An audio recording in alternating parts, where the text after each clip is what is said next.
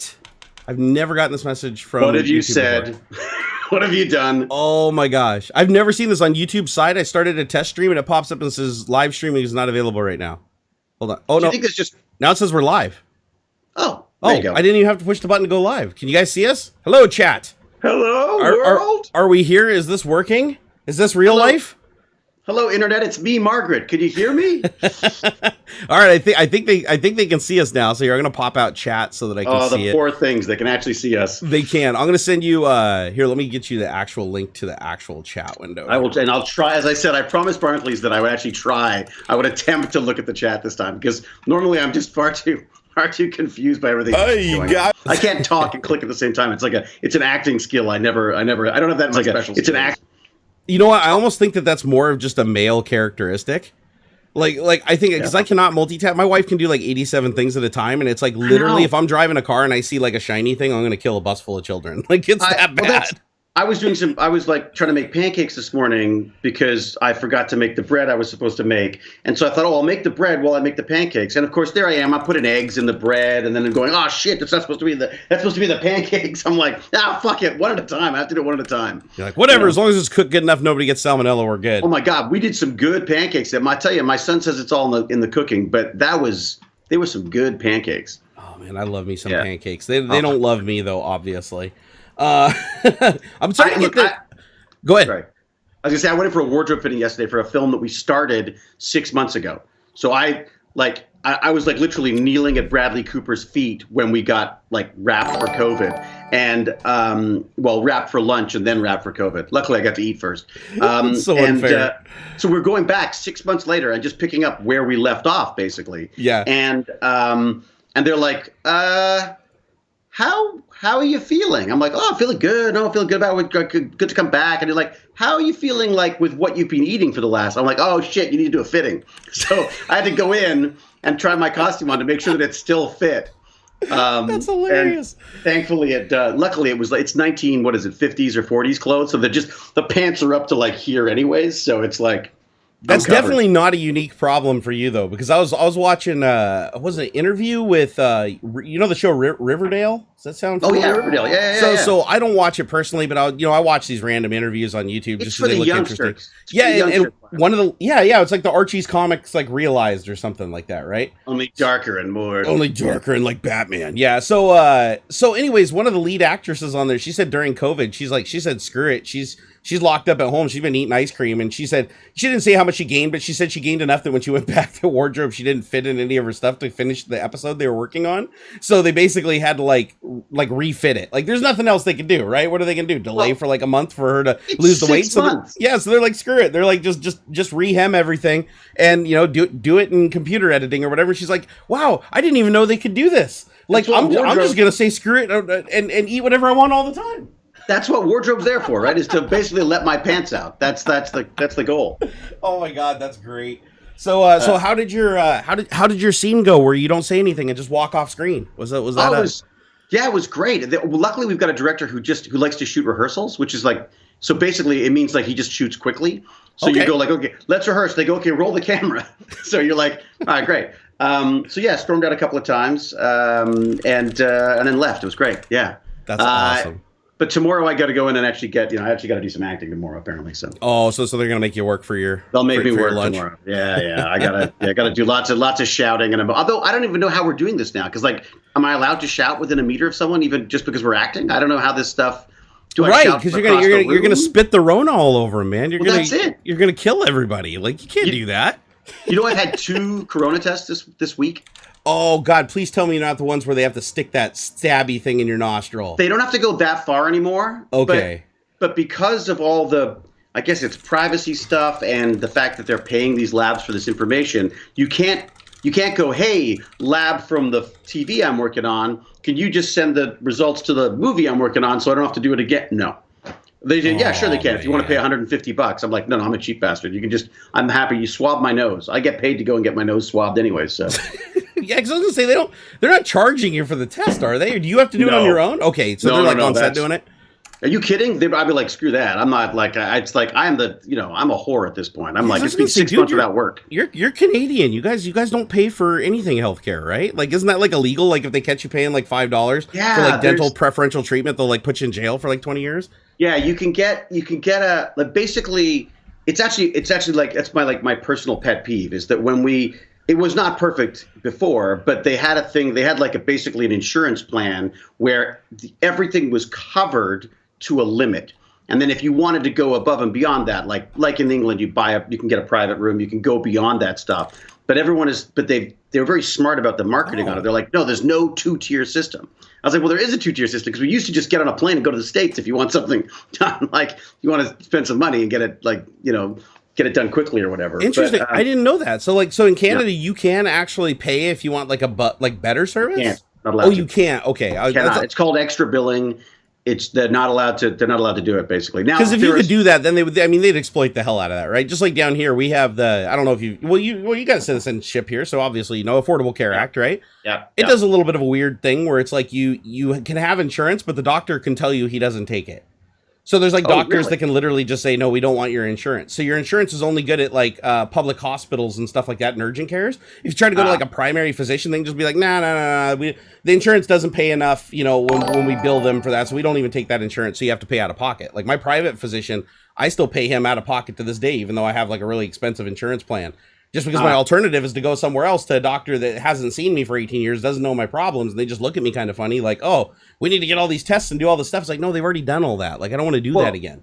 And that's the beauty of medicine in general is that you've got a captive audience. When it comes to when you're sick and you want something solved, you'll pay anything if it's bad enough, or if it's your child or any of that kind of stuff. Oh yeah, if it's your kid, it's like or like people with like their animals, right? Like I say, I hate my cats all the time because they're terrible, but like the second they're like sick, I'm like, no, please save Kitty, like Dude, I'm exactly the same with the dogs. Do a brain transplant, sure. Yeah. Oh, $90,000. Oh, that's fine. I guess I could sell my house and, I don't know, make a couple trips to the blood bank. Like within reason, though, because I also get to the point where I go like, okay, so if I got to be charged $10,000 to get a hip replaced, that's a lot of dogs I could save. That is true. That is true. So I find myself weighing that up a little bit sometimes. You're like playing God a little bit. You're like, well, if Kitty just needs a $300 colonoscopy, that's one thing. But if they need a new hip, I'm going to go save some ocelots. I like that. That's it. Save the meerkat. I love it. Yeah. Hey, NFG Nader, thank you for that. Thank you for that super chat, dude. He said, getting the stream off to a good start money. Oh, well, thank you. He gave us $10. I'm going to have to buy David a coffee now. Sweet. Robert Greer, thank you for the $5 because we all know, we learned firsthand from David, by the way, to segue off into this, that actors are actually poor people. They are. Everybody has a misconception that all these actors, even though they've been on our favorite TV shows and stuff, they're not all billionaires. Some of them mismanage their money and now have to live in Canada so the IRS can't get them. Most of them do. Like that's the funny thing is like the only reason why I have a nice little lab of my own here is because of my wife, because she's managed when I did work. We kept our we didn't spend a lot of money. I saw a lot of people showing up like this cruising into work in these giant freaking, Range Rover 4x4s and I'm like driving my little Echo, I'm like, it's fine. I'm the same way. No matter how much money I've ever made, I've always lived well below my means because I just grew up really poor. And so I've always been afraid of like going back to that, like knowing what it's like to sleep in a house with like no heat. And, not knowing what's going to be for dinner and stuff. I mean, it got really bad a couple of years. And so every time I get like the shakes thinking about that. So I'm the type of person where it's like, yeah, if I wanted to, I could probably go buy a Tesla and like wipe out half my savings. But I'm like, you know what? Having that savings there is like peace of mind. Tesla, not peace of mind. Yeah. I just don't want that. I remember that when I got Stargate, I had $60 in the bank account. Oh my God. I had just moved in with Jane. We were literally in the process of decorating this little guest house that we were renting for like $1,000 or something in the back of another house. Like it was like literally like living in someone's garage, but a cute little garage, lovely. And I had $60 in the account, and there was a big argument between managers and agents, all this kind of stuff. And I literally said, unless you guys sort it out, I'm not doing the job, and walked away. And I'm like, I'm walking around the block going, $60, I get $60, $60. They better take this. And they did, thankfully. But if I hadn't have been, it's $60. I'd be like, I don't know what I would. I literally don't know what I would have been doing. Well, I know what I would have been doing. I would have been sitting on Jane's couch, and Jane would be paying all the bills. Well, I mean, hey, that's a good woman moving in with you with only $60 in your pocket. I don't think I told her. Like, all right, she's a good woman for forgiving you after finding out just like 2 minutes ago watching this. No, she knew. She was the first date we ever went on. I said, look, I'm an actor. I have 4 credit cards here. I know one of them works. I don't know which one. So let's give it a go. And we went and I would basically get declined until I found the card that worked. And then I could pay for dinner. That was basically the way it worked. That's hilarious. Uh-oh. A couple people in chat are saying, where's Rasputin? They're talking about AuxxZillary, of course. Sorry, I forgot to mention that at the beginning. So there was a little bit of a mix-up. AuxxZillary went to the beach with his family and thought that we weren't streaming this week because of Labor Day. And he didn't realize that YouTubers, like, we don't really take vacations, like, except for Christmas, maybe. So and even Christmas, that's a good opportunity to stream too. It is too, because like holidays are literally the best time to stream. They are. So like, so we try to stream all the time. Anyways, he went to the beach, and then he tried to get on via 4G, but it just wasn't fast enough because there's so many people at the beach right now for Labor Day weekend. So he was just too spotty. So he just ducked out. David came in and saved the day. He like 15 minutes before AuxxZillary punched out. He's like, "Hey, you guys got a spot on the show this week?" So that was a complete coincidence. I just enjoyed it so much last weekend, and I'm not, I have nowhere that I have to be today. So I thought, why not? Yeah, it worked out like absolutely perfectly. And I'm sitting here like, I'm one of those people where it's like, I wake up and it's like my brain isn't 100%. So I'm like, okay, I got to stream in 45 minutes. David wants to be in the show. Houston is out. Okay, how am I going to make all this work inside of the program and make this all work? So I just ran upstairs and started hitting buttons. And it ultimately worked out. We were a little late, but not bad at all. Yeah, I think I forgot to tweet out the stream. Did I? I forget to do that all the time. I always forget that. I can do that while you can talk. That's important. Let's do that. Let's all go tweet it out. Did I say let's here? AuxxZillary see at 10 a.m. Oh, I didn't. Did I? Yeah, I didn't. I'm glad. Are we talking about the art? Are we talking about the Nvidia today? Oh yes, we're talking about the Nvidia, and then I'm glad I have you here, another old bastard. Because I'm actually like excited myself, about that. Because we're going to talk about gaming too, man. We're gonna go back to the 80s. And because yesterday I was kind of having a little bit of a mental journey laying in bed with my back just killing me. Couldn't even get out of bed yesterday, so I'm doing a lot better today.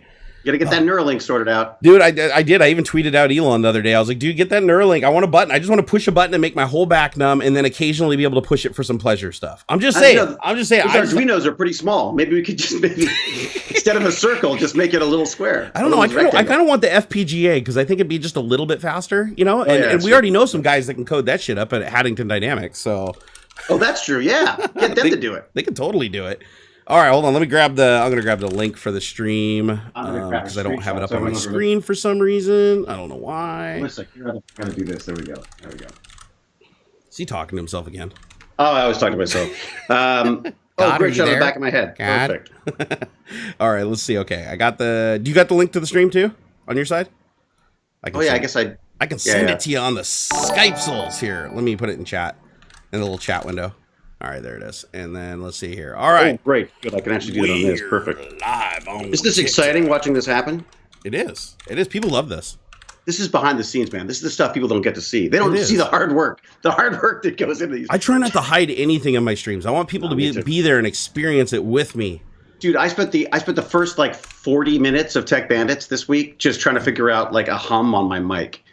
So we were like, And one of our Tech Bandits is very helpful and talks us through a lot of stuff. And but it got to the point where I was like, okay, shut up, so I can listen to see if the mic's working. And I was like, a poor girl.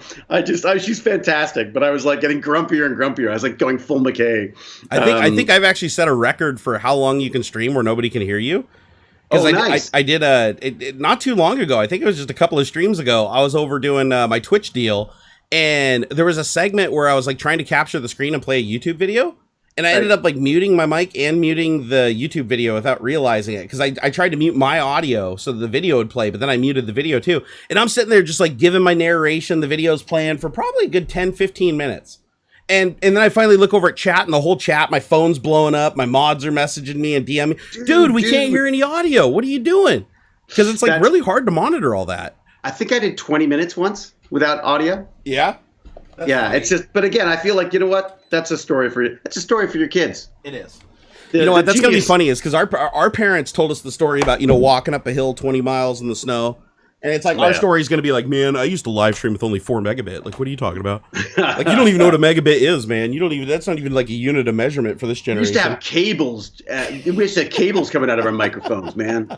We used to have to watch TV over a cable. There was coax. There was none of this internet stuff. There was none of this fiber optic direct to your brain Neuralink crap. We used to have to watch television when television was on. That is a good one that I didn't even think about, but you are absolutely right. Like, we're old school, man. That's a big one, actually. Okay, my kid has no sense of that. No sense of that. It is weird kind of seeing like what kids take for granted, though. That is definitely other than their parents. Other than their parents, yeah. I'm gonna add some more saturation because you're looking so damn saturated. I want to be saturated like you. I can also adjust. I've got the light too. I'm even more saturated than you now. Nice. Let's bring that down. I don't want to look like I got like rosy. Oh dear here. God. That's a little much. No. We don't want it to look like it's glowing. You're looking like a bad radiation effect on Doctor Who. Like on the early Doctor Who. It's like, oh, the radiation's up in here. You know the saturation's good when the desk actually looks better on video than it does in real life. I'm like, ooh, nice. Man, look at that nice yellowing. Orange is popping. Yeah. Oh my God. Was that VCRs were made for home adult videos? Sure, I guess. Like, you know what's funny about the VCR? My father was an early adopter on a lot of stuff. I think I told you last time that he was like running his OB-GYN business on a Commodore 64 and a dot matrix printer. But he was also one of the first people to buy a VHS machine, like the original big giant VCR, like the top loader ones, where it's like top loader with wood paneling. It literally had wood paneling. Ooh, massive, you know you're fancy. And dials. Like, I wish I still had it. I just as a work of art. It's just, and he used to have dials for changing the channels on it, and used to get the VHSs, the tapes used to come. The movies used to come on 2 tapes because the tapes weren't long enough, right? Wow. They would stretch. So yeah, before you could even rent movies, my father would go and buy movies. So he went and bought Jesus Christ Superstar because that was his excuse for not going to church on Sundays. And then I didn't watch that. It was fun. That's actually kind of a fun movie. Directed, I might add, by a Canadian, Norman Jewison. I should have just guessed. And what else was it? Oh, then there was Close Encounters of the Fourth Kind, Fifth Kind, whatever the hell it was. And what was the other one he used to watch? Oh, and Patton. Oh my God, the number of times I watched George C. Scott as Patton was insane. Do you remember how expensive like VCR tapes were when it first came out too? Like, it was crazy. I think they were like $100. Okay, yeah. So here, I think they're around 100 US, right? Which I don't know what the exchange rate was. About back 150, then. probably. Yeah. But I remember my dad's friend had got his first VCR, and he only ever bought 2 movies for it, and it was Hunt for Red October and Top Gun. Those are the only 2, and both of them he paid like $100 for when they first came out, like to get the tape. Really? I feel like those were so much more. I feel like they're more recent than that. Yeah, I thought so too. But I think Top Gun like came out like right when it was still in the theaters. Like you had to pay $100, and then once it was out of the theaters, then of course it came down in price. Oh, they were trying to figure out those different windows, right? Because they thought VHS was going to kill. Because who wants to go to a movie and see it in crystal clear color when you could watch it on a? I love the tracking knob, right? You're just sitting there, just whipping on the tracking knob. Remember the tracking knob? Oh man. Yes. Oh wait, hold on here. Alan said there were different play modes in the VCR, like SPLP and EPs. Yeah, no, I do remember that. Yeah, like you could lower the quality for the recording, right? Like if you wanted to record more, you could lower the quality. That's right. So you could get more. You could get more for your money out of that tape. Gosh, I remember, man, piracy back then, like, it's rampant today, but, like, back then it was really rampant, because I remember when we got our first VCR, I don't think we owned a single movie. I think we had, like, an entire library, just every single tape said Maxell or Maxwell or whatever, whatever the brand was of the tape, and we would literally just, like, record, or, like, rent movies, and then, like, VCR, record them using our friend's VCR, and then we'd each take, like, a tape or whatever and put tape over the little thing so you couldn't record over it. It was bizarre. Remember that? Man. Yeah, you had to pull the little thing out to stop it from being recorded over. That's right.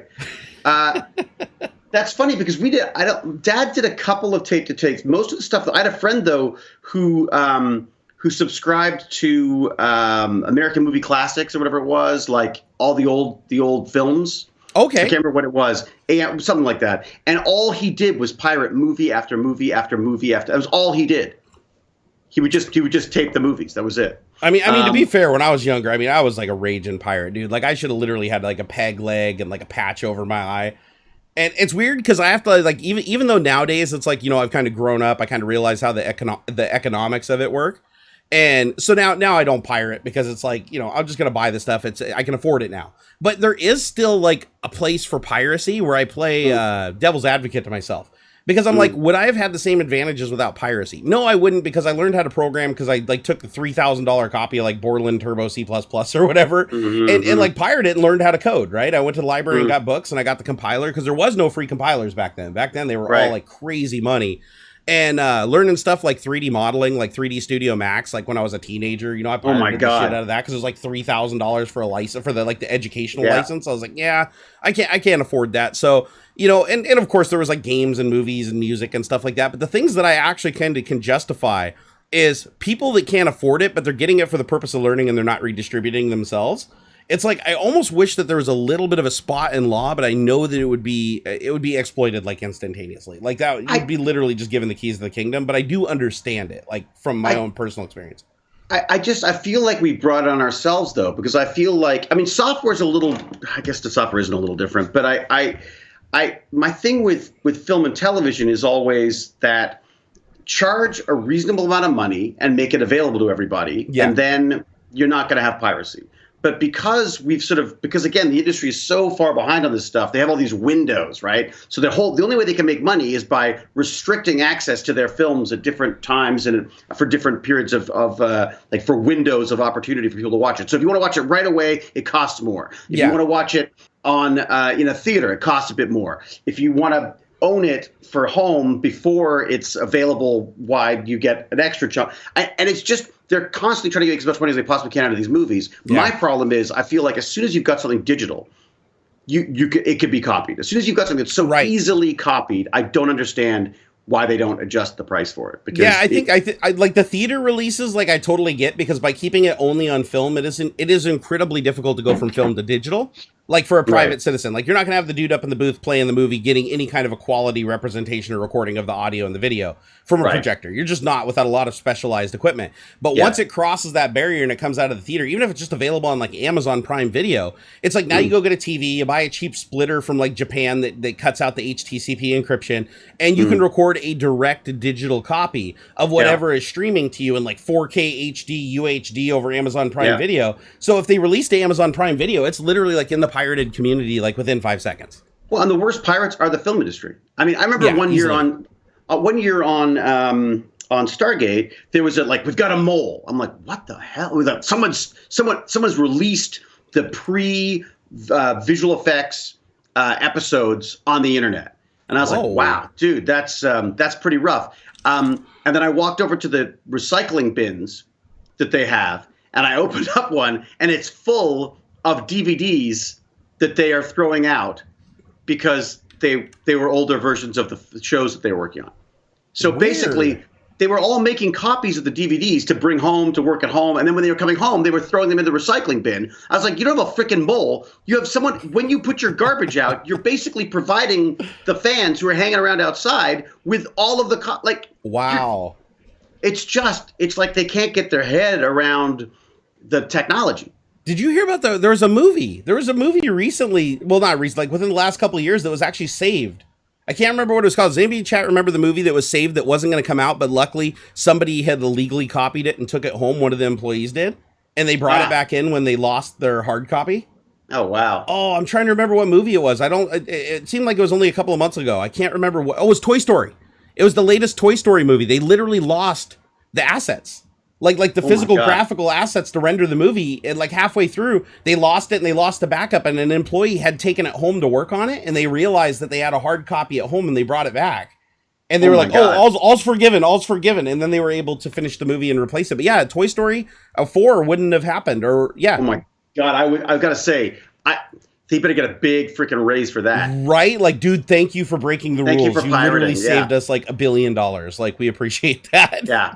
Oh my God. Well, I remember at one point, wasn't it that I remember U2 had an album that someone stole Bono's laptop and walked off with their entire like new album of some sort. I wonder if they even knew what they had. I don't think so. Like, because criminals, I don't, it doesn't seem like somebody who knew who they were or whatever would want to do that. Like opportunistic stuff. Yeah. It's like, oh, there's a laptop. Oh, he's in the pisser. I'm just going to grab that. And then you get home and figure out what you have, right? I was at a restaurant with my sister, Kate, the one who plays my sister on the show as well. Wait, what? That's your sister in real life? It's my real sister. Yeah. I did not know that. That's why we don't get along so well. That is fantastic, though. Yeah. How the hell did you work that? Well, I didn't really, but it was mainly Martin Garrow. But wow. But at one point there was a line I had early on in the script where I said like I had a bad relationship with my brother, and I said, look, I'm not asking you to cast my sister, but and also probably connivingly on my own part, I go like I don't want an actor competing with me as McKay, so it should be a sister. And I said, so what if we say sister instead? They're like, oh, it's a good idea. Let's do that. So we did that. And then apparently Garrow was at one of the writers was at like a fringe play or something. And there's like this girl on stage, woman on stage, although she's probably a girl back then. And he said she was just so Hewlett in everything she did. And that was my sister. So they ended up writing a. That can't happen that often, man. That's got to be like a 1 in a million thing. I can't imagine that happens a lot in Hollywood. I don't think so. Yeah, I mean it's funny because one of the notes we got from the director on that episode was now guys, remember, you're related. And I was like, what? They said, well, you're being so mean to each other. And I was like, yeah, we're related. Who's nice to their siblings? So that's actually like a really bad sign. Like when you see somebody getting along with their siblings, there's like some deep shit rooted in that family. Oh, yeah. That's broken. Yeah. There's always whenever there's an argument going on, we're always terribly polite to each other. So yeah, it's never a good sign. My sister is like the opposite, because she's my half sister, but she's the opposite end of the spectrum. She's like I'm like 5'10", 350 now. She's like maybe 5 foot and maybe like 90 pounds. Like she's just itty bitty, like soaking wet, but she's a redhead. And you know what they say about redheads? Absolutely true. I can tell you from my sister. She literally used to fight so dirty because my mom would be like, take it outside if we were ever yelling and fighting. And she'd like grab my hair. She'd literally just like kick me in the nuts, punch me in the face, try to gouge my eyes out. She was like a little spider monkey. And so I wouldn't mess with her. I got to the point where I was afraid of my sister. Like literally, like she'd be like, I'm going to kick your ass. I'd be like, I believe it. Like my friends were like laughing because they're like, dude, why are you so afraid of your sister? I'm like, dude, you don't know. You don't know. Crazy. Don't judge a book by its cover, man. She's like literally like a spider monkey on Adderall. She's gonna get you. There's an image. Yeah, my mom was the same way too. Like everybody in my family, like my dad was like the enforcer, right? My mom would tell my dad, "Oh, your son did something bad. Go give him, go spank him or whatever." Yeah. And my dad would just do what he was told, kind of thing. But my mom was really like the mob boss of the family, and she picked me up once off the floor, and she's like 4 inches shorter than me. She picked me up off the floor and slammed me into the drywall and like caved the drywall in front of my friend. Oh my God. I was disrespecting her when I was like 15 years old, and I'm like talking shit to her because my friend's in the hallway, and I'm like, she's like, don't back talk me, and I started back talking her. She just walks up, picks me off the ground, like shoves me into the drywall, and I'm like crying, and my friend's sitting there trying not to laugh. He's like, oh my God, I can't believe this is happening. But that's have you done the math and gone back to see how old she was when she did that? She would have been probably in her 30s, like mid 30s. Yeah. It's amazing how young they are when you go. Like my father was 23 when he had me. Wow. Okay. Like I'm like, what the hell? Well, you didn't have a clue what you were doing. Yeah, I know my sister. I think when my sister was born, my mom was only 16 or 17. Jeez. Could you imagine that? That is a whole other world. It's funny you say, can you imagine that? I literally met my wife that I'm married to right now at an alternative school where we had 2 11 and 12-year-olds that were pregnant. I kid you not. It was the weirdest thing. We had imagine seeing like a tiny little 11-year-old girl with a little pot belly on her. It was the weirdest thing ever, but it's the only place she could go to school. Like the district wouldn't let her attend public school, so she had to go to an alternative school. And then I think the other girl was like 12 or 13. She was a little bit older, but yeah, and this is like an old place called Shelton, Washington. And yeah, they would send them to this alternative school. So I basically went to a school where it was like half the school was there on like work release from the juvenile detention center. And then the other half were just kids that were just abandoned by the public school system for one reason or another. Maybe they were held back some grades and they wanted to make up some ground or something like that. Wow. It was a really weird experience, but hey, I met my wife there, right? So it seemed like the perfect place to find somebody that can handle all this for many years. So and it all worked out. You got a similar background there, so you got yourself covered. Oh wow! What Bite Me said? I heard Marina Sirtis stole stuff from Star Trek: The Next Generation and thinks you want to release some guilt on David. What? He's asking, Wow. hey David, do you have a secret cache of like all the original footage from Stargate? I think if we've got, I used to get rushes every so often. I wonder if I still have any. I mean, it's not that secret now, is it? Because they've all been posted before. Yeah, well, hey, fun fact, every Microsoft employee except for me, I am clearly on tape here live on the internet saying not me, but every other Microsoft employee has a copy of the source code at their house. Because Really? every single lazy bastard developer does an SD sync, which syncs the entire source code database to their local hard drive so they don't have to cache shit over the network at work, and then they take their laptops home. So like every Right. single like irate employee at Microsoft has a copy of the entire source code up to that day when they last sunk, like just sitting on a laptop at their house. And it's not encrypted. It's completely unencrypted. Like I'm surprised that Microsoft source code like isn't just like a day delayed going on the internet. Like with how bad their security is. It's terrible. Is it true that I heard that they were going to go like Linux with the kernel or something? Is that true? So that's my theory, is that they want to put Windows 10 on a Linux kernel just so they don't have to maintain an exotic kernel anymore, because they want to make they want to do services, right? Microsoft wants to do like services and software. They don't want to be in the OS business. It's been, honestly, even when I was working there, they were trying to itch their way out of the OS business. So what they want to do is they want to put Windows on a Linux kernel so that they can just do the UI and the experience and DirectX and the gaming and all that, but then just let Linux be handled by the community, basically. But they have created something called WSL2, which is a Linux kernel that runs native, like bare metal hardware right alongside the regular Windows kernel, so that you can run Linux software. You literally install like Debian or Red Hat right on your Windows 10 box and run it, like you get hardware acceleration and everything. So it's more than a hypervisor or a VM. It's actually like way more bare metal than that. And I'm like, why would they do that? I'm trying to think to myself, why would they do that? And I'm like, oh, well, it's pretty obvious. What they want to do is put them side by side, slowly transition everything over and test it, and then just yank out the old kernel. Once the new one's in place and everything's compatible and they've ported everything over, then they just whip it out of there. And they just go, oh, legacy software support is dead, in 5 years. Be like, hey, if you're still using WordPerfect, that's your problem. Yeah. My father's still using WordPerfect. Oh my God, I cannot believe that. I don't think he is, actually, but he was for a while there. He was. Dude, everybody was. Like, remember they'd have those little printouts on their desk of like all the key combos? Yeah. And, I like, used to love WordPerfect. Oh my God. The macros, used to love the macros. And the thing was, it was so hard to learn WordPerfect, like in the DOS days where it represented different fonts and stuff by like different ANSI colors and stuff. Yeah. It was so hard to learn that once you learned it, even though Office came out and it was like better in every single way, because you spent much time, you could not move. Yeah. You were just built into that system. That was a genius on their part. Hey, Robert Greer, thank you for that super chat earlier. He said, Rodney McKay, I bow to your super fan SGA.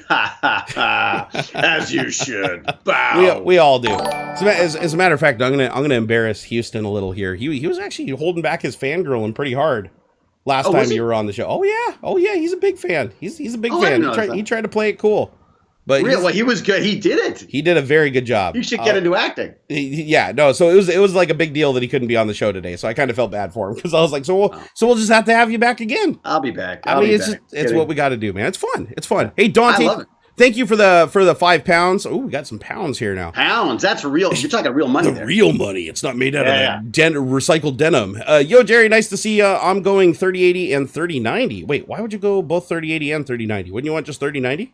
I also found my Commodore 64 the other day. Oh, dude. Those are actually worth money. Are they? Yeah, I think a Commodore 64, like in good shape, fetches like $150, $250 just for the unit.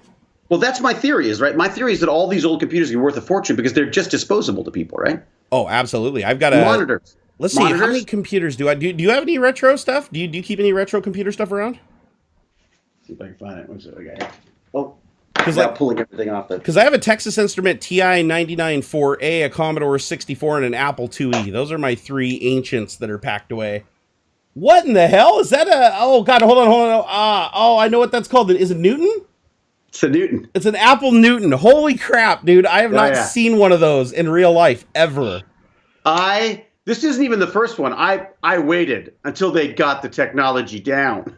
Wow, I'm not even going to ask how much that cost new. That was crazy money, dude. That was crazy money. I was an actor with no responsibilities. The Message Pad 130. It was it's basically a fantastic butt warmer.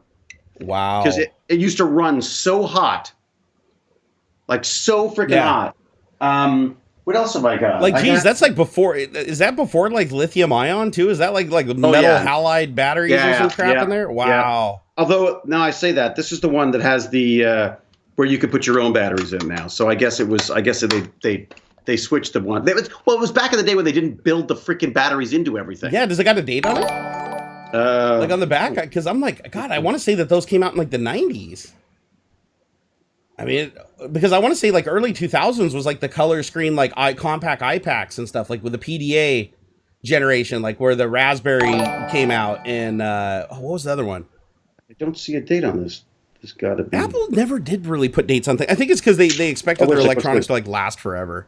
So it's a Newton, Apple Newton, think something. Message pad 130. So it would have been like one of the slightly later generations. Here, let me see what these are going for on the old eBay here. I've got the IV6. Do you want a code? Yeah, give it to me. It's IV6 200 AT6B5. Let's see if we can find that one specifically. See exactly which one that was. All right. God, I loved it. I really thought this was like I was in Neuromancer basically at this point. I was like, this is it. You can actually buy like new batteries for that too. Like they make repop batteries for that thing. I would do it. I got to fire it up. Let's see what they're selling for here on the old eBays. So if hold on, where's completed auctions? There it is.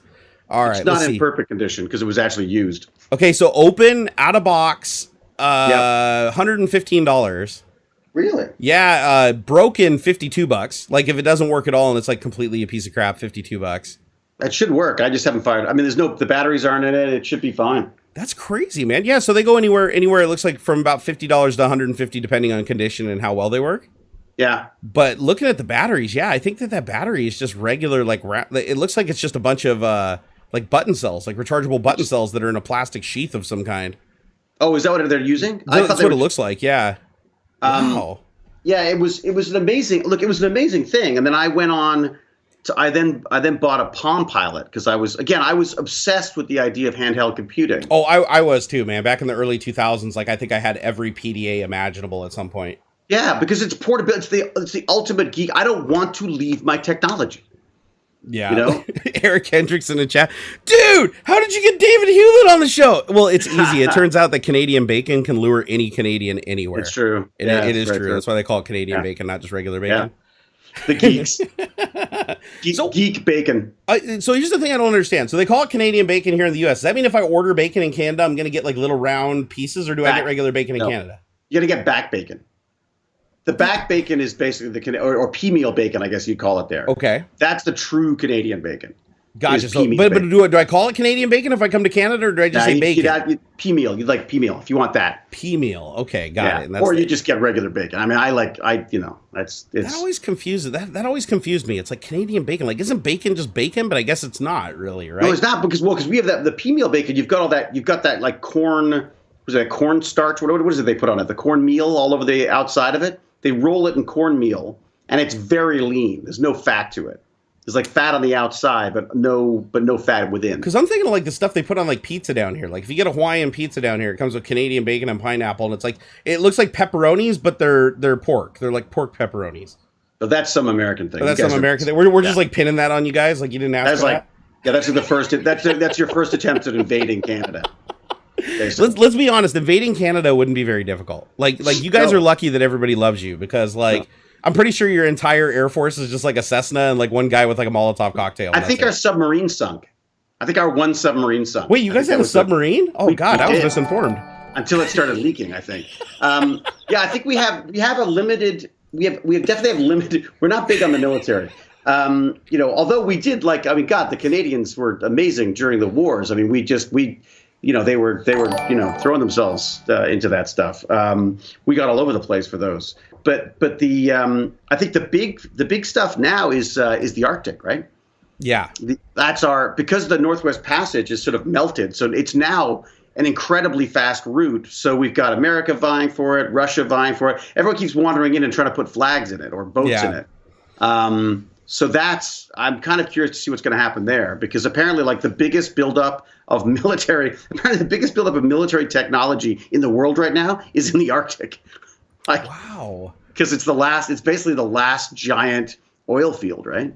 Did you do you watch a guy named Destin Smarter Every Day on YouTube? No. Does that ring a bell? So No. he's doing a series right now where he's basically like touring a nuclear submarine that's doing like a tour of duty up under Antarctica.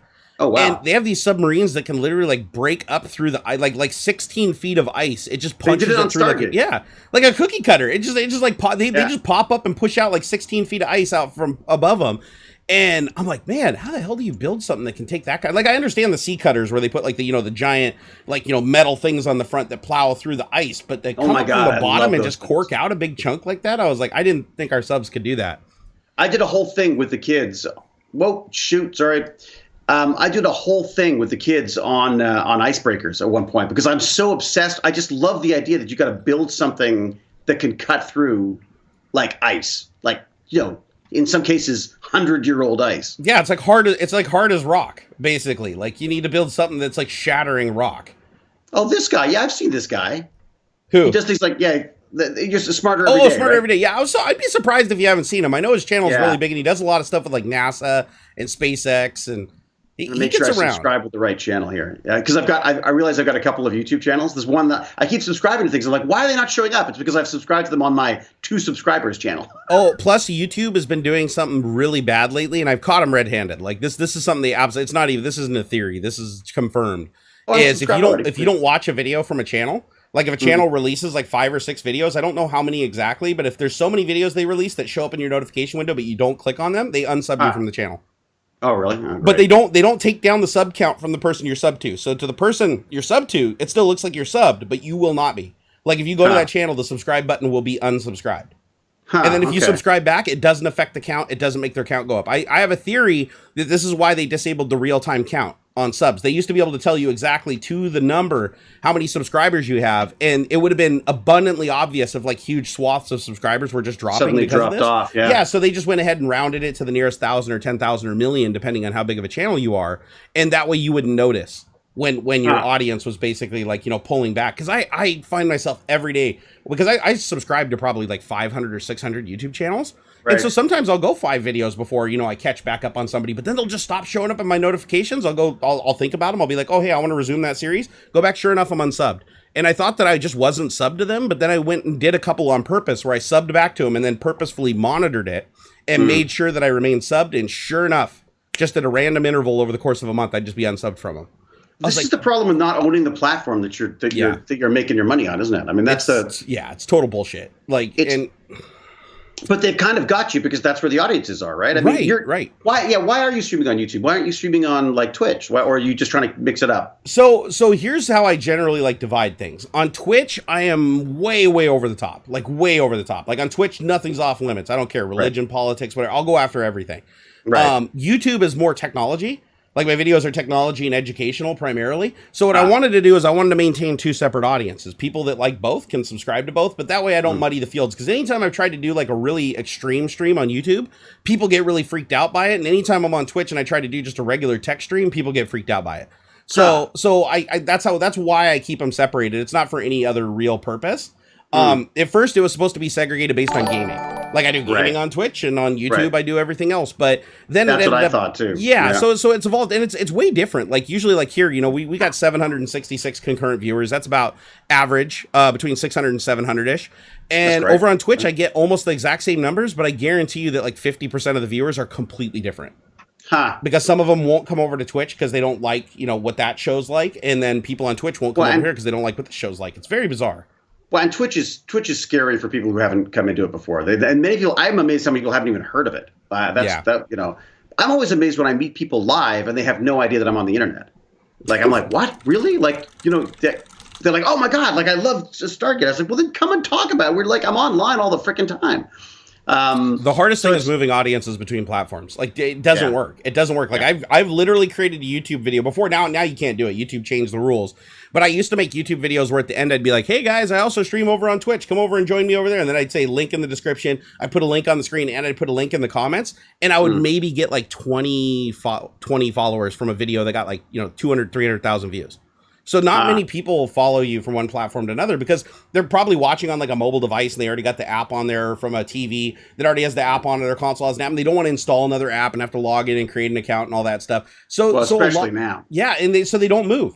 They don't move it. Yeah. I've tried it with like library. Like my entire YouTube library is published on this cryptocurrency based live streaming platform called Library. That's based on this you told library. me about. I started looking at it. Yeah, it's actually really cool. You should like it. It's a good thing to get in on early because I think it is going to blow up. Like their cryptocurrency's already gone up by like 10-fold in like the last like 10 months. It's like it's really on the climb. So, but how does it work? Is it the same thing? Are you streaming live to that as well, or what is it? So currently it's streaming from their server farm, but the way that it's set up, because all the video is encoded into this blockchain, theoretically anybody can become a video distributor. So there's really no way to stop the signal once it proliferates and more people join into the network and share the content. So they can distribute the load. And there's another one too. I can't remember the name of it, but there's another one that's almost exactly the same as Library that's competing, that has their own crypto coin and everything. But the idea being is like people watch your content, and by watching content, they can tip cryptocurrency. By watching an advertisement or whatever, they get cryptocurrency. And basically the cryptocurrency is the reward system for like people publishing content on the platform.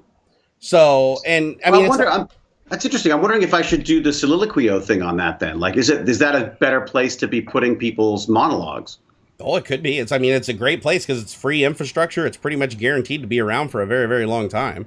Well, and then you can tip the people who are actually doing the monologues too. Yeah, right? Big time. Yeah. And the thing is because people, this is one of the interesting psychological components of cryptocurrency is even though cryptocurrency is directly translated into real currency, people don't see it that way. When it's in like a liquid cryptocurrency state, they see it as something that they can just use for like tipping and stuff like that. And it doesn't seem as detrimental to them as like spending real money, even though technically it is real money. It's in its own little puddle in a way, isn't it? Yeah. So I have videos on Library where somebody tipped like $1 to like watch my video in LBC. And I'm like, well, nobody's tipping $1 watching a YouTube video. Like they're just not, right? Because they're already watching it and they're there. This system actually puts a mechanism there for them to do it on the spot.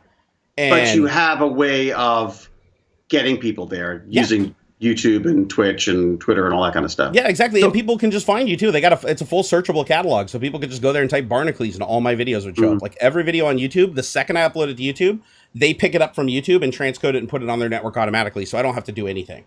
Huh. There's a couple of lads there who do ASAP science, and I saw that they'd started using it. Because I went, after you told me about it last week, I went and had a look, just like a cursory sort of look at it. And I love the idea of it. It really makes me nervous that, we're not creating stuff is the wrong word, but we're out there all the time, but we're on someone else's platform and we're basically entirely at their mercy. This is the problem with acting too, right? It's like, I hate that, you do something and it's like, in some cases, like I'm not allowed to market the stuff that I'm in until the marketing department tells you how to market it. And it's usually like, you're an idiot. And if they don't want to run your show for whatever reason, then you don't get royalties from it anymore and stuff like that. It's stupid. Like you don't get to, even though you feel like you're working for yourself, this is what I've told everybody. You're never really working for yourself. You're always working for somebody else. Like for instance, in my case, I'm working for YouTube, I'm working for Twitch. Because if all those platforms ban me, if I got banned off Twitter, Twitch, YouTube, Library, and all that stuff just blew me away, like nobody would come looking for me. Well, I shouldn't say nobody, but it'd be such a small group that I would be effectively so much noise. It's hard to remember that you're not seeing somebody. Yeah, and people will just move on. That's the other thing too, is it's like, and I totally understand that because I do the same thing. Like I'll be watching content, and if it doesn't show up in front of me, I can forget about a person for like 6 months. Be like, oh, why did that guy stop making content? And realize that he was making content the whole time. YouTube just decided to stop showing me it. Was it you who was talking about that? You got to call people like 3 times. You got to contact people 3 times before something will happen. The hell? What was that? Holy William Walker! What? Wow, that's never happened before. William, did you mean to do that, dude? Did you miss a zero, buddy? Or that's happened crazy. Before. If you did, I'll refund that, dude. Just let me know. He said, my wife and I love SG-1 and SGA series. Wish we had more. Yeah, also been following Barnacules for a long time. I would love to see more technical deep dives and how-to videos. Keep up the good work, guys. Oh, shit, I'm going to have to now. Dude, well, yeah. Like, I can't not do that. Deep dives. I love the technical deep dives. That's what I mean. Like, I'm like an information junkie. I want to know a little bit about everything. Wow. Thank you so much, man. That's truly, I mean, yeah, good. I haven't seen a tip like that in like long. Now I sound like I'm making like some adult joke there. I haven't seen a tip like that in a long time. Since my dancing days. Since back in the locker rooms at college, I have not seen a tip so large. Dance, monkey, dance. All right. That's crazy. Well, I mean, if you want more videos, dude, I mean, I kind of have to now because that's like holding me hostage. Like, I can't say no when there's a tip that big. what sort of deep dive stuff are you doing? So more than just discussing Nvidia like we're going to do, or? Well, yeah, I mean, I do like this. If you're going back to like my old stuff, which it sounds like what he's referring to is like my Codegasm, showing people how to program computers. You were a baby. You were a child. Basically doing DIY gasm and stuff like that, basically like building stuff out of like nothing. I did a lot of real, I mean, I guess what you'd consider deep dive stuff, like calibrating computer screens using like, you know, what the hell are those things called? Colorimeter.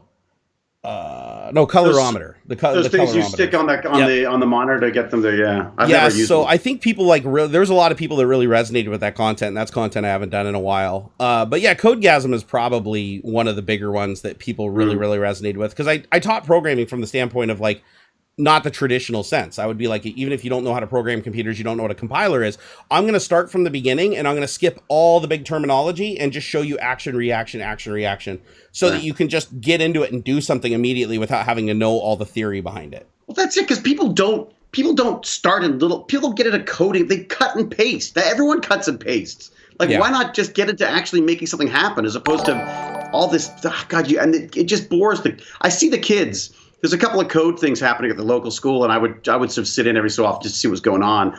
And you'd see these kids, and they're like, you know, what number are we supposed to type in? I'd be like, type in 1,000,000. Like, see what happens. Like, try break it.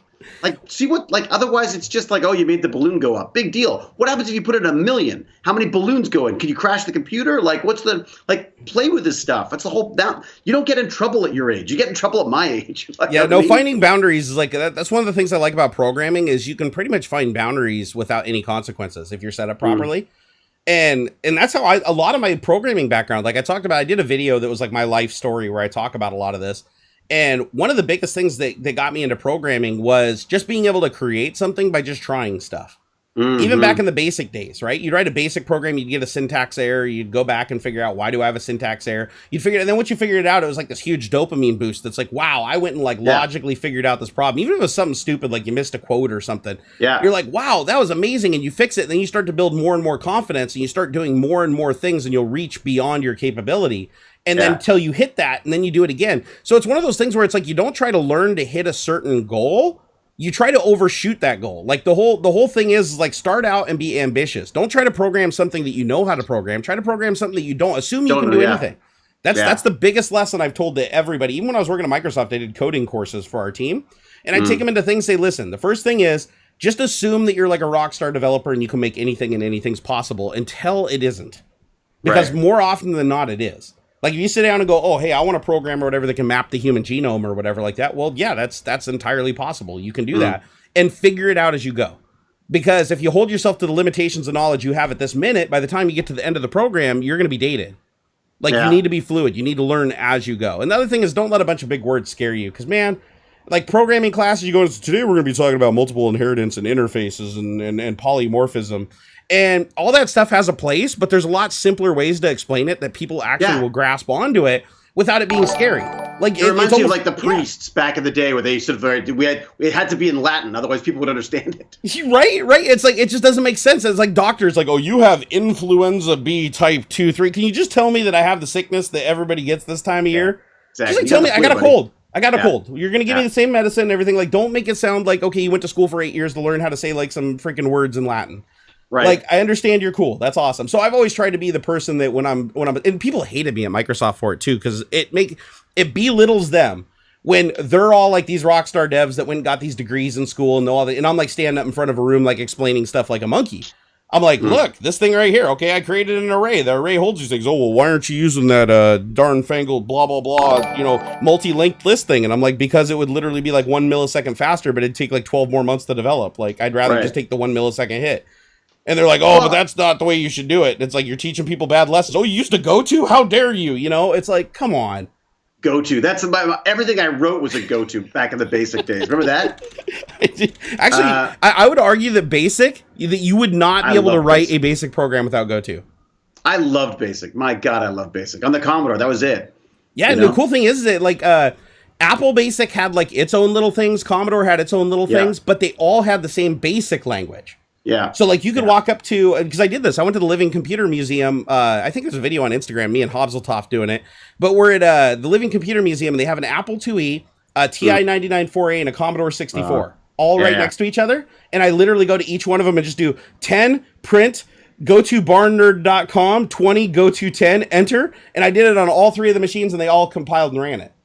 Nice. And I was like, this is great. Like, these are all 3 completely different machines. And one has different codes for sound and one has different codes for plotting graphics. But the basic language itself was the same across all of them. Right. So it's fantastic. Because I definitely miss those simpler days. I feel like I could keep up at that point. And then now I feel like it's just gone off in so many different directions now. It's very hard to be a generalist now, if that makes sense. You need to be very focused. I guess I should since we've got Ellie Munoz is saying that Cube and Cypher are favorite movies. Fantastic. Thank you very much. Actually, interesting story about Cube. Talking about old hacking stuff. It was at the Toronto Film Festival, and it was the first year that Bell, our telephone provider folks here, they decided they were going to show. I actually have a relationship with Bell from my childhood. Hopefully, there's a statute of limitations. I can tell you some stories. Well, yeah, actually, come to think of it, I could get in trouble for this one. Anyways, someone I knew was in the movie, and we'd done a website for it, and Bell had put up all these little kiosks, all these little internet kiosks around the festival, and they were just computers that they'd taken away the keyboard. That's how they locked it up. So I cut and pasted the URL from the film festival website and pasted it using a mouse, like cut, paste, cut, paste, cut, paste, and put our URL in it, and then and put that into the homepage for every single one of the kiosks I could find. So whenever they reset, they would go to our Cube movie website. That is awesome. So we had someone from Bell called our PR person and said, "Look, whoever's doing this, David, stop. And can you tell us how you did it? Because we're trying to figure out why. I was like, dude, it's literally cut and paste. Literally cut and paste." I actually got kicked out of a Circuit City for doing something similar, where I'd go in and just edit all the auto exec bats, like way back in the day, and just put in all kinds of really bad stuff. I was too busy promoting my own stuff. I wasn't promoting myself back then. Like when I was doing all my hacking and phreaking and all that stuff back in the day, that was before the whole like when I got a job at Microsoft, like my tune changed completely. Yeah. Like I was completely like anti-establishment, go hack all the PBXs and stuff, go hack the Gibson. And then once I started working, dead cow. Yep. Yeah, exactly. Razor, remember Razor 1911, Illuminati, like all the groups, right?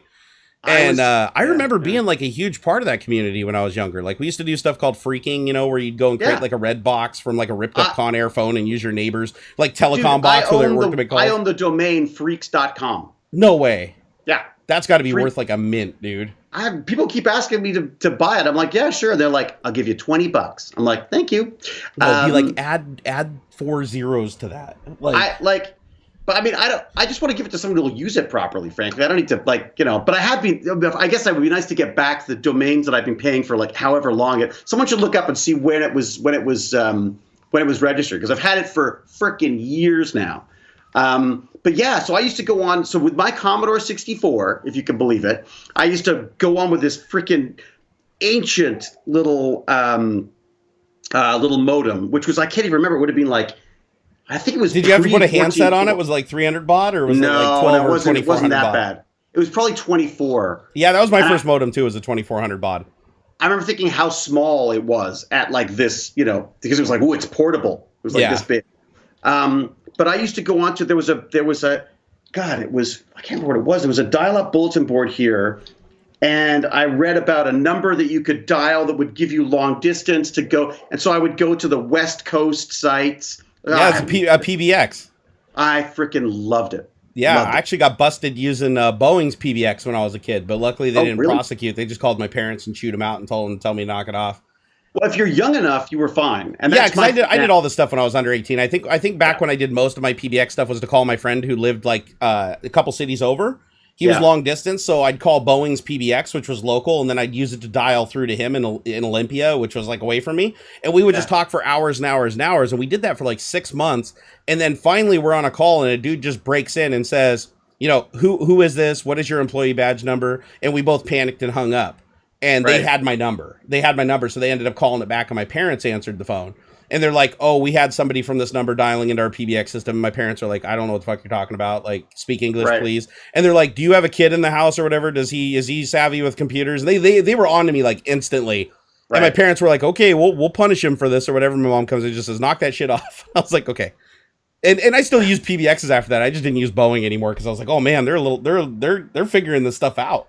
I think what was so apparent to us even back then was like, they were ripping people off. They didn't need to charge this money for this stuff. Like, this is ridiculous. Yeah, it's all automated switching now. It's like there isn't somebody sitting there going, oh, Klondike 5, blah, blah, blah. I mean, no, it's automated switching. It's like the same. How can I connect you? Yeah. Like, what the hell do they think's going on? No, and this is the stuff that worries me. This is stuff, the other thing I try to get the tech bandits into is hacking. And a lot of them go like, oh, no, I would never do hacking. I'm like, then you're an idiot. Come on. Like, don't do it, but do it in the environments that are available to you now. Like, do it in safe environments. There's a website, some guys who do, they have my, it's where my hat came from, the code something or other. Let me look it up. But these guys out of Australia have a basically a hacking tutorial that you go on, and they give you access to this little Unix box, and you hack.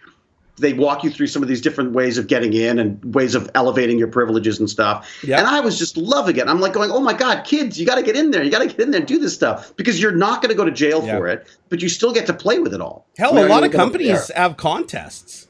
Yeah. A lot of companies will be like, come hack our stuff. Here's our endpoints. Like they're safe endpoints. They'll set up like a second production, be like, come attack this. And if you get in, we'll give you money. We'll give you a job. I wanted like a bunch of servers that that I literally just leave open for the kids to try to get into. The guys like get in and change my lights. You know what I mean? Like that. I just think that'd be really fun to, I just think it'd be like a fun thing for the kids to figure out. But most of them it takes a bit to get, there's a certain type of kid who enjoys that. And plus today a lot of it's social engineering now. Like social engineering is the most important hacking tool. So a lot of other hacking tools have kind of fallen by the wayside because it's just so much more efficient just to use social engineering to get into most systems. Yeah. And plus, it's like Twitter. Exactly. Remember that Twitter hack where basically a 17-year-old called and said, "Hi, it's Twitter security." What was the code that you just sent me? Like, you literally just call like because the whole employee phone bank is like literally one sequential block of numbers. So once you get one Twitter employee, you either go up in the range or down the range and just keep calling offices until you get the dumb guy who's not paying attention. That's like, oh, secure. Oh, you need to verify my password. Okay, it's this. Okay, thank you. Click, and then they're in. And that happened at Microsoft all the time. Like they actually trained us against it though. They were Microsoft was smart enough to have the foresight to be like, if anybody ever calls you and says that they're security and it doesn't say this specific thing on your phone, just hang up because it's security call. But now they can fake that now too, right? Well, our internal system that we had at Microsoft, we had an internal telephone system that would use Active Directory to like render who the incoming caller was, and so even if they replicated the number, it wouldn't show up. The biggest problem is the ex-employees, anyways, as you say. Like, I mean, that's your biggest. Well, yeah, because I had a library like when they laid me off. Let's say that I was an irate employee. Luckily, I wasn't because I was like I ended up just going and doing YouTube and having a good time. But let's say I was to be a YouTube star. Yeah, I'm gonna be my own boss. Like, come on here, Bill Gates did it. So anyways, I had their entire library of contacts, right? Because my Outlook calendar synced to my laptop. So I have thousands and thousands and thousands of employee email addresses. I could have literally and I wrote a spoofing tool that I know can get by Active Directory because I actually wrote it when I was at Microsoft and they told me to like stop giving it out and distributing it because it exposed a flaw in Active Directory at the time. I think it's long fixed. So this was fixed probably like 10 years ago. But there was an Active Directory flaw where I could send an email from outside of the company, inside of the company, as anybody at the company, and actually get it resolved to their Active Directory and say that they're a verified account and even show the picture of the employee. Wow. So what I used to use it for is to mess with my coworkers. I'd send them emails from Steve Ballmer and Bill Gates. And then sometimes just to be a dick, I'd send them an email from themselves. Like I worked with this guy named Ian, and I'd send him an email and I'd be like, Ian, stop hitting yourself as the subject. And I would just create a for loop that would just keep sending mails to him all day long from himself. Say, stop hitting yourself until it filled up his entire email box. And then he couldn't receive emails and start throwing back messages to people saying, oh, this Active Directory mailbox is full. And so we used to do like shitty things to each other like that. Like we were all acting like children when I worked there. Ian, it's yourself from the future. Exactly. Don't but he have actually a got me in burrito for trouble. lunch. Yeah, he actually got so sick of it because I kept doing it like so often that he actually went to my manager and got me in trouble. My manager was like, knock that shit off. Jerry, stop doing that. I was like, okay, dude, fine. One of the things I had to do on this, because it's a show, I guess, because it's like a series, so I'm doing like 6 episodes of the show, I had to do harassment training. Which I was like, ooh, I'm going to learn how to harass people? No, you're actually learning how not to harass people. Oh my God, we had to do that too. Every year. It's amazing because I realize how out of touch I am on this stuff. Because first off, I've worked in an office once, and even then I was in IT, and I was like the hippie they hired to do some stuff that they couldn't understand. Yeah. It was basically Procon Plus programming. That's what I ended up doing. Remember Procon Plus? I don't even know what that is. Like that's so Procon Plus was actually dialer software. It was modem software. So before the internet, as you know, maybe. So like the ATZs and ATDT and all that stuff? Okay. Right. Yeah. But what I loved about it was that you could automate it. Right? So once you connected to something, you could automate. And I think the idea was you could just automate it so that you could then just it would automatically log you in. You wouldn't have to keep typing all this crap. So it was like input, output, like connect the BBS, get the login prompt, type in your login, look for the password prompt, type in your password. Wait for, lots of wait fors. You know what I mean? Got it. But what was great about it was that I was using it to automate their system for creating mailboxes on this QNX system, right? Because no one used QNX, and QNX was all locked down by the company that had made these voicemail companies, by this voicemail company. And but you could automate it through these wait fors on the QNX system. So you just be waiting for prompts, and it would be like create a mailbox using this name, and so you pull the name from their the files where they'd actually paid the bills and stuff. You print a receipt, and then that would go to here. And anyway, so I automated this process, and then I trained this kid how to do it, like literally like a teenager to do it. And I come in one day, and I'm like, I'm hungover, and I got a coffee, and I come in, and I punch go on the thing, and I kick back, and on the screen it starts going, deleting all mailboxes, deleting so-and-so, and it starts running through all, and I'm like, what the? And I look over. Job opening. This kid is killing himself because all he's done, he's just scripted just printing lines.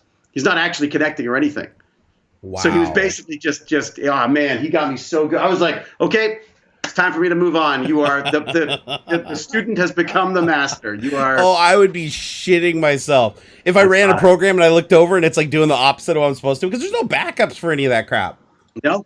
Like that's the thing with it. If you made a mistake, we had that too. Like we'd operate in production environments for a lot of the stuff that we had to do very quickly. Yeah. And it's like, and they would reiterate, if you fuck up the production environment, it is going to take us this many weeks, not days, to rebuild this shit. So tread lightly. And all the developers would be like, their buttholes would be like, and they'd be like, okay, we're not going to touch it. We're not going to touch it. And everybody would be like, you're it. It was the worst. But if you're working on like an environment that wasn't live, oh man, you just do anything, right? You didn't care. You just nuke the whole thing just for fun and then bring it back and be like, just because you're pissed off. As a matter of fact, they did that with the Source Depot enlistment at Microsoft. I did SD Eradicate. If any of you guys know what Source Depot is, it was basically an internal technology. So if we got any ex-Microsoft employees or current Microsoft employees, you probably recognize what I'm talking about. But basically, it was the source repository before Microsoft bought Git. And so there was a command called SD Obliterate. And for some stupid fucking reason I could never figure out, Microsoft would give the developers, like the full developers that had full enlistments to the whole source code like me, they would give us access to all the commands, including SD Obliterate. And if you typed SD Obliterate, what it did was it would delete all of the source code from wherever the point was you were in the tree, and then it would go and overwrite those areas of the drive with zeros so that it couldn't be recovered. Oh my God. And it was designed as a mechanism for you to basically delete code that, like, if we accidentally pulled in some copyrighted code or some lazy developer cut and pasted shit that was public and we didn't want to get in trouble, it was a way for us to wipe it from the source depot and prove to whoever called it out that it's now gone and eradicated and you can't do it. They didn't limit it? They didn't limit it. Not for the full developers. If you had a full enlistment like I did, you could actually type SD obliterate and hit enter. So you had to be careful not to leave your box unlocked because somebody could come in and do that. Now, don't get me wrong, they had backups all the way around the world, but still to recover a backup to the production environment would take time. And plus, everybody, as soon as you did that SD obliterate, everybody else that syncs their enlistment, it will also delete that off their hard drive. Huh. So then you have to wait for it to get fixed in production, and then everybody has to sync again. It's just this big nightmare of people sending emails, nobody's on the same page, because it happened a couple of times. Huh. We literally had irate employees that would do that on their way out the door. They just SD obliterate, hit enter, and just shut their box down, and then just leave. And so you'd sync up and you'd be like, "Oh, where'd all the code just a number." SD obliterate. So it was there was a lot of stuff that they gave us access to we shouldn't have had access to, and there was always weak links in the system. Like for instance, smart card authentication. So Microsoft had to move to smart card authentication because they had too many people that were just brute force hacking their way in, right? They would just terminal serve into the network. They'd know the IP range. And every computer had an outward facing IP. Even my computer in my office at work had an IP that was accessible from the internet. Right. And so they would just basically war dial all the IP range that Microsoft owned in Redmond, and they would just enter random passwords until they would get it. Right. And Monkey 1 2 3. Exactly. I'm in. Exactly. Yeah. And you'd be surprised how many developers, like, just to be ironic, their password would be like God 1 2 3 4 5 exclamation point. Like it figured out like 3 roles. Yeah. Right. So and like common passwords from movies and stuff, people would use them because they thought it was ironic. And so people were getting it. So they moved to the smart card authentication system, which was actually pretty Is that solid. the one that they generated their own numbers? No, these ones didn't generate their own numbers. What they did is they had the private encryption key like baked into the smart card, and you couldn't duplicate it. Well, at least you couldn't originally. You couldn't duplicate it. Basically, if you try, you could read the chip in, and you could send it a number, and it would send you a number back. But the chip itself could not be read. Like there was no way for you to get the private key. Oh, my dog's going crazy. I'm just gonna go grab her and beat the crap out of her and bring her down. Okay, sounds good. Go get her. We'll get coffee while I'm at it too. Do it, man. Do it. So the smart card system that we had at Microsoft, basically you couldn't replicate the smart card. That was something that when it first came out, that technology didn't exist. But as you imagine, as soon as they did that, somebody developed the technology that could clone a smart card. And then one step further, Microsoft developed a technology that allowed you to clone your smart card to a laptop, which means now you didn't have to insert your smart card. If you had the laptop and the smart card was virtually cloned onto it, you could then just have the laptop connect directly. But that means now you have a smart card and you have a cloned smart card on N number of computers that all are entry points that connect. So if you lose your laptop or something like that, somebody can use it. And then somebody figured out how to take that cloned smart card, compress it, and make it shippable. Like you could basically extract that cloned smart card, make it a file, and attach it to an email and send it to somebody. So then you had people that were breaking into laptops and computers on public Wi-Fi's of Microsoft employees. They would take the cloned smart card off of the laptop, and then they would use it to access the network as you. So Microsoft had some really, really bad security holes. And I think a lot of them probably still exist to this day because Microsoft won't fix something unless it's exploited at a high level. That's one thing Microsoft never did. As long as it was just like one isolated case somewhere, they wouldn't fix shit.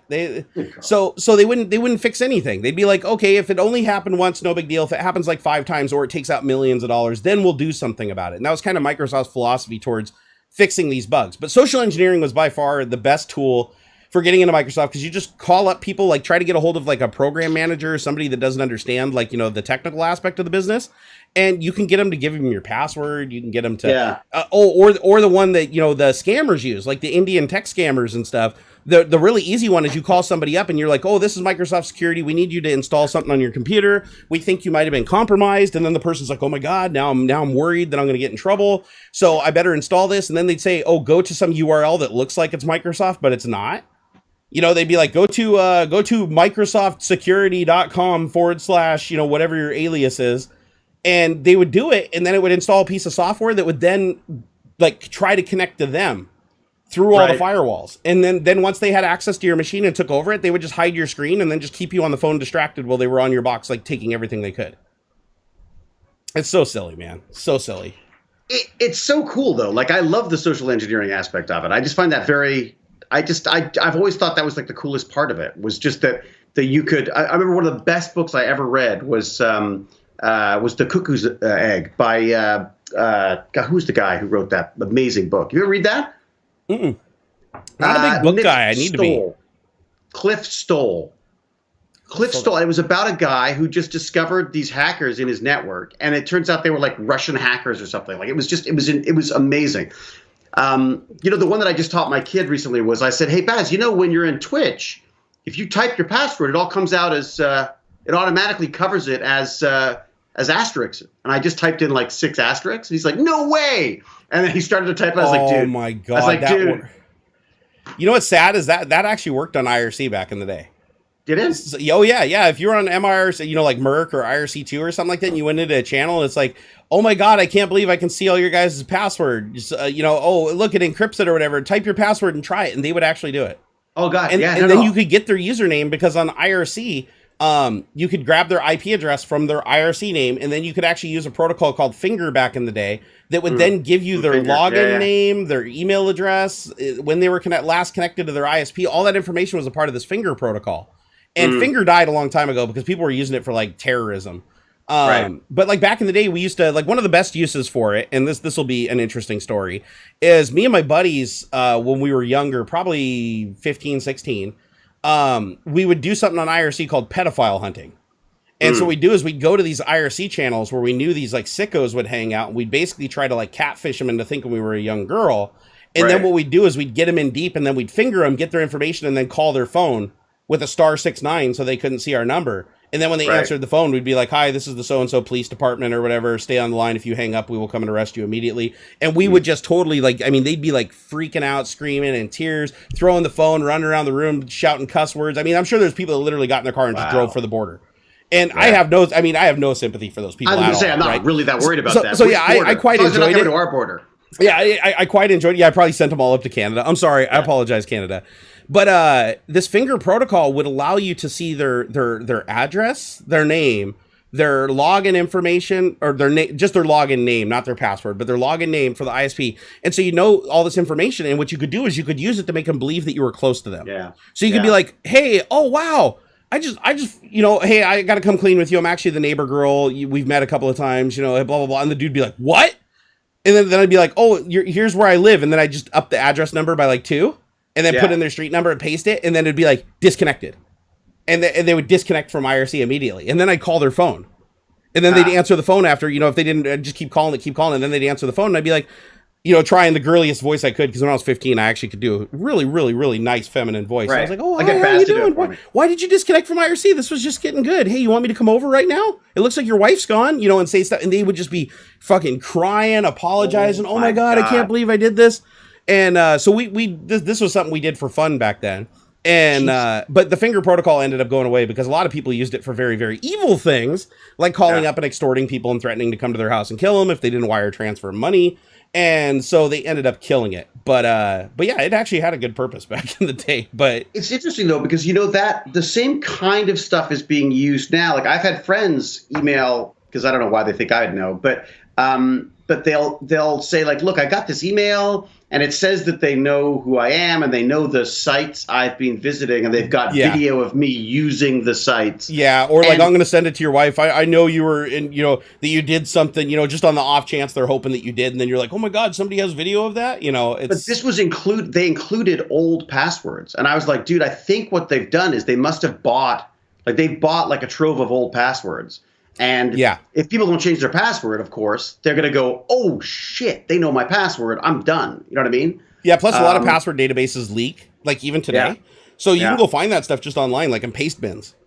Yeah. I found all my old passwords, from like my old ISPs back when I had dial-up and stuff. I find all those passwords, accounts, old sites, everything. I can find all that stuff online when I dig really deep.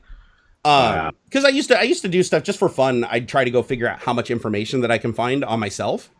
Online and you're never going to get it removed. So if anything, it's just an early warning. If you find something that's still useful, you just change it. Yeah. But yeah, I was surprised at like how much information I could find on myself, like past places that I went to school, places that I worked, addresses of those places. I even found like leaked tax returns. Like, how do you leak a tax return? Like I've always did TurboTax like lose their database like 10 years ago? Because like I even found like a copy of my 1040 EZ from like 15 years ago or something like out on the internet.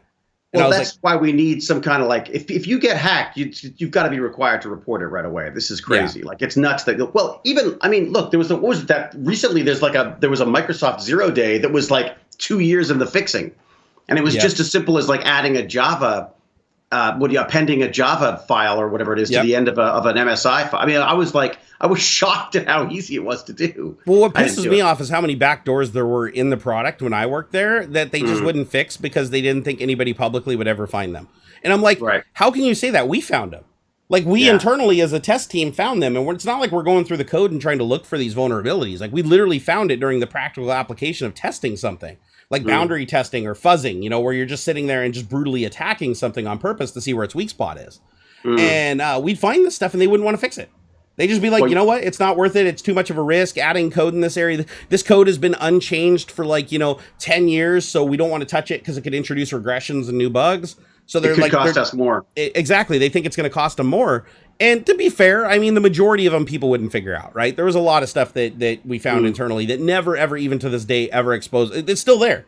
Like you could still go and theoretically exploit it. Like a lot of it's overflow stuff, buffer overflow. That was the biggest problem with the Microsoft product is there's no automated way to go through with like prefix or prefast or any of these tools. You can't go through the code base and just fix buffer overflows because each situation's different and requires different logic. Isn't that the fuzzing thing though? Is that the fuzzing thing where they just throw it in, they just basically have a program that throws everything at everything? Yeah, so fuzzing usually, there's other things that fuzzing exploits too, but yeah, buffer overflows, fuzzing will exploit just literally by throwing chunks of data that are out of bounds on purpose. Yeah. And if the program just crashes, like when you send it to, then you know that you're onto something there because it means that it's an unhandled scenario and the program became unstable.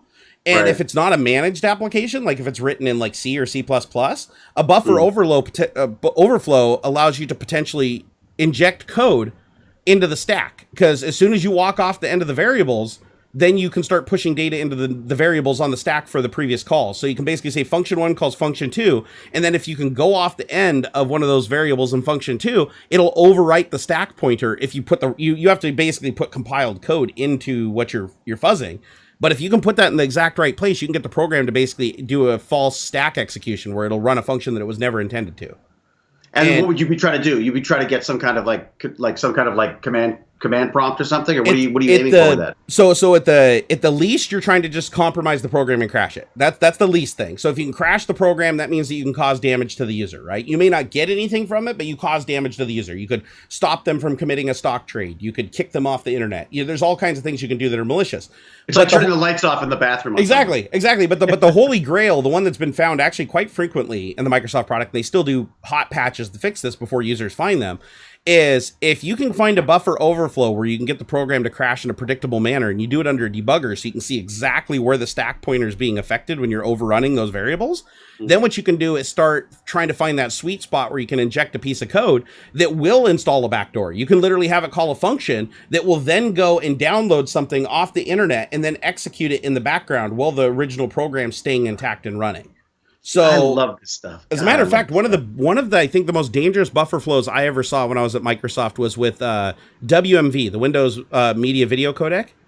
So it's still around today. I think WMV like 9 or 10 or something. I don't know what the last one is, but I think it was WMV 9 that had a bug where when you start the stream, and it was a streaming video type. Like you could have it as a file, but it was primarily developed for streaming. And what you would do is there was a header on the file. And when you opened up the file, you looked at the header to see what codec it was using. And then once you knew it was a Windows Media codec, you knew that like there was 20 other variables that were offset that would tell you like what the name of the video was, where it came from.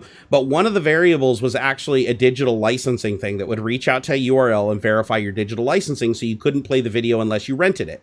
So it was like during the DivX. This is during like the DivX time, right? It was It was like Microsoft's answer to DivX. Well, there was a big problem with this. And what you could do is, you could take the WMV file, you could have it go to a URL that would then, instead of verifying the license, which would just kick you back a yes or no, basically. Download the software. Yep. Instead of doing that, it would download a piece of software and then it would use a buffer overflow in the URL to call like create process and execute that payload. So what you would do is you'd open up the video file and then you'd just see a quick blip on the screen where a command window would open for just a millisecond. And what it would do is it would add an account to your thing, open up remote desktop, and then broadcast your IP to a database. So then those people can, and then the sad thing was there was a way that you could log in 2 users in Windows 7 where one user wouldn't be seen and the other user would have the desktop. So one person would have the desktop Windows station, and anybody that connected remotely, you could actually create a new Windows station that wasn't visible to the user at the console. So you could be using your computer and there could be another person on another hidden desktop running stuff, opening files, rifling through all your crap. And as long as they're not doing stuff that affects the main Windows station, you would never know they're there. Although they fixed that in Windows 10. Now you can't do that, I don't think, anymore. I don't know whether it's the neuromancer thing. I don't know whether it's just because of like the Cliff Stoll book and that kind of stuff. I don't understand why every child on the planet isn't playing with this stuff. I just think it's so cool. I mean, not in the wild, but I mean, just the idea of like just trying to figure out how to break stuff or do things differently. I mean, it's one of the biggest concerns I have with a lot of the kids right now is that they see everything as a black box. They see it as a complete thing that you just don't play with. And I feel like there's so many opportunities. I mean, I'll tell you one of the ones, here's something to play with right now. Well, actually, please don't. But here's something for people to play with right now. There's a ton of these apps and websites that I'm now having to log into to do COVID testing. So I get my COVID testing results, but that means they've got everything that there is to know about me, including a freaking DNA sample. Right. So, and these things are being rushed to market. In many cases, they don't even work. I logged into one the other day. First off, it tried to get me to authenticate it through my email. It was coming from a different website than the one that I'd signed up for. So I was like, no, screw that. I'm not doing that. And then I find out, then they're like, hey, how come you've got to do this. You've got to use this app. Otherwise you can't come to set. I'm like, well, what's the app called? They're like, oh, it's this. I was like, oh, okay. So I threw that one out. I go and I sign in. And a few of the sections, they haven't even bothered to fill them out. They say administrators should fill in this information. It's written in the page that's being presented to the people who are logging in. And this is the thing that says yay or nay for me coming to set. Wow. Because I've been cleared as COVID free. So if you want to hack something right now, that's the stuff to look at, because I'm telling you, it's going to be a freaking disaster. The medical portals do not have a lot of security. No, and like they don't have any two-factor. Like everybody should have two. If you are using a service that doesn't have two-factor authentication, you are at risk. With my DNA attached to it, there could be thousands of McKays running around right now. Oh, dude! Hey, if cloning is going to be a problem, I'm pretty sure that what I put in the wastebasket, they're going to have like clones of me at all age since like I don't know 13. That's what I figured too. I mean, and what's the harm? Yeah, it's just so fascinating. And then you get into the whole biohacking side of stuff. Like these guys are doing amazing stuff. Oh, dude, that becomes like scary territory really quick when you realize like we were talking about Neuralink last week, and it's like people are like, oh my God, that's really scary. But it's like you don't realize what they've already figured out how to do with viruses. Yeah. Like we've already figured out how to we can encode DNA. Like as humans for years and years and years, we know how to encode DNA. We can rip it. We can purposefully target a set of, what are they called? RNA sequences and pull them out and replace them with another set of RNA. It's called gene splicing. We've been doing it for years and years and years. And people are like, oh my God, I'm worried about Neuralink making us all zombies. It's like, dude, they could like with very, very little work, they could just create a virus that just chunks in a lot of different shit that they don't know what it does. In your basement. And literally just inject it into you and have it attack all your cells, replace that genetic code, and it may or may not do something, but if it does something, it's going to be catastrophic. Well, and not only that, they can also incorporate the CRISPR itself. So the tool that they're using to do this, they can actually incorporate that into the genetic code, so that you're basically creating an ongoing genetic modification. Yep. If you guys don't know what CRISPR is, look it up. That is some my God. If you think Neuralink is scary and you think like vaccines are scary, go look at CRISPR. Like that stuff is like child's play. And the thing is, CRISPR is, I believe, under a GPL license, which means anybody can use it. Yeah. CRISPR is publicly available. If you want to do gene splicing in your garage, you can buy all the stuff to do it literally in your garage. In fact, you know what? I'm going to give you a link for it because I love these guys. Dude, CRISPR is awesome. Do you know the Odin? Oh, that sounds familiar. Where is it? The Odin. It's Josiah Zahner. He's this wonderful madman who's got an amazing site that sells gene engineering kits. Wow. And he does courses, he does everything. And I want to do a bunch of courses with the kids just to mainly terrify their parents, but also because like it's hacking. This is how the computer stuff. So there you go. That's the Odin. Oh, I'm not allowed. Am I allowed to? Oh, sorry. No. I'm Wait, no. You should be able to put a link. You can't? I think it blocked it. Well, let me just mod you so it doesn't do it anymore. I'm in as D Hewlett. Let me see here.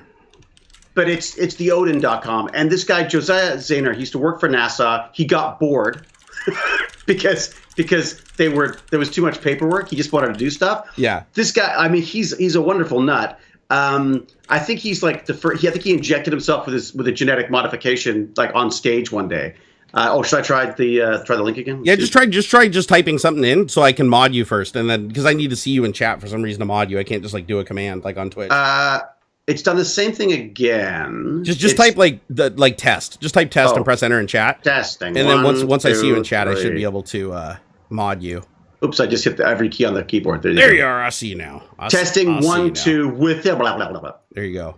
You are now okay. D Hewlett is now a moderator for your channel, so now you should be able to post a link. Yeah, watch out, kids. I got the power. My password is God123. There you go. The Odin.com. Okay, good. It went through that time. Yeah, I'm trying. I'm not selling anything. I love this guy. Whether you agree with what he's doing or not, he wants to do with biology and biotech what we did with computers back with the Commodore 64s, basically. He wants to, this stuff is all available and the tools are there. We should understand them because frankly, anyone can be doing it. So let's get the right people doing it, if that makes sense. Right. No. I mean, there's a lot of good. Like that's the thing too, is people are like, oh my God, it's so scary. There's way more good than there is bad that can come of it. But CRISPR is just a demonstration of like how accessible the human genome is. Well, and especially how they're patenting these freaking cures. Yeah. So there's cures that cost $1 million a treatment that there are people in Louisiana who have biohacked into existence for $700. That's crazy. That's actually insulin's the big one though. Insulin is the holy grail that this thing actually unlocks.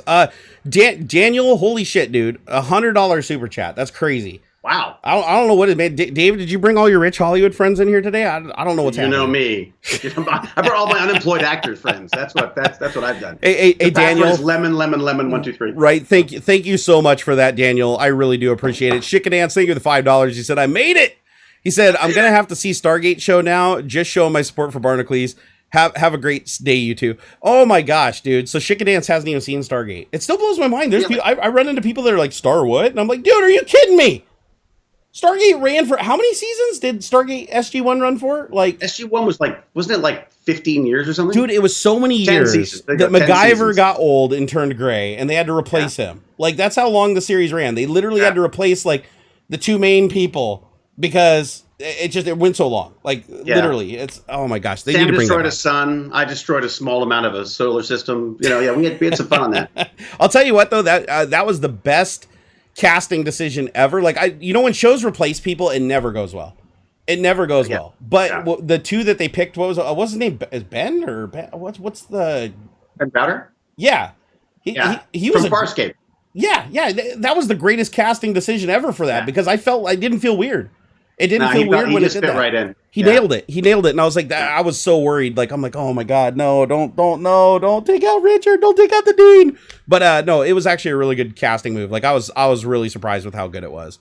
Yeah, no, it's characters. I mean, honestly, science fiction is amazing. I love reading science fiction for the science, but when you're watching a show, you need the characters. They were just so good at writing these characters. Holy moly, Bitwin! Yeah, what is happening right now? Bitwin SDK just tipped 109 euros. Holy crap. Don't tell Aux. Don't tell Aux any of this. Dude, if he's watching the show right now, he's going to be just like shooting himself. I'm afraid to check my phone because he's going to be like, no, why? I'm really sorry, Aux. Why? I swear to God, I'll come back. I swear to God. Oh my gosh. My God. This is so like different than what we usually experience. It's all right. Even though Aux isn't here today, I'm still going to give him his cut because he's damn right. He's going to kill himself. So David, you're working for Aux today. Damn right. So because there's no way I'm all dogs. Yeah, there's no freaking way I'm gonna let a technicality of him be at the beach make him miss out on one of the biggest shows ever. That's no great. freaking way. Good. Don't worry if you're watching. I got you, bro. I got you. We're not. This is like if it had been like $20, I would have been like meh. But no, this is crazy. This is crazy. Your lemonade is covered. Your beach lemonade and your ice cream. What I'll do is I'll just set it up next week and I won't even be here. I'll just let you and Houston have like a whole show and then I'll just live off of that too. Hey, Trick Show, thank you for that $5 tip. He said we need more Stargate Universe. Stargate Universe, and I know this is going to probably be unpopular. I'm just going to kick me in the nuts. I couldn't get into it. The problem is it depends on what you're into. I think the biggest issue with Universe was that it said Stargate on it. If it was just called Universe and people went in and went, "Oh my God, the Stargate's in here," they would be pleasantly surprised because it was beautifully done, beautifully acted. No the doubt, effects were no doubt. flawless. The sets were gorgeous. Yep. But if you go in expecting SG-1 or SGA, it's this nihilistic, dark, twisted Battlestar. That was just it. Yeah, it was dark. I mean, it was really dark. Yeah. Like I never felt like whenever I watched like Atlantis, for instance, even though like everything was always failing and like somebody was always dying, I always felt that there was like a sense of optimism and there was a sense of like everybody knew they were going to win. Like there was, but for some reason in Universe, it just felt like a bunch of people knew they were going to die. It's just the entire series was just everybody was just depressed and dying. And I think that's. Look, if you look at the first sorry, I cut you off. No. Go ahead. It happens all the time. We have two. That's why me and Houston were like, wow, how did it work out so well with three? Because I think it was like seamless, wasn't it? Yeah, isn't that bizarre? Like with three people, it seems like you always have a cue from somebody else, like a visual cue. And that's the only thing I can think of. Yep. Go ahead though. No, I was going to say that I feel like it was. If you look at the beginning of Stargate SG-1, the first few episodes were on like cable television and had full frontal nudity and stuff. I mean, it was like I remember that. It was supposed to be edgy. Yeah, but it's not an edgy show. I mean, I sort of joke in a way that it's like the A-Team in space. I mean, it's like it was, there was a sort of a joie de vivre. There was like a fun to it. You know what I mean? Yeah. Like so, and I think that that's something that was not, they were at the time they were seeing Battlestar win Peabodys and get lauded as this brilliant social commentary. And they're like, hey, we get more viewers and we're on all the time and everyone loves us. Why don't we get these great articles? And it's like, because you're doing something different. You know what I mean? Battlestar Galactica, though, I never saw the original series, and I know people are like, oh my God, like you need to watch the original. I love the new Battlestar Galactica. Yeah. Like I thought that the casting on that show was probably about as perfect as it gets. That show was freaking brilliant. From start to finish. I have a lot of shows start out slow. Like for instance, like Orville. I loved Orville after like the first 3 episodes of being like, oh my God, this is nothing like what I expected it to be. I don't really like it. But I hung in there and I loved it. Discovery, I thought Star Trek Discovery, when I saw the Klingons, I was like, fuck me, I'm never watching this again. Like I was like, really? See, I liked it. I hated it, dude. They were literally like, okay, so Klingons are usually like, they're all energetic, and these guys are like, and then at the bottom it'd be like, hello. And I'd be like, fuck, it took them 5 minutes to say hello. This is gonna be a long ride for a kid that's got ADHD. Yeah, that's true. But then as it went on, I guess that's a problem for me. That's so true. It is. I can't hang in there. I can't do pilots. I can't do pilot episodes, dude. It's just like what's that movie that everybody heralded? That's like 3 hours long. That had a really why can't I remember? About 2049 something. What was it? Blade Runner. The new Blade Runner movie. I fell asleep 3 times in the theater watching that, like midday. I gotta watch that again. Because it is so slow, and the whole movie is just like, wow. It's like Stanley Kubrick, like was just like on drugs. But then I watched it at home. It took like 3 attempts, but I finally made it through it, and I was like, you know what? This is actually a really good movie. I gotta watch it again because it's just too slow. It's way too slow for me. You gotta be in the. Well, Blade Runner was the same way though. Blade Runner was a real slow burn. I mean, and I watched it like 50. Well, I was a moody teenager. I was like, I want to be Blade Runner, dude. I feel like the second one is even slower than the first one though, because I watched the first one after the second one, and I was like, okay, I can tolerate the first one. Like the first one actually, I could keep pace with it, but the second one, oh my God, when they would just do this shit like wow, wow, wow, like no dialogue, you're staring at this person. I'm like, please, I don't know what's going on. My brain cannot figure this out. Just tell me. I just never wanted to see Jared Leto again, or whatever his name is. Is that right, Jared? Leto? Jared Leto? I think some people call him Leto too, but yeah. God, I was like, what is he doing? I thought that recreation of her was amazing. Yeah. But I was like, Jared was just like, I don't know. That guy was so good. He just likes to play really weird roles, doesn't he? So he's like the Joker. He's too much. Some blind guy stabbing some woman in a bag. At the Joker. Who sucks at playing the Joker? Come on. To be fair, though, and I feel like they cut a lot of his shit out just because, like, world events or whatever didn't make it really palatable. Yeah, I think he could have been a good Joker if they had him in the movie more, but the scenes that they selected to put him in just confused the fuck out of me, and I was like, this isn't even a Joker. This is just a psychopath that stabs people for no reason. It's like the Joker has a reason. Like, when the Joker does shit like Christopher Nolan's Joker, like Heath Ledger will never be topped as the Joker. Never. He is the perfect Joker, in my opinion. I gotta say, I loved not River Phoenix, Joaquin Phoenix. That was a slow movie too. Jesus. Which movie was that? Which Batman movie was that? That was the latest one, the Joker movie. Oh shit, yeah. No, that I think that captured like the creation of Joker really well. Brilliant. But yes, I gotta say, is he creepy though? My God. He's so good. The weight loss and stuff he did for that role. It's like, I cannot believe the things that people do to their bodies. Was like, oh God. God. Yeah, I'm like, is that CG? No, he like starved himself to do that role. But if you do that, if you're doing a movie like that, you're getting like a year's notice. You got trainers there telling you, eat the freaking watermelon. And that, like, you know, that's all you're doing. Like, you're literally, if I was being paid to lose weight, I think I'd be there. You know, I feel like I could. That's a good point. I remember visiting Momoa when he was doing Conan in Bulgaria. He had a freaking chef there who would give him a steak every so often at timed moments. Yeah, like I'm a huge fan of Dwayne The Rock Johnson. Like I love his energy that he puts out. But yeah, I watched a video that he did of like what a day in the diet, not his cheat meals. He does these famous cheat meal days. Oh my God, the cheat meals are those are my days. Like how does he even do that? Like I don't know how I can't fit like 5 like pizzas in my stomach, but he can. He can just sit there and eat 5 pizzas. I'm like, oh my God, dude. I can totally do that. But same as you said on set, he's like. A big box of like tilapia like every hour and a half with like fish oil on it. He's like, this tastes like shit, but you just got to shovel it in because that's how he keeps his muscle mass when he's doing those huge roles. I think it was when he was doing that movie where it was him and oh shit, why can't I remember anybody's name today? We can never remember anyone's name. I can never remember anybody's name. Anyways, he did a movie where it was like Miami Beach and it was a bunch of criminals that were like trying to, that they basically killed a guy and took his house and all of his money, and it was 3 guys. It was The Rock, and it was the guy from I thought I've seen on the Block. What's his name? God damn it.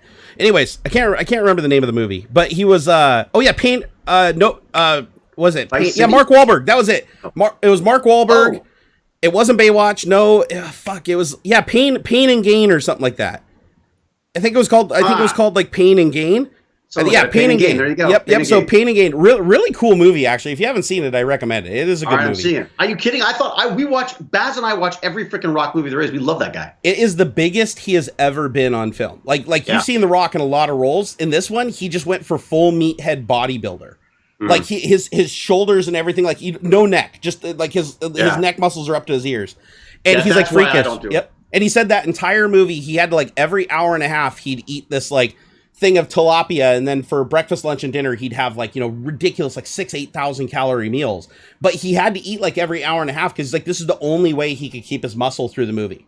But was it somebody else said this? It was the guy, the Galaxy Guardians of the Galaxy guy said that when he went from fat to fit, he said basically you just eating is no longer, there's no joy to eating anymore. Yeah, that's what he said too. He has to have those cheat meals or else it's just mechanical. Like, he can't do it without the cheat meals. The problem is my life is cheat meals. That's all I do is cheat meals. I like, Yeah, we should be looking. I mean, hell, I should be looking a lot better than I am. I'm doing more cheat meals than The Rock. Like, come on, I'm doing it better than The Rock. Like, I've got the cheat meals down. I made buttermilk pancakes for God's sake today. I mean, dude. If you see that guy's workouts though, like that's the other thing is you were saying that like Jason Momoa has like a chef on set.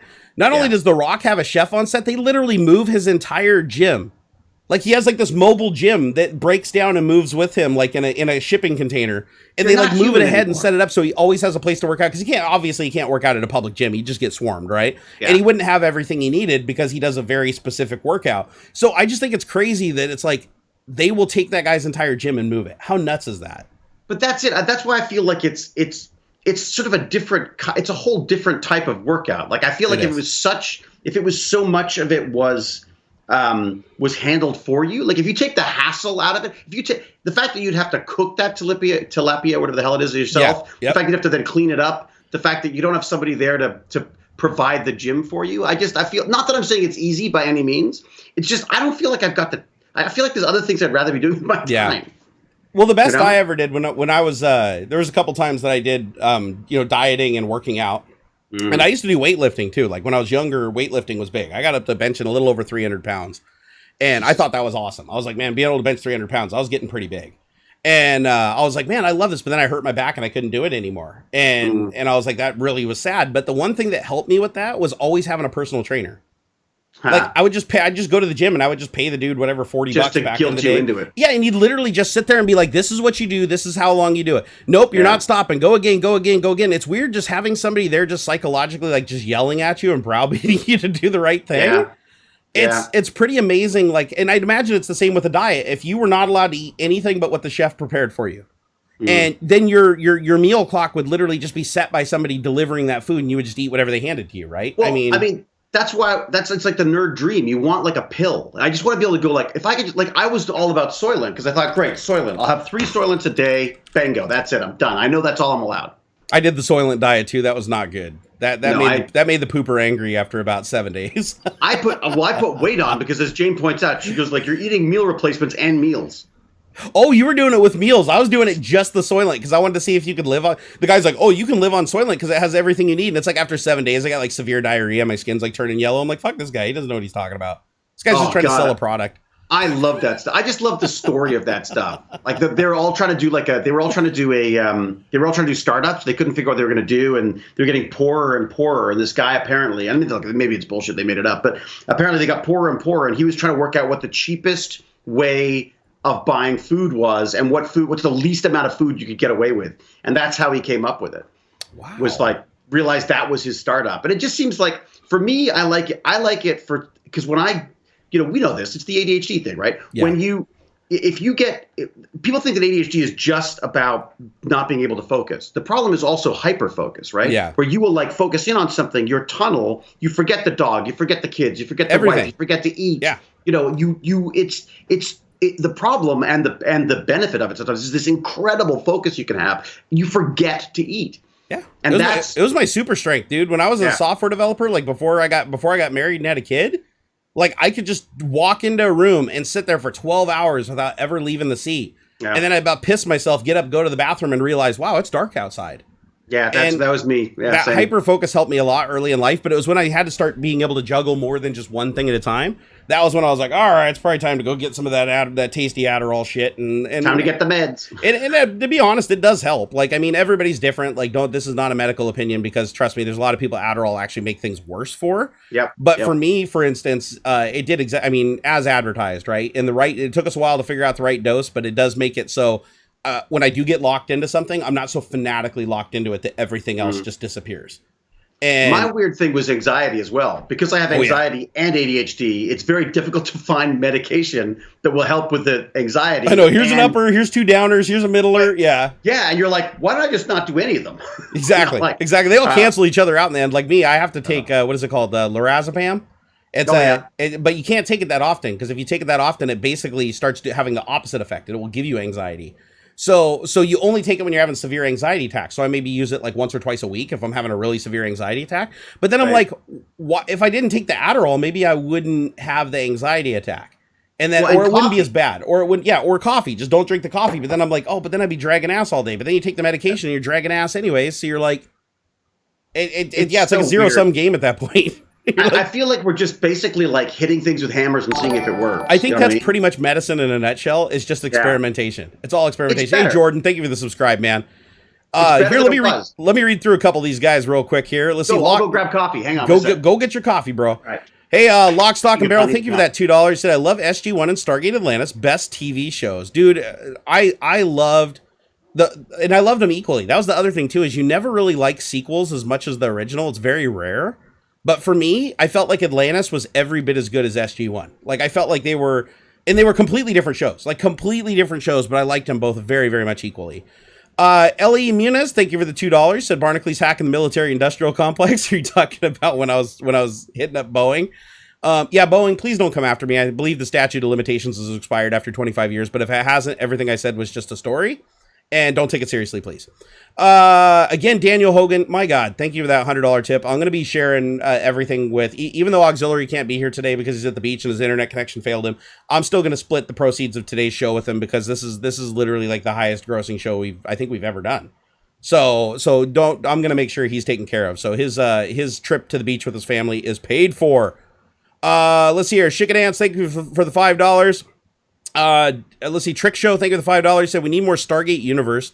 I already read that one earlier, but yeah, Stargate Universe. I guess I couldn't resonate with it just because it was too dark, and I kept thinking Stargate. I think David was right. I think if it wasn't labeled Stargate, it would have been a good show. Like if it was like, you know, Battlestar Galactica level stuff, but I never could resonate with it. But then again, there just wasn't enough of it really to get. I mean, what, it had 1 season, 2 seasons or something? I don't think it had very many. Bitwin SDK, thank you so much, man. That is so beyond generous, dude. The 109 euros, dude. You're lit. I can't believe it. Look at the top of chat, guys. There's $109, $100, and $500. Holy shit, man. This is just crazy. Hey, Data Doctors Vista, thank you for the $5 tip. He said, this is the best show you guys have done so far. Well, don't say that, because Houston's not here. It can't be the best show without Houston. I'm sorry, you're wrong. You are wrong, sir. You are wrong. But thank you for the tip. He said, I want to keep the money wagon going. Have a great Labor Day weekend. Hi, Houston. I will make sure he gets your message, and we will definitely keep it going. Dingo on my 40, thank you for the $2 Roonies. I appreciate that, my friend. I know, this is just crazy today. I mean, YouTube obviously is going to take their cut, but I mean, this is huge. Like, there's no friggin' way that Houston's not getting his cut of today's show, whether he's here or not. But I'll make him do a show by himself too at some point. I'll be like, bro, get on there. I'm going to take the day off. I'm going to the beach. Actually, I wouldn't do that because I love doing this. This is actually the highlight of my week. There's very few things that I do anymore that I take a great amount of joy in just because of all the back pain I've been dealing with lately and not being able to sleep. But this is definitely something that it's like, I get out of bed no matter how shitty I'm feeling. And I'm excited about it. Like, this is something I really, really enjoy doing a lot. See what Jay's missing out on? Well, Jay didn't want to do this anymore. Like, he made it clear, like, just to be, because there's still people that message me every once in a while. Oh my God, you stole Jay's show. No, Jay wanted me to continue Tech Talk on my own. He wanted nothing to do with it. He was done with it. He went a different direction with everything he's doing. So he said, just take it. And that's what I'm doing. So just keep that in mind. I would have never have done this, or at least I would have named it Tech Talk. I would have never done this if it wasn't with Jay's blessing. So I want to make that absolutely clear. Welcome back, sir. Hi. Well, I'm sorry. I actually had to make my coffee because it looked like I was running out of it. You know what? I'm going to get some payback now. You're going to have to figure out how to float the show for a minute while I run downstairs and take a leak and get some more coffee myself. But of course, we said thanks to everybody. We did. Oh man, yeah, we did. We absolutely did. A lot of them were for you too. Just saying, man, they love the TV show. Oh, actually, before I go back up, so I see. Let me ask you something real quick before I go, so that way you'll have a talking point while I'm gone. Was Stargate really the thing that like blew you up? Was that like the thing that you did that really, really got you the most attention and like accelerated your career? Yeah, absolutely. It was? Because I know you did some things before that, right?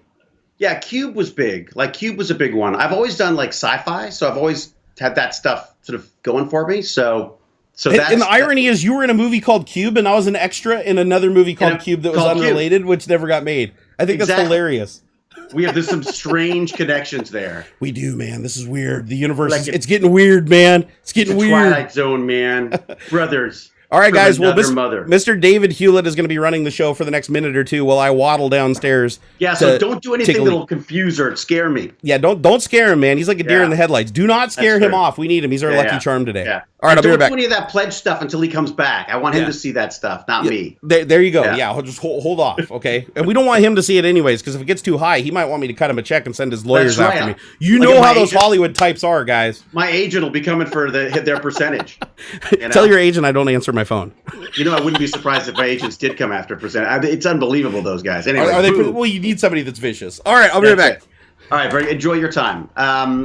Any word of continuation of Stargate? Oh my God, I wish. No, I mean, look, I'm convinced that they're going to do more of it because I just can't imagine them not.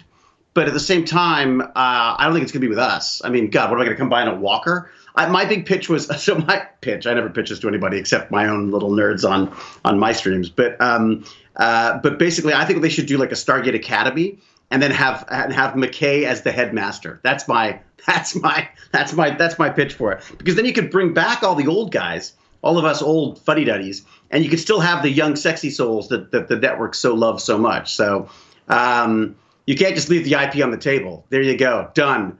I know. I mean, this is the weird thing is like I think there was because the show had been going for so long and there were so many people involved in it. Like I worked with Roland Emmerich on Midway, and that was the first chance I'd had to sort of meet the guy who created Stargate, right? And he had been basically like he had been feuding with MGM for years because he felt that they'd sort of like cut him out of the series or something. I don't know exactly what the specifics were. I didn't talk to him about that, but I just thanked him for the house because frankly, it's the house that Stargate built. And he, by the way, he was a total gentleman. I got to say, like a total freaking gentleman. When he found out that I was in Montreal on my wife's birthday. And I had said, originally I'd said no because I was like, it's my wife's birthday. I don't want to be away. I want to stay in town. And Jane's like, shut the hell up and go and do the freaking movie. So I went and did the movie. It was her birthday. He sends her this huge, like ridiculous, like Hollywood style bouquet of flowers and chocolates and shit. I was like, way to go, buddy. You just like made me look like an idiot. I sent like this little tiny basket. She gets this like massive. She thought it was from me. And then finds out it's from Roland Emmerich. But anyway, so I think she got a kick out of that. Yeah, but Cube was before that for sure. All right, Amanda Tapping would ever come back. She had to be a geek too. It's funny, Amanda's not really so much a geek as she's just like one of the most lovely, open people I've ever known. Like she's a people person. Are you talking about my wife again? Of course. Or Amanda Tapping, same thing, really. Oh damn. Okay, I yeah. can't. I'll try to hold it in. Amanda's just Amanda. Like I credit Amanda with my success on Stargate because if she hadn't been so like open to letting me play such a jerk when I was on there, like there are a lot of actors who would have not liked how much acting was going on from me. You know what I mean? Like. There are people who don't, who it's their show. They don't like people, showing them up type thing. Not showing them up. Is that really a thing? Because I thought like the whole actor thing is like you could just literally do anything, and it's like once it's cut, like everybody's friends again. Or is that like? Well, there's some of that I think, but she, just to allow me the freedom to make her uncomfortable, if that makes sense. Yeah. You know what I mean? Yeah. And she was so you can act harder and you don't feel bad, like you know that she's not taking it personally. Exactly. Got it. So. Because there's always you're showing up. It's not your set when you show up on as a guest star, right? It's their set. Because I'd be a horrible actor. Because if somebody was on things like, okay, hey, Jerry, really good scene. We're going to get going. Okay, you fucking piece of shit. I hope you die. And I'd be like, oh, God. And then after the cut, my face would be red and my heart would be beating like, oh, shit, I suck at this. Oh, my God. My face is red the whole freaking time. The worst thing is my ears. I got makeup coming up and putting shit on my ears all the time because my tiny little ears just go bright red. Really? Oh, God, yeah. Yeah. That's what makeup's for, is basically to stop the great red face of Hewlett. It's the combat, the codex being so unfavorable to the color red. You ever notice that? That's kind of weird. A lot of people don't realize that, but video compression, red is actually the color space that gets hit the hardest. Red's the worst. And also, the other thing that people have got to stop doing is putting freaking fog in the air on every movie. Because if you tried streaming that... Oh, yeah, because they can't compress it because it's also dissimilar. Like exactly. That's crazy. It's constantly moving. They put it in every freaking movie because they want to hide the background, especially now that it's gone HD, right? They put this, they fill the room with fog. Yep. And of course, you try streaming it, it just looks like these giant blotchy, takes you out of the movie every time. Right. Plus dark scenes. That's the other thing that really bothers me with compressed video. Because like you can watch like Netflix. If you're watching like a stream that's like 4K UHD at like 10 megabit a second or whatever, it usually does a pretty good job. You don't see a ton of artifacts, but if you're watching like 1080p at like 2 or 4 megabit, oh my God.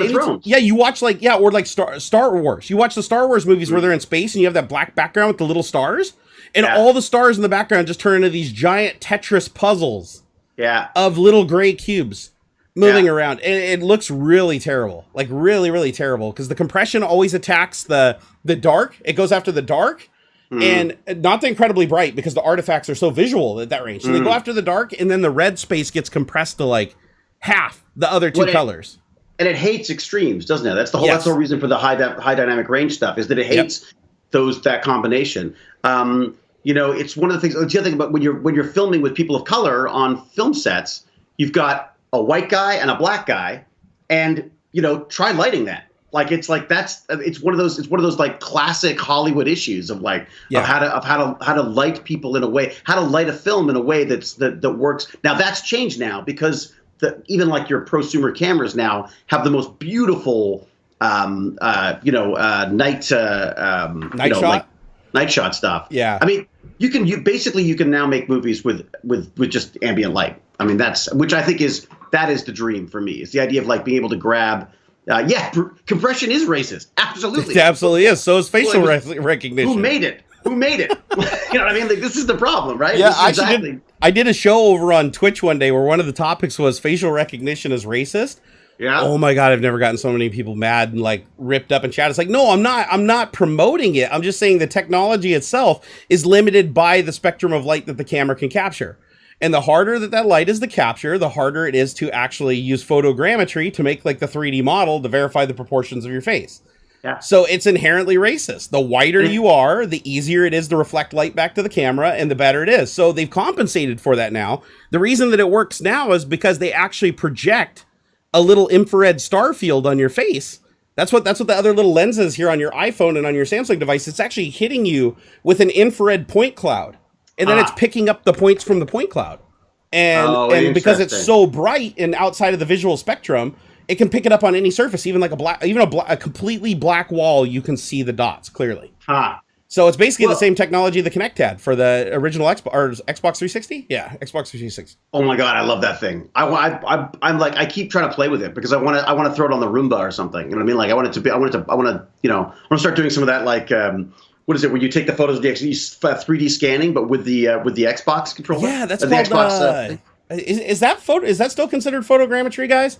Is it photogrammetry? I think it is. Because I know that I did this. My stormtrooper suit that I had, the 3D printed one. I sent you the video for. That was actually created by a guy on the other side of the earth. Who basically, I stood in a T-pose with, I feel bad for my neighbors. I was literally out in my front yard wearing spandex. Big guy like me with my arms in a T-pose. And I mean, it left nothing to the imagination. Like, I think I pretty much scarred my neighbors for life. But my wife walked around me and took pictures of me while I was standing perfectly stationary so that she could pick up the background elements and me in the foreground. And then they used a program from, I think it wasn't Adobe. It was Autodesk. Oh, yeah, they used, it's called a 123D. And they basically did this thing where it took like these hundreds of pictures and made a perfect 3D model. Yeah. Like, I mean, it was perfect, man. Like he had to just smooth out a couple of spots where you could tell it was struggling a little, but the dimensions were perfect. So he 3D modeled the suit around me. Was that the cod piece area? Was that actually that was the part that messed up. It was supposed to be twice that size. It was a little snug. but it was basically dude, everybody commented on the cod piece when I was wearing the suit. They're like, it was just hilarious because it was sort of off to one side. It was like what sides. Exactly. It's like lower the hanging to the left today, guys. Yeah, there you go. Yeah, I always hit my target. But anyways, he 3D modeled the suit around me. And he sends me the models and I print it. And this is a huge commitment because it was 30 pounds of filament printed over 2 months on 4 printers. Yeah. So oh my God. If they were you clipping pieces together or could you actually do? They were epoxied together. Oh, wow. So I basically, each piece was big enough to fit on the bed of a desktop 3D printer. I think it was a total of like 64 pieces. And once it was, even the helmet was like 8, I think it was 8 quadrants to make the helmet. And we just seam sealed it with like PLA glue or whatever, and then sanded it and put some super glue and baby powder to make like a filling compound to put in the joints. This is the 501st guys? Yeah. My friend Rob from the 501st, the guy that was in the video with me, he was the one that helped me do the whole suit. Right? Yeah, you do. You do. Yeah. You know what? Yeah. He hasn't noticed yet. I'm gonna ping him on that. Not? Well, he doesn't hang out on Twitter. He always hangs out on Facebook. So he doesn't know yet. What is with Facebook? I don't understand why everyone's on Facebook. Most of my people are on Facebook. Dude, Facebook's going MySpace. Facebook is gone. Like I know it's big today, but they're making all the same mistakes MySpace did. Like I sold a lot of stocks in the last couple of weeks. Let me just say that. Yeah. Well, I think isn't the tech market kind of crashing right now? I haven't been paying really attention. That'd be fine with me because I sold a whole bunch. I was like, I don't understand why it's flying so high right now. This is ridiculous. It's nothing to, the the Nasdaq's been. Like here, let me look over the last week. So over the week, who picked the laptops on SGA? Not me. Let me tell you. Yeah, dude, it tanked down from 12,000. Now it's the Nasdaq's down to 11,000. Wow, it went from 12. Okay, it's down almost 1,000 points. Right, well, that's good. I mean, not good. I mean, yeah, that's it means I didn't make a terrible decision. Actually, this is actually a good opportunity to point out. So, wow, what? The S&P 500 index is down almost a full point today. What about over the week? Okay, it looks like it's rebound. It's finally rebounding a little, but yeah, it had a pretty severe crash over the last couple of days. I wonder what caused that. I gotta say, I was getting nervous because I was seeing like Amazon stocks up like 1,000-something%, and I was like, people are angry. Like people are pissed off. Like it's war profiteering basically. I mean, it's not, but it's I think to some people that's what they're seeing. They're seeing like you're a captive audience. They're making a lot of money, and they're not paying their employees. So it was like also I can get my ATM Mini Pro the next day. So I'm absolutely at fault for this as well. But I was just worried that the stock, like I'm telling you, no matter who, someone's stepping in. Whether it's the Great Orange Pumpkin or it's Biden, someone's gonna step in because they're freaking out. They haven't. Facebook's basically that great article there was about Facebook being the only voter in the next election? Mark Zuckerberg is the only guy really able to vote in the next election. Yeah, social media you wield a lot of power when you control a platform. You really do. But just to give you an idea, like Elon Musk, for instance, right? Mm-hmm. He knows how to play this game where I don't know why the SEC doesn't go after him, the Security Exchange Commission, right? I don't know why they once though. Haven't they done it once, right? I think that's why he got like knocked down as like CEO or something. They had to like check his social media, but he didn't really get punished. Like they didn't charge him a fine or anything. But just to give you an idea what he's doing right now, they just sold off, right? Tesla just had a massive sell-off. They drove their stock down from $500 down to $400 in the course of just a couple days, like a week. Down to $400. So they're invested. But here's the thing that they do. They do this every time.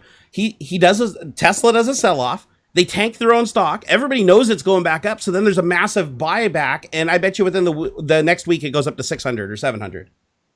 Like they do this all the freaking time. Like, and the SEC is just like, whatever. This is normal. Like but that's social media, right? He'll go on social media. He'll imply that he wants the stock to go down or up. Everybody's like, wink, wink, nudge, nudge. They make it happen. They short it, crash it, and then buy it all back. And then it goes to the moon again. And I'm like, my God, every time he's basically printing money in front of people. Yeah. And I'm mad that I'm not taking advantage of it. Yeah, me too. Yeah, I think that's part. It's more sour grapes than anything for me. It is actually. I feel like the problem is it's becoming, and the pandemic's done this, where I feel like it's suddenly become incredibly apparent that people who have money, there are different rules for people who have money. You know, I mean, that's just a fact. I have a theory that once you make a certain amount of money, you hit a critical mass where it's like you literally can't go backwards. It's almost like Brewster's Millions. Yeah, it just keeps going. Yeah, I don't know what the number is, but I'm pretty sure there's a number of critical mass where it's like you hit so many tax breaks that you can't pay taxes. Yeah, so there's no parasitic drain. Every property that you own and every car you buy is so exotic and so big that it only can go up and appreciate. Right. So there's like, it's literally impossible for you to lose money because it's like, I watch these guys, DDE, Daily Driven Exotics, because I'm a car guy, right? Right. And so these guys go and buy like these Lamborghinis. They're just YouTubers, right? They're YouTubers that make these videos and get millions of views. They'll go and like buy like a Lamborghini Huracan or something, then turn around and sell it for more than what they bought it for after like just ripping the crap out of it and making 1,000 videos. And then they'll go buy the next bigger, badder car. And it's because the videos are driving up the price. Yeah. And the car itself, because like, you know, it's always limited production. Every car they buy, they only make like 500 of them, like worldwide. So like another guy I watched, Stradman, he just bought a Bugatti Veyron. He spent, I think he spent 1.7 million on this Bugatti Veyron. When they first came out, they were like $1 million. Now he got one for 1.7. It's been appreciating steadily, even through this whole thing, through the virus, the whole works. It's going up. He'll be able to just drive that car. I mean, he can't put crazy miles on it, but he'll be able to drive it, have fun with it, make videos, and he'll sell that car for twice what he bought it for here in like the next 5 years. See, the funny thing I wonder about that with gaming as well. Like Baz rolls his eyes whenever I do this, as do most of the bandits. But I feel like, you know, he's like, suddenly he's watching Ark. Suddenly he's playing Ark again, let's say, or he's oh my God, he's back on Minecraft or whatever. I'm like, why are you back on that? Oh, because a couple of big YouTubers have started or streamers have started playing those games again. And I'm like, dude, if you don't think there's money going back and forth on these things, if you don't think that there's not a direct correlation between the videos that they're putting out and money coming in, then this is just advertising. Yeah. Who we got? Who we visiting? Oh, I was like, yeah, she's dropped me off a pumpkin scone and some coffee. See, nice. Unlike you, my coffee maker they call it a Miss Barnacules, and she takes a little while sometimes, but she makes a damn fine cup of coffee, so it's worth the wait. My son, if you can believe it or not, is going to get a haircut right now for school. So my wife is taking that. That's why I had to go do the dog. I didn't realize I was by myself here. The dog is upstairs just freaking singing and howling. I go up. She's standing. There's a coffee table. It's about this big. She's like on it, like all of the legs together, looking out the window and singing. Like I don't know any other way of putting it. She's just like a howling, singing thing that she does. I'm getting in trouble right now. Do you want to come say hi, honey? Come say hi. Come say hi to your boyfriend. We know who runs this place. Hi. Hello. I came in to yell at him because he said I took forever. She was listening to the stream. I didn't know you were listening. To turn on the machine. Of course I'm listening. Oh, I forgot to turn on the machine, didn't I? Yeah. Oh, that's why you're mad. Okay, my bad. I had to make my own coffee. That's all I'm saying. I mean, you know. I'm sorry. I'll give you $100. Okay. Okay. He's earned it. He's earned the money today. He's earned his coffee today. I know. I just gave a demonstration in how to settle any domestic dispute very quickly and amicably. I don't know. The best advice I ever got on marriage was, if it feels good, don't say it. I want to put that on a T-shirt. It is. I'm if telling it feels you. Good, don't say it. And it will occur to you when you're having an argument, and you'll suddenly go, good point. Jane and I will literally look at each other and go, if it feels good, don't say it. And we'll know it's being said. Dude, there is a truth to that. There really is. God. Oh my God. I swear, I'm not even joking. That's literally why. I think that's why that's the only reason I'm sure Jane stayed around, is because I don't let my mouth actually go off. See, and Ms. Barnacules, she's a saint because I don't have that same mechanism. I tend to, that's why I swear I need to go get tested. I think I'm on the autism spectrum because I do not think before I speak. I learn about it the first time as it's coming out of my mouth. Well, and I talk really fast. So it's just like, I don't think it through. Too? Oh, yeah. Isn't that part of the symptom? I think they include that now in the spectrum, but I don't think they did originally. I'm not sure if they did originally, but yeah, I was diagnosed as a child and as an adult. I also have OCD and mild depression. I think it's funny they say mild depression, but it's like I always feel depressed these days. So it's like I think they need to reevaluate. But then again, I have a reason to be depressed. So that's the thing, is it's not really clinical depression unless you're depressed when you shouldn't be depressed. Like if you're depressed when you're supposed to be depressed, then it's not really considered like what do they call it? Clinical depression or whatever it is, where you're always depressed. Like you could win the lottery and just be like, meh. I still feel like if I won the lottery, I'd be like, woohoo! You know, I'd still be like happy and jump for joy. I'd probably still try to find the bad in it though. Oh my God, taxes. Oh, yeah. I'm ruined. But it's when I started reading up about ADHD, I was amazed that it included depression and anxiety and focus and hyperfocus as well. I didn't realize that. And also anger issues, right? Like you're not good, as you say, like you say stuff without thinking. There was a great quote by a guy, he was like a DJ, quite a famous British DJ. And he said, like, you know, he's out with the mates and he's like one night and they were like, you know, he took some of his friend's dad's Adderall. And he's like, I had no idea that people could know what they were going to say before they said it. Yeah. It had never considered to him that the words that came out of your mouth weren't just random and completely, you know, I just thought it was a lovely image of this kid who just had no filter. Yeah, it's bizarre because I like when I talk, I don't think anything through my head. Like I'm learning about it as it's coming out. That gets me in trouble all the time too, because I'll even when I'm talking to my wife, I'll say stuff and it'll come out and I'll be like, I'll hear it and I'll be like, well, that's not what I intended. Like right. That's the words that came out, but that's not what I intended. So I'm always having to be like, what I really mean. It's just a continuous conscious thought, but it's like you're literally hearing what's going on in my head. You know, I disagree with myself by the end of a sentence. I'll start with, there's no way I'm ever going to, you know what, it's a good idea. Actually, maybe it is a good idea. Like I'm literally will talk myself around in one sentence. I have a really bad habit of defeating myself in an argument. Yeah. Like I'll play devil's advocate without even realizing. I'll be like, man, I really hate this thing because of this, this, and this. But just like you said, then in the course of saying those three things, I'm like, oh, but realistically, that means this, and this could mean this. But, okay, never mind. It's a wash. I like to consider it a superpower. That's how I like to look at it. Hey, it makes it easier for the other person in the conversation when you could just sit there and do like 3/4 of the conversating. Think about how interesting we must be. or annoying. I like. Well, there's that. Yeah. I like to think I'm a little annoying. Actually, one of the things that I get credited for quite a bit over on the Twitch stream is people say that I have an ability to talk really fast but remain clear, which is something I've never really thought about. But I do tend to talk really fast. The more excited I get to talk even faster. But I don't sound like the Micro Machines guy. Like I'm not hard to understand. People are like, "Wow, you speak really freaking fast. Like, what are you on?" And I'm like, Adderall and coffee. And they're like, okay, that explains a lot. That'll do it. Yeah, that'll explain the speech. But I've always thought that was a weird compliment. It's like, dude, yeah, you got a voice for radio. You speak really quickly and you don't slur your words together. I'm like, I've always talked fast, but I always thought it was a British thing. I don't know. Maybe I'm a little British. I'm pretty sure I'm a mutt. I'm pretty sure like during World War II, I could have like just joined any side and it would have been fine. Like I would have just been accepted with open arms, just been like, hey, my last name's Berg. Okay, all right, come on, Germans. Okay, over here. Hey, what about you? The Canadians? Hey, you want to come join it? Okay, well, my grandma was from Canada, so okay. Sure, hey, come on up, hey. Sure, hey, buddy, hey, guy. Coats. Let me tell you about my boat. Give her, come on over. Yeah, it'll be great. We get some of that bacon. Oh my God, which province is that? Like where they legit talk like that?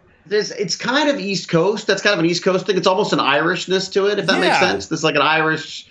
There's a twang to the East Coast. I gotta say, it's one of my favorite places. I was disappointed when I went to Vancouver and they just talk basically like us, only nicer. Yeah, they don't have BC doesn't. It doesn't have an accent really. I mean, Northern Ontario, you get a little bit more of the oots and the boots, I think. Mm-hmm. But the East Coast is just, oh God, the East Coast is. I got to shoot a show up there last year, and St. John's, Newfoundland, isn't it grand, Newfoundland? Just hey, bye, how you doing, bye. It's weird though. If you go south into the United States, like was it like gosh, what am I thinking? Michigan? Is it Michigan? No, is it? Maybe it's Michigan, but there are places in the United States where they speak exactly like that. Like they have the. I'm sure. What's it like? Is it Pennsylvania Dutch? Where it's like even deeper. They even go deeper. It's they get that. Yeah, there's almost. It's almost like Old English. Exactly. Yeah. It's very Old Englishly, and the words like smear together. Like they talk really fast and like in half words, and they all understand each other. But I'm like, what? Like I watched the show where this guy like went around and he was a picker and he like collected all these things from secondhand magazines. And so I loved the show, but they literally had to subtitle the dude because nobody could tell what he was saying. Wow. And that Mad Max they dubbed the first movie. No, because they didn't think anyone would understand the Australian accent. Really? I had no idea. I've never seen Mad Max without a bad American dubbing job on it. I really hope that there's like an original cut out there where there's no dubbing. There must be. I think because I want to see that one. I want to see it too because I remember that. I don't remember loving Mad Max as much as I loved Road Warrior. Road Warrior was the one that did it for me. Road Warrior was that Road Warrior. Was that the one where he like chains the guy to his car and blows it up? Well, that was the end of. That's my complaint about Saw. Is that the entire Saw franchise is based off the last scene in Mad Max, the first movie. Oh, I didn't even realize. So the guy's killed his family, all that stuff, and then he sorry, spoilers for anyone who wants to watch it, but it's like a 50-year-old movie, so get over yourselves.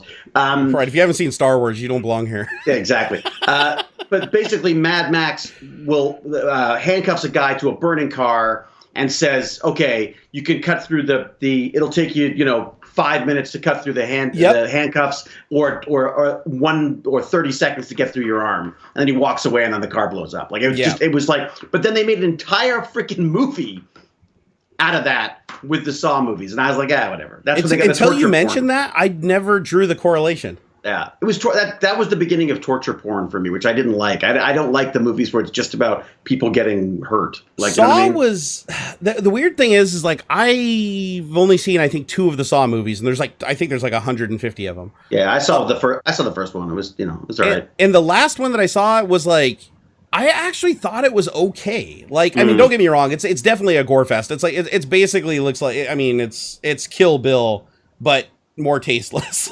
But I don't mind the gore. Like I like the gore. I like the gore and I like the blood everywhere. What I don't like is that sort of like just somebody literally just torturing someone on screen for any period of time. Yeah, no, that's fair. And I think what I liked about it when I watched it is it's just it's uncomfortable. And I almost like being uncomfortable when I watch a movie. Like I want that tension and I want to feel like I don't know what's going on. Like my favorite movies in the world are where I can't follow shit, where they will literally drive the story 99% in one direction, where my brain is, I am 100% sure what's happening right now, and then they just take that all away from you. And that's those are the movies you wait for, where you go where you're surprised. I mean, those are the ones I want to see. Yeah, like Game of Thrones, except for the last season. Sorry, I'm going to join everybody else on that one. That's it. They wrote it on a napkin in a McDonald's all high. But anyways, every other season, Game of Thrones, like when I watched it, I would always think I knew what was going to happen, and I would rarely get it right. Right. And it's because they could just they weren't worried about like killing off characters that were important. They weren't worried about bringing them back. Like you could never tell what the hell was going on. Like you'd be like, oh shit, they killed that guy. That's like the main guy. How can they kill that guy? And then he's like, they make it look like there's no fucking way he can come back, and he does. Yeah. No, I agree. I loved that about the show. It was like you were on edge all the time. And I love that. I love that. There was another movie that I just recently saw, which is a completely departure from this, but The Blackbird, and it's by the woman who directed The Babadook, which is one of my favorite horror movies. Blackbird. I haven't even heard of that one. Okay, it's just I really like it because the biggest problem I have with horror movies, and I watch a lot of horror movies. Yep. I don't know why. Is it super old, like 1975?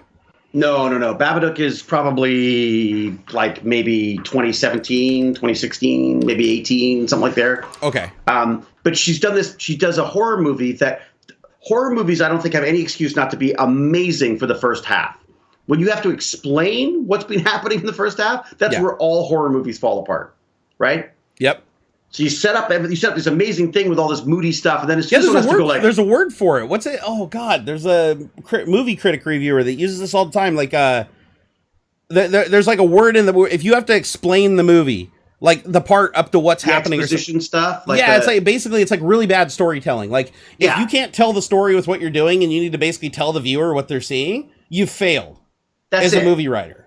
Yeah, if you get halfway through a movie and someone says, "Well, here's the problem," is it's, like whatever, like it's, but the Babadook thing, what I loved about that was, and it's the reason why I think I want to see more female directors, just because, I mean, guys have a certain response to things. It's like, we need to beat that shit. You know what I mean? Like, I gotta, that evil spirit has got to be, and this has a wonderful sort of spin on it, which is I think is the reason why you want to see more diversity in the film industry, because you see different perspectives on horror movies. We've all grown up with the horror movies. We're all like white filmmakers watching horror movies. We have a certain sort of somewhat tunnel vision on what horror movies look like. Yeah. But when you start getting other people's perspective on it, when you see like that amazing, what was the Jordan Peele, what was it? Get Out. Like Get Out. All of a sudden, you see a whole other perspective on horror movies. You know what I mean? I don't think I've seen Get Out. Jordan Peele did that? Jordan Peele did that. Yeah. Oh, I got to see that then, because I love him. Oh, yeah. I've been wanting to see this movie. I totally forgot about this. He's also produced Mr. Robot's brilliant, by the way, Iggy. For the first season, I couldn't watch the rest of it. I got too pretentious. And I hated the last episode of the first season. Yeah. But oh, my God, if you want to watch great hacking, like I think it's some of the best. The best. Mr. Robot? Yeah. Yeah, it's so good. It's so good. Well, the thing I like about it, too, is like if you're a technical person, it's like you can follow what's happening and it makes sense and that gets you excited. But even if you're not a technical person, it's still mysterious enough that you're like, this is really cool. Like, this still looks like the whole CGI hacking the Gibson thing, right? Oh, I love it. To them, but the people that know, it's a nod, right? It's a nod to all the people that hacked and freaked and did all that stuff. Dude, okay, so what was it called? Get Out?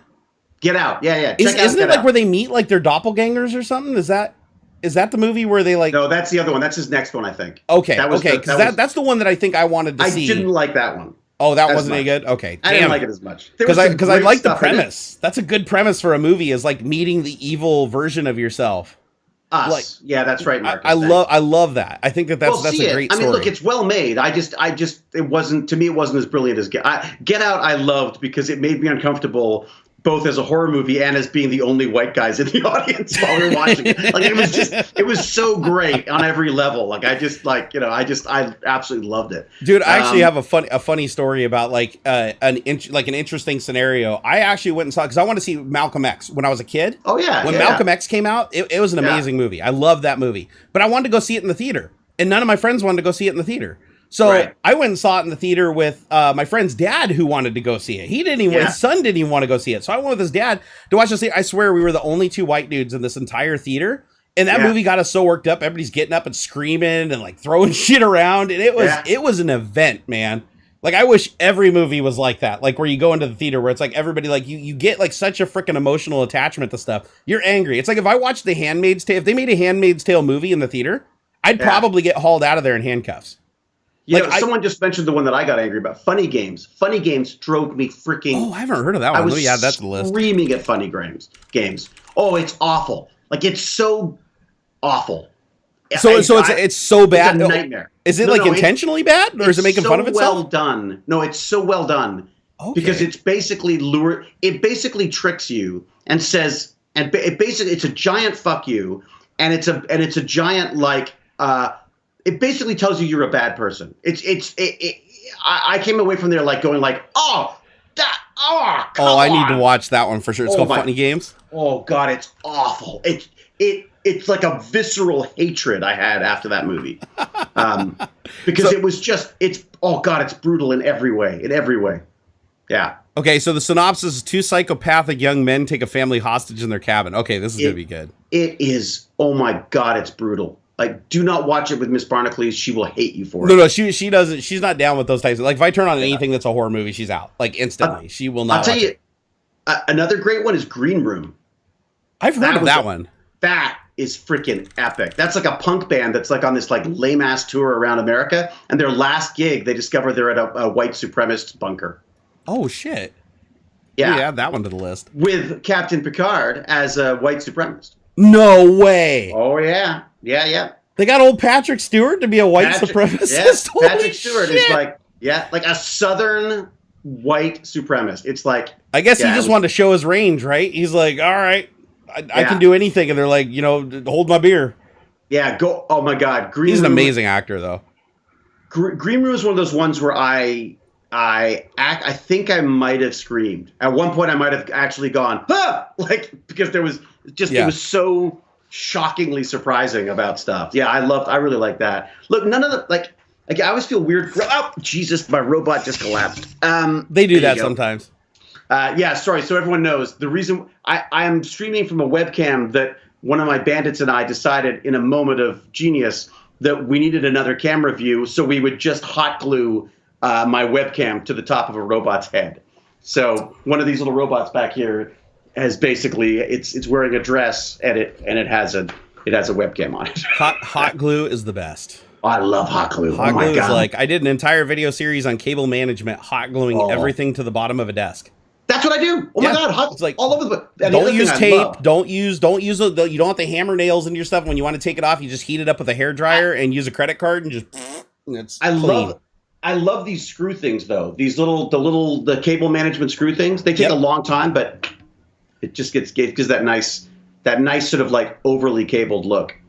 Yeah, I just don't like putting holes in everything. That's the man. After like redoing my room last time, like I had so many holes in the drywall. I was like, oh my God, this is like Swiss cheese. And then I was like, okay, you know what? I'm just gonna surface mount stuff. Yeah, I guess because I do have a lot of holes. Now I think about it. I mean, I suck at plastering. Like my plastering looks like someone's done finger painting on the wall. Well, luckily before I got into IT, I was a drywall enthusiast. That was my career course before I decided to slam on the brakes and go do something useful. Oh, really? Oh, God. You doing drywall? I did drywall with my father for like a year. And I was like, all I learned was that there is I'm never spotting another screw in my entire life. I'm never scraping another floor. I'm never lifting another piece of sheetrock. I was like, literally that year taught me one thing. One, I never want to work with family ever again. Two, nothing or friends. That's the thing is like, even when I do stuff with friends, it's always just to like hang out and have fun. That's always the goal, right? It's like never do anything. Because my God, does that just complicate things? It is so frustrating. Like every time in my life, like working for my dad, he stiffed me so many times on what he owed me for the work that I did. And he pushed me hard to do all the crap he didn't want to do. Like he could have easily taught me how to run the bazooka or whatever, the big piece of equipment to run the tape in the mud. He could have taught me all that stuff, but he's like, no, you get to do the job with the scraper on the ground that catches every nail in the floor and like breaks your ribs. It's like, nah, it was not for me. It was not for me. Sir Retsum's just called me out on my cable management. My cable management sucks. But part of the problem is it's because I constantly move it. Like at one point I had cables screwed all over I wonder if I can actually look.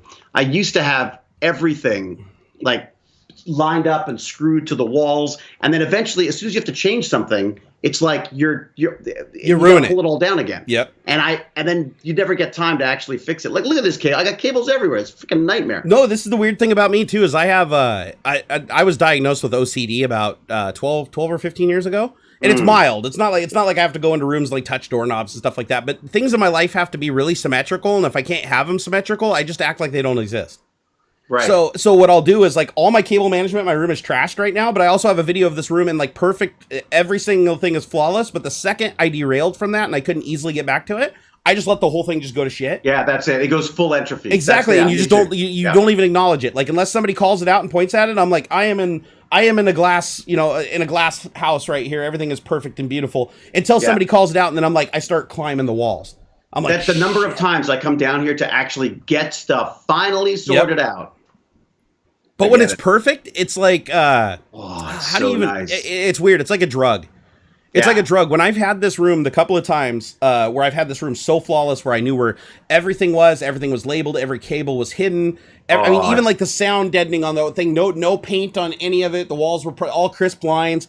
I mean, I went out of my way to make I rebuilt this room. I pulled everything out of it, repainted it, did the carpet, everything, brought everything back in to have it perfect. And when it was perfect, every time I came into this room, I literally was like on cloud 9, full energy, full send, nothing could get me down. And then when my life kind of fell apart with the whole back problems and stuff like that, then it just kind of went to shit and I could never get it back to that. Like I could still clean it and make it nice, but I couldn't stand not getting it that extra 10%.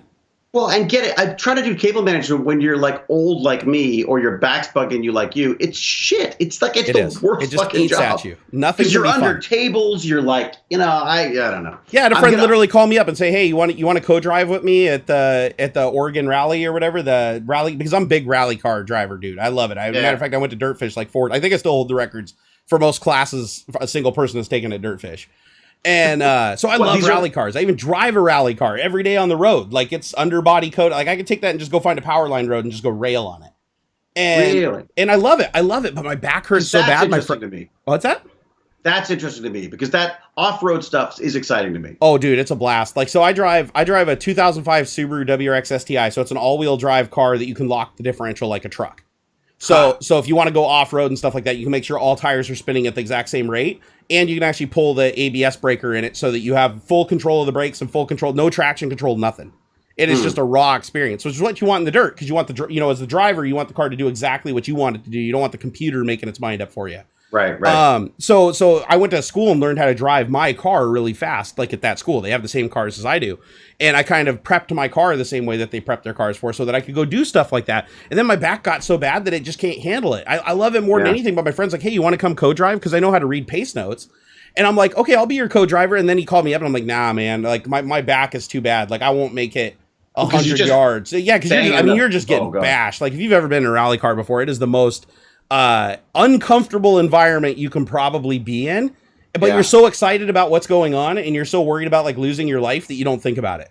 Is there no way? There's no way to get some kind of like an isolation mount for the seat or something? No, not for the way these things hit. Like rally cars bottom out their suspension constantly. Right. Like, I mean, you're think of it. You're doing like 60 to 80 miles an hour over like potholes that are like 6 inches deep in some places. You'll drive off the road and literally hook the ditch with the tire, which will just immediately just bring the car to a halt. Like, lateral G-force just goes up tremendously for like, it's rough. It's really rough. Actually, the easiest drive I've ever been in was actually on a rally cross track in Monroe, Washington, where we literally went off a jump and the car went over 50 feet over a jump and landed, and I barely could feel it. Because the suspension was so over-engineered on those little the little supercar things that they run at those events. They have so much suspension travel, but the WRC cars don't. Like, I was sorely mistaken on that when I went for a ride-along. There's even a video on YouTube of me in a WRC prepped rally car doing a media stage where, I have a full Hans device on and everything.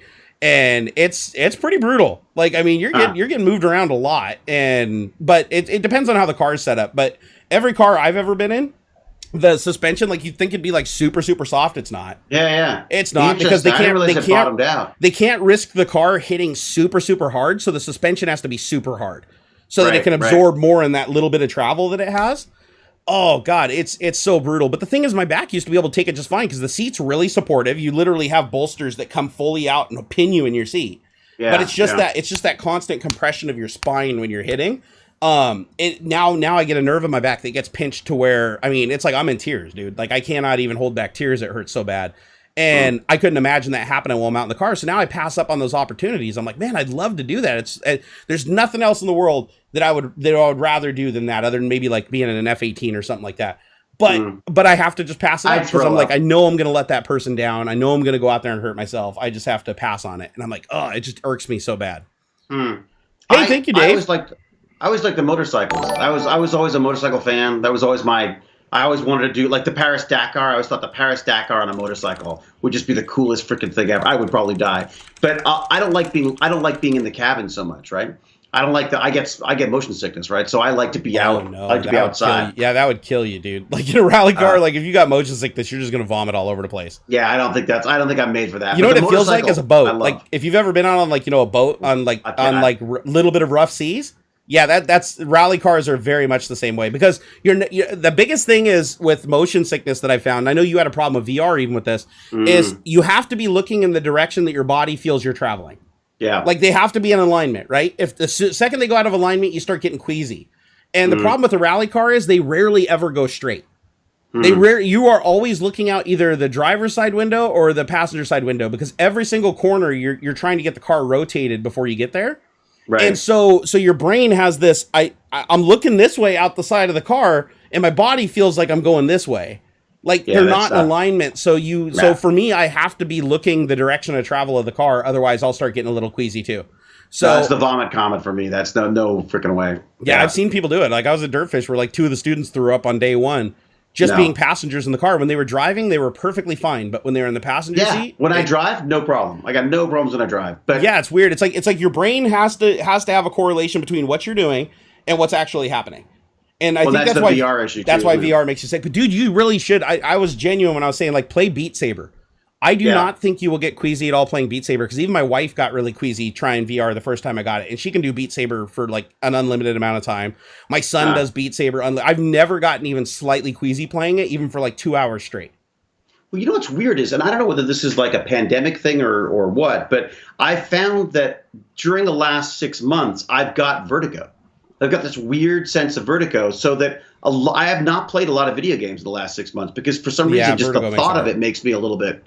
Well, I get bizarre. I get temporary vertigo when I get a head cold, when I get like an ear infection. I get temporary vertigo that sits with me anywhere from like a week to like a month. Oh my god, that is freaking awful! What a nightmare, dude! It's the worst, man. And in that case, I totally get you. Like I don't even get up and like walking. Like even walking, I feel like I'm constantly leaning to the left or to the right. Glasses. I find the glasses frustrating sometimes. Oh, really? It could be because they're always crooked, but it's also. I find sometimes just the idea that your world being framed is sometimes I find that can even set me off sometimes. Well, I've told you before, Dramamine. I know it kind of makes you a little bit tired, but even like a half tablet of Dramamine, all the difference in the world. Yeah, I might do that. The problem is I'm slow enough as it is already, especially when it comes to video games. just drink another coffee. Just like for every Dramamine, have another coffee, and they'll meet in the middle. Right. The zero-sum game we were talking about.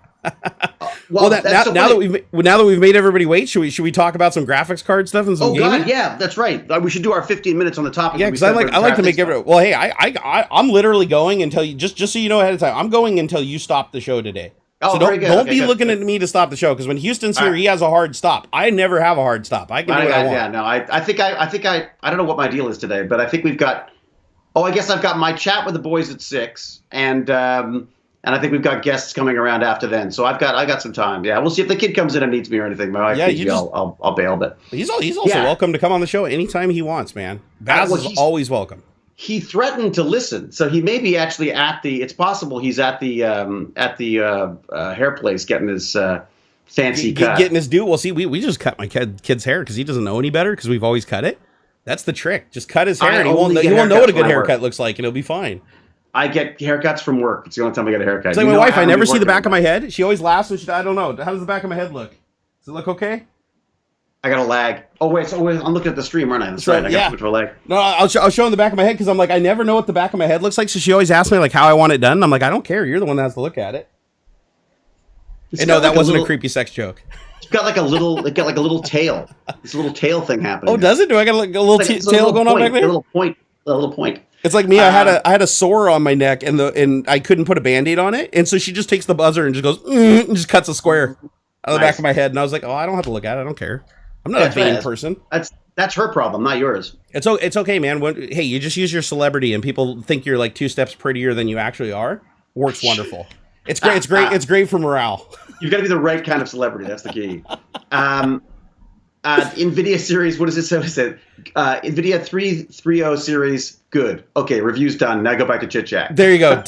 Done. Hey, Dave, thank you so much for those 10 pounds, dude. He said, one hell of a show for you guys today. Just wanted to show some support. I'm not rich. Hope 10 pounds is okay. Dude, anything is okay. Like, I'm just happy you're here.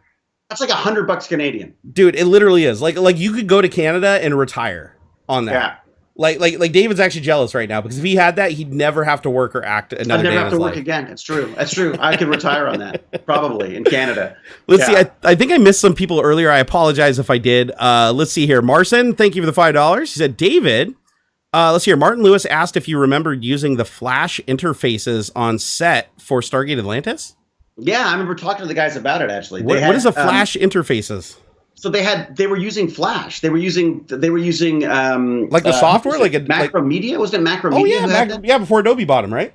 Yeah, they were Macromedia Flash animations that they were using, and they had cables all over the place, and they had a guy who was dedicated to just doing those animations and then putting them up on the screens and stuff. And of course, I would always geek out with them. So was that stuff like live up on screen while you were acting? It wasn't like a green screen that they filled in post. It was no, it was all stuff. They had animations running all the time. There's the odd time you'd have a green screen when they forgot to write something or do something. But for the most part, it was all just. I used to joke that we were acting to the animations. Yeah, because I'd imagine the one time they'd use a green screen is like if you have to actually interact with it, then you can just like bang on the screen and they can just put the shit in and post where it needs to be to make it look like you're manipulating it, right? They could, but again, back then, it was like, keep in mind that because Stargate had been on the air for so long, they were still using a lot of old school techniques. Like I think television had advanced, Stargate hadn't necessarily, if that makes sense. Like while we pushed ahead with like HD and things, like HD was an amazing one because all of a sudden, all that background that was out of focus, people could read. So all of a sudden, you're like on an ancient planet, and you could see the Toronto Star in the background. You know what I mean? Like it's like they had to adjust the way they built their sets. I never even thought of that. Well, that's why Universe was so beautiful, was because they suddenly went, oh my God, this could end up being in 2K or 4K or whatever. So they started building like moving pieces and. We had freaking styrofoam painted gray and blue. You know what I mean? Yeah. And a couple of giant bubblers like that. If you look carefully at the background of any of the Stargate stuff, you can try to work out what the styrofoam, what they were. There's motorcycle parts. Yeah. The styrofoam for those. There's fridge parts, all sorts of stuff. So yeah. What about the guns that you guys used on set? Were those just airsoft guns? We had real P90s. No, really? Yeah. So you were firing P90s. Blanks out of like real. For the first couple of seasons, and then again, the technology caught up, and it was just easier to add the muzzle flash later, right? Holy shit! I didn't even think that was happening. Like I much prefer shoot. Like you want to act properly, like trying to act with a gun that doesn't. Yeah, you're all like pew, pew, pew, pew. Like you want that thing kicking back on you. They're like, dude, you're moving your lips. I'm like, sorry, because I'd be like, you're like, I mean? Like, yeah. You got an airsoft gun. It's all. Wow. The other thing I joke about is flashlights. Is the flashlight? Watch me with a flashlight now. When you see Stargate now, watch with a flashlight because the flashlight. I will point the flashlight and look the other way. It's like I don't know what the deal is, but for some reason and it's part of it's because they always want you to light stuff. They're like, okay. So Joe's talking, so make sure you're hitting the light over there. But of course, you've got a line about something that's over there. So constantly, I can't watch Stargate anymore because all I can see is me pointing the flashlight to the wrong places. See, the thing is now my OCD is gonna kick in. Next time I watch it, all this stuff's gonna pop into my head, and I'm just gonna be like, "Oh my God, I can see it all!" Like I'm gonna just start seeing like a microphone in every shot, and like a grip that gets caught wearing some blue jeans on. It was a grip. Abydos. There were a couple of grips, I think, in the Storm in the Eye. There were a couple of grips who had to like shake trees and stuff, and you see them in a couple of shots. That's hilarious, dude. We watched Bill and Ted's Bogus Adventure the other night. I did too. I literally just watched all three of them just a couple days ago. I haven't seen the third one yet. I freaking love the first two. I think the second one might be a masterpiece. I feel. Oh yeah, the one where they give Death a wedgie. Oh my God, the best. The guy who plays Death is great too. Oh my God, I forget his name. Is he back in the third one? He does. He does. He comes back, and they actually do his makeup well enough that he looks like he hasn't aged that much either. Oh God, I thought he was. I thought they were all brilliant. He actually talks a lot more in the third movie too. In the third movie, he's got way more dialogue. Oh, good. Okay, all right. Because I liked him. I'll be But honest though, the I third movie I didn't think was that great. Like, I mean, I've a lot heard of it. people are going to skewer me for it, but the energy that was in the first and second movie, like just Keanu Reeves, he's got an energy about him in those first two movies. Like, and he's young, right? But now they're old and it's 30 years later, and I think they wanted to capture that they're kind of slowing down because that's kind of the pace of the movie is to kind Right. of show that they're kind of slowing down, they're accepting life, passing the torch. But at the Right. same time, I was just like, it's just not the same where they're trying to be like they were. Right. But right. it's slow and it just seems a little bit forced. Yeah, But it was still a good movie, and it fits with the lineup. But yeah, the second Okay, one I okay. agree with you was amazing. It Like with the just robots? from yeah, and from a filmmaking standpoint, Yeah. it's just like really well made, and they didn't use a lot of visual effects, so there's not a lot of really horrifically bad match shots. But the thing I noticed it was like where they doubled, they had a bunch of double stuff. They did. I forgot. That's actually 4. The new one's 4. The third movie was the one where was there? Is there a third one? I thought there. No, I think that No, the there's new only one's the third, 3. right? The new one is the third one. Yeah. There's but there are like double shots where they have the double on camera.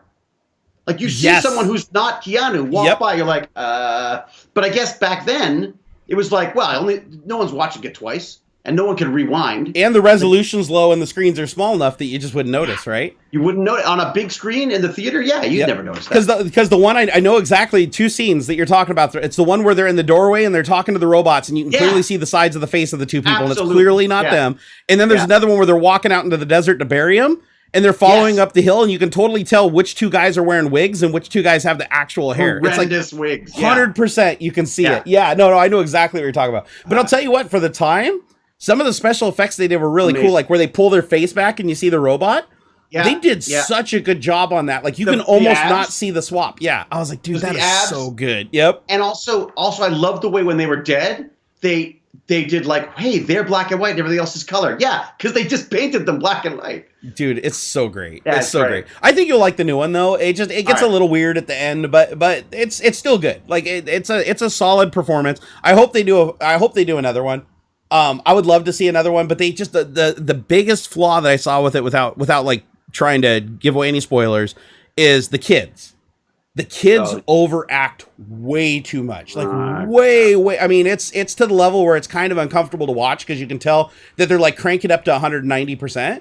And the Right. thing is in the old movies, young Bill and Ted, they did stupid and exciting really well. Like Yeah. you could buy that there could literally be humans that acted that way, that were that over the top. Well, and there was an awkwardness to it. Like there's there an was awkward. Yep. Yeah. But the new movie, no, the girls, they overact it way too hard. Like you can Shit. tell they're trying to capture like what Bill and Ted were in their youth, but then adding another 50% on top of it when they were already at 100% of the performance. Which is too bad because why not just reinvent it? Like Doctor Who, come up with it's a new character. You know what I mean? Exactly. And it's but it does pay homage to the previous movies though. That's the one thing that's nice is like through the whole movie, there's nothing that's presented to you that isn't a continuation of the story of the first two. Right. So you could tell that they were just trying to pay, what do they call that? Like paying homage to the audience or whatever, pandering to the audience.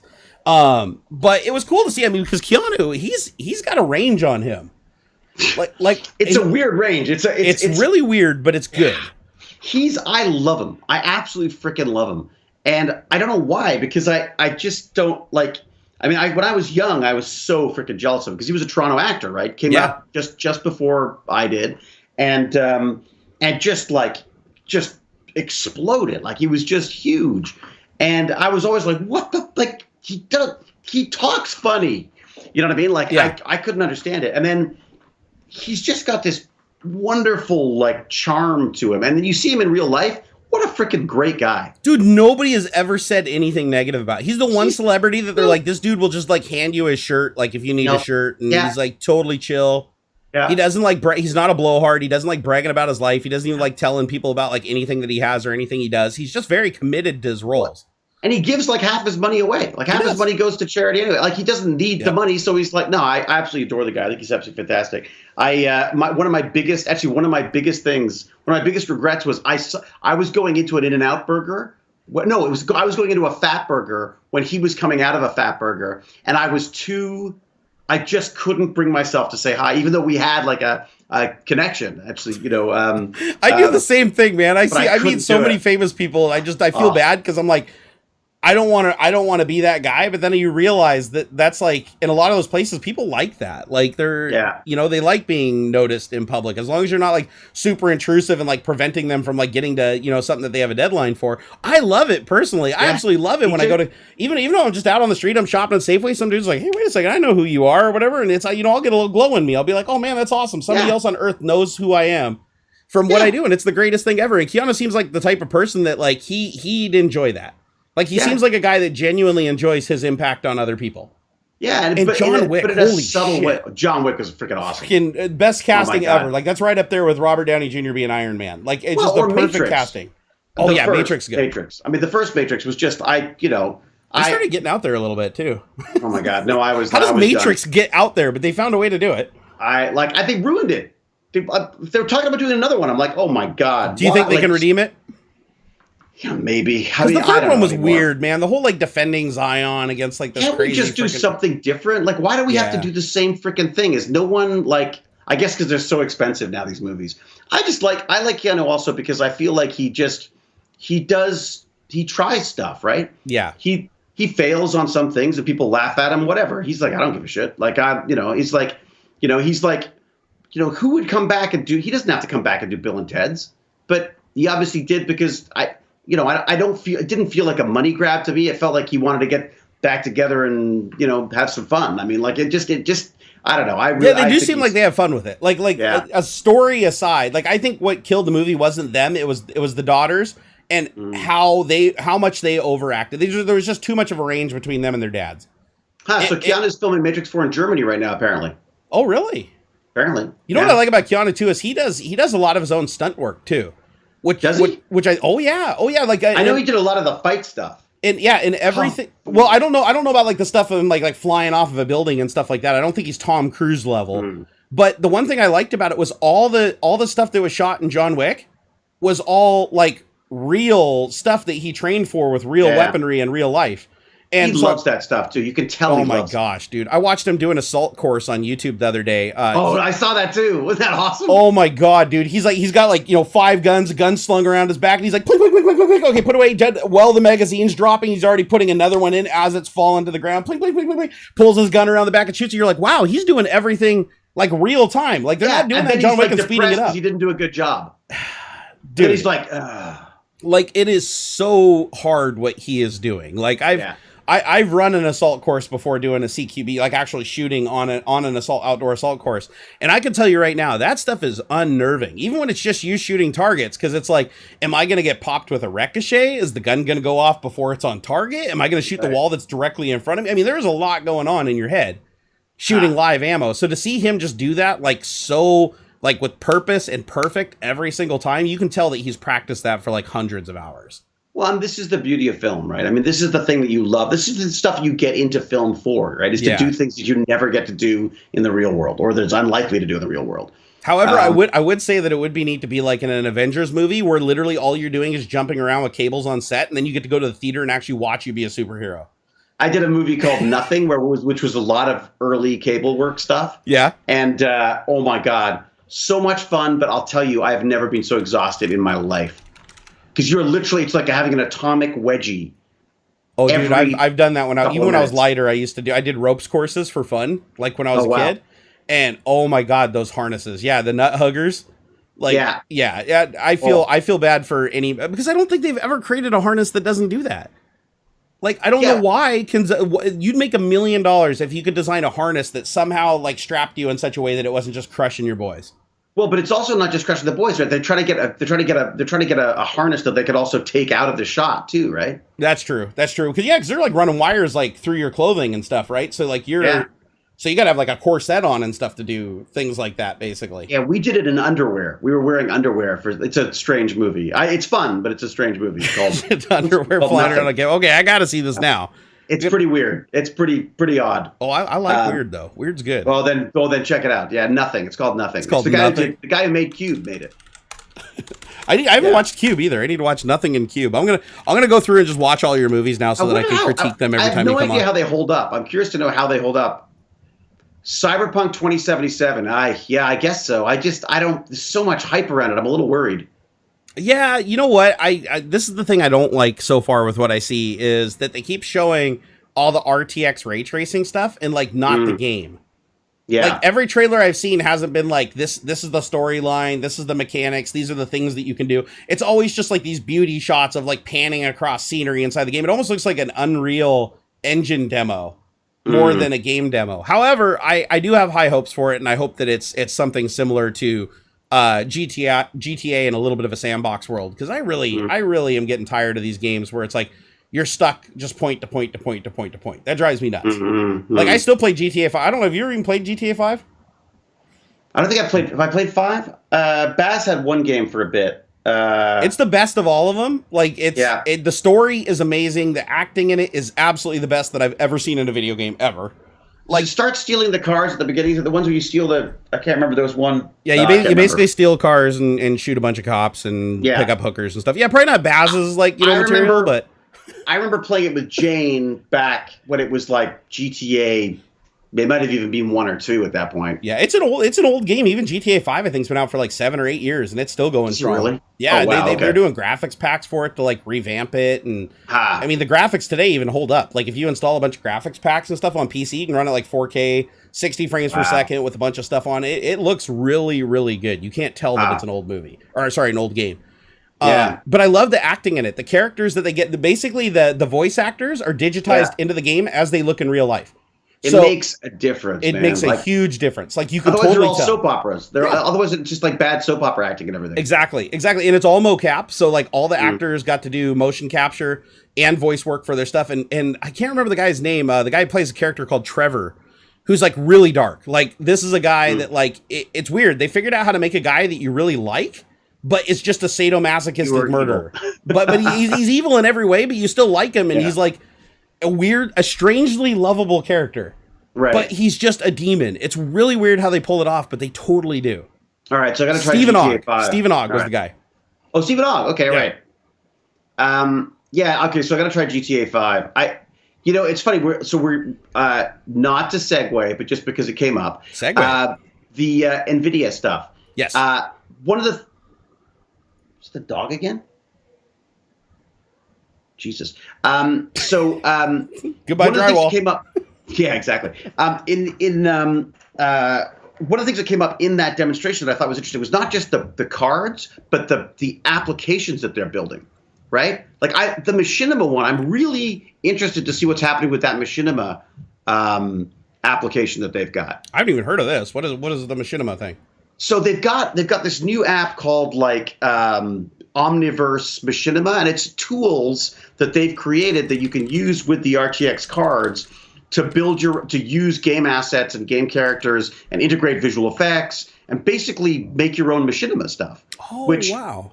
And that was, so honestly, of all the things that came up there, like, again, apart from the obvious, like, oh my God, please give me that giant freaking 3090. Like, I just want that. I just want that in my PC. No. For no other reason than just so I can tell people I've got it.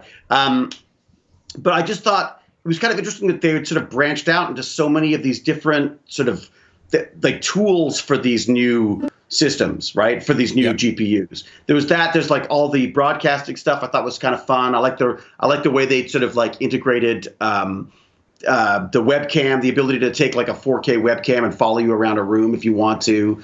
There were just some neat software things that they've got going as well, I thought. Wow, I'm looking at it right now. This is the first time I've seen this. I'm a bit of a nerd. I watched the entire thing, and then I went back and looked over a couple of other things of them because I couldn't quite understand exactly what it was that they were launching. But the machinima one, I just go, because to me that hits everything that I love about technology. Is I want to be able to make movies from here without moving, with digital characters, digital assets, digital worlds, and because I just like to basically make this process cheaper, faster, democratize it. I want to see more. I want movies to be made like when word processing came out. Everyone could have written a novel. You know what I mean? I want the tools available for everyone to make a movie, because then we're going to see some neat stuff. Then we're going to see some new stuff. You know what I mean? Yeah, this is cool. So I'm reading about this. So so for doing the storytelling and video games, says you can import assets from anywhere: 3ds Max, Maya, Photoshop, Rhino. Yeah. Epic and Unreal Engine. Basically, you can pull all the stuff in and just like render it and animate it and stuff in real time. How cool is that? I mean, literally, yeah, you could just make your own fully digital CGI movies like by yourself. Yeah, let's Just set it pulling in Rome. assets. It's Okay, fine. So crazy. pull some assets from Civilization, and you've got like a cityscape. Wow. You could use all of the NPCs in games to be your background performers. I mean, it's freaking awesome. The sheer processing power is what's shocked me. Like the reason I want to talk about this, and yeah, we're finally getting to the topic. That's how we roll, guys. We just talk about what we want until the topic segues itself in. Yeah. So the 3000 series, a couple uncharacteristic things for Nvidia. So the first uncharacteristic thing is the price.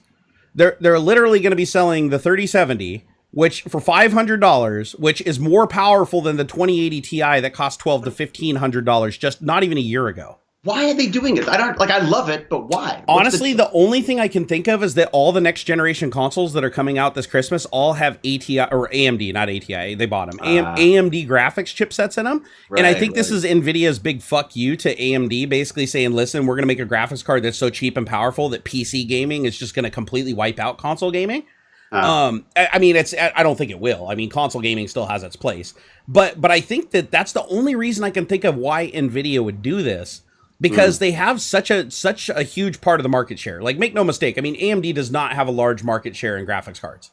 They don't. Like, people like to think that they do, but they really don't. Their market share, NVIDIA controls that market almost exclusively.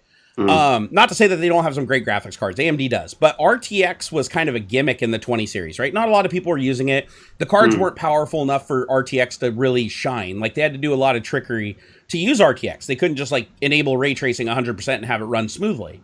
Right. So this generation of cards, though, is the biggest like jump in performance I think I've ever seen from NVIDIA.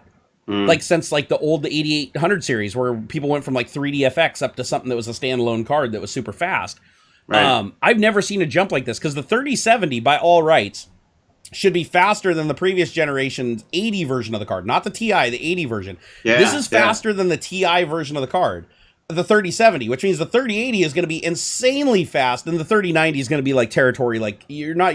I mean, real time rendering at 4K, 60 frames per second with real time ray tracing enabled, DLSS, the whole works. Yeah. And they've already shown these demos, so it's so OP compared to what the graphics are coming out in these next generation consoles that they won't even be able to touch the graphics with these cards. And you can get in there for $500. So $500. Think about it. Like, okay, you already have your PC.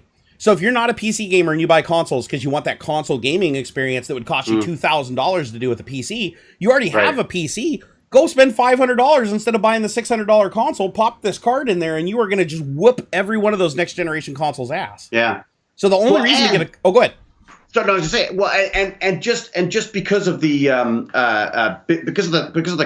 the cost factor, you're getting into AI stuff as well, where you're able to run you be able to like even just for like scientific processing stuff. Dude, the processing power is complete. It's just like I don't even know does anybody in chat know has anybody reported what the flops are? Like the floating point operations per second or whatever of the 3070. I wonder if anybody's because I know that hey, that's a good point. You just got $500. You just got it. Well, I'm gonna give half of that to AuxxZillary, but I guess I can chip in the extra. You got half 150. of a card. You got half of a I got half a card. Actually, guys, I'm a YouTuber. You really think that I'm not gonna just wait and just bark at my Nvidia rep to send me one? I mean, he's probably gonna be like, nah, but I'm gonna try. I'm gonna try. Do that? Is that? Oh yeah, dude. Everything I've reviewed on my channel, like 90% of it's companies sending me shit to review.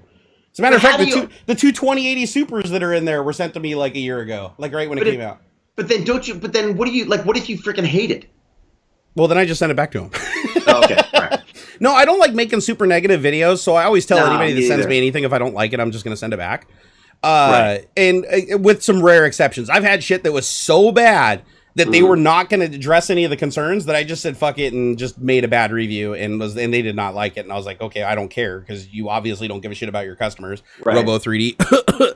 but yeah, anyways, yeah, I literally set their 3D printer I took outside and set on fire with a flamethrower in a video. That's how much I like their 3D printer.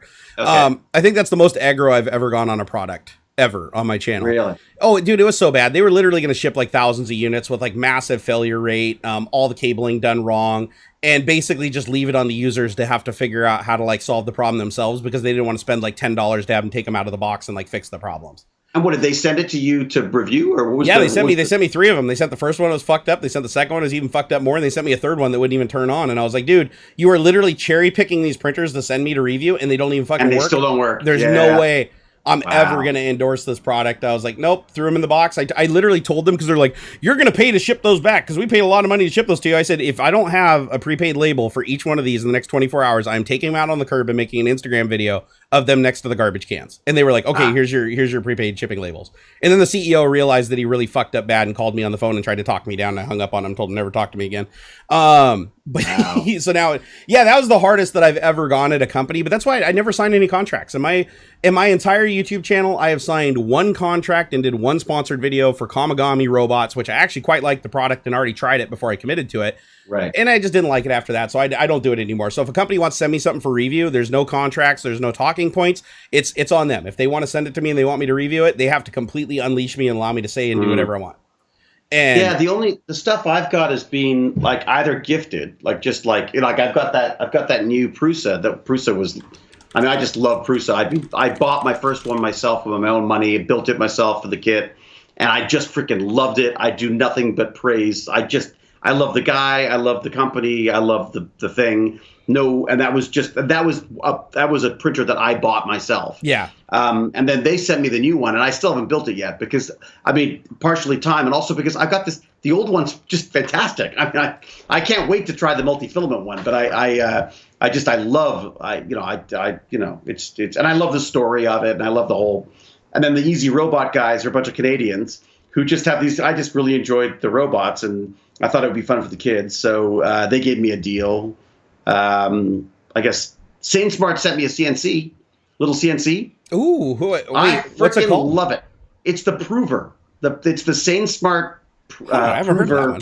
Oh my God, it's a tiny little CNC. Like it's like a baby CNC. Oh my God, this thing's adorable. It is I just love it. Dude, is that for real? It's $145 from Alibaba. It's like nothing. It's the best. Oh, no, I don't know, from Alibaba. Well, I mean, that's probably a ripoff of some sort. This one says laser engraving machine. Hold on, sorry. Oh, they've also got, but they've got it's attachments, right? I've got a laser attachment as well. Like it's very basic, but for someone like me who doesn't have a freaking clue what he's doing with CNC, I literally emailed them and said, like, look, I think that CNC might be better for the kids with because the 3D printing takes a long time. Yeah. Maybe I could, and they're like, well, we're not in Canada yet. So here, they sent me one.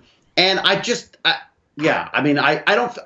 don't feel obligated to talk about them. They just said they were just sort of happy to No, and that's the sign of a good company. Those are the companies I like to work with, are the ones where they literally are just like, we'd like you to take a look, or you reach out to them and you say, hey, I'm interested in your product. It fits this. Because one thing with me is another thing I don't do is people are like, why don't you review like this 0-day thing that just came out? Or they say, I have a rule that has always stood on my channel that unless I'm going to use it or it's something that I want, that's something that I'm going to use, I won't review it. Period. Because I'm not gonna, if somebody sends me like some weird Android phone that's not something that I want and something that I like desire, I don't have any interest in reviewing it, and it's not gonna be a good video. So I usually reach out to companies, not the other way around. Every once in a while, they'll message me and be like, hey, we got this, like Simply Safe has contacted me like 5 times, wanted to pay me like $1 bajillion to review their system. And I'm like, listen, I actually do like your product. I've seen it. I do want to use it, but I'm not ready for it now. Like I'm not my current system. I can't swap everything out right now. But I messaged them and I said, when I am ready to do this, I would be happy to review it, but you can't pay me and I will not sign a contract. And they're like, okay, cool. Like we're fine. Like just message us and we'll send you a bunch of shit. And I'm like, okay, that's the kind of company I like, is somebody that will stand by their product. They know that it's good enough that they don't have to like force you to say shit. And well, that's it. Yeah. And that is like confident enough in what they've done. And people who just love what they like, who love it, if that makes sense. Like people who love what they're making. That and the other thing for me is also I'm not comfortable with, if people want to give me stuff. If you want to give me stuff for me, I'm uncomfortable with that. If you want to give me stuff that I can use with the Tech Bandits, great.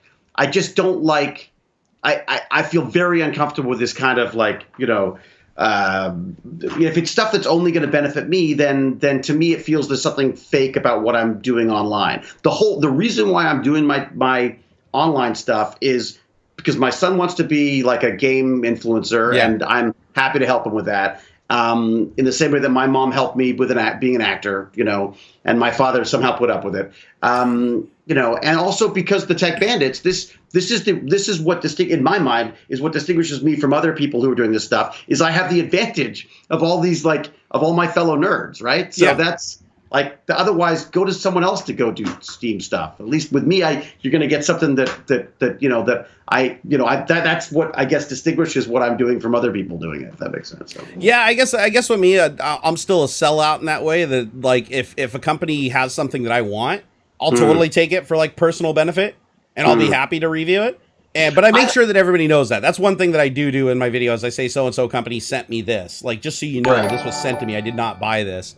Right. But at the same time, it's I don't. If a company asks me to hit talking points and stuff like that, I immediately get nervous. And yeah, me too. Yeah, that's I won't do that. But the funny thing is, I think if someone would, I suppose I should probably rephrase that. I think as long as people don't, I just don't want people to send stuff to me through Tech Bandits, because I feel like the message for Tech Bandits is about the kids. And yes, I got you. If everyone should know.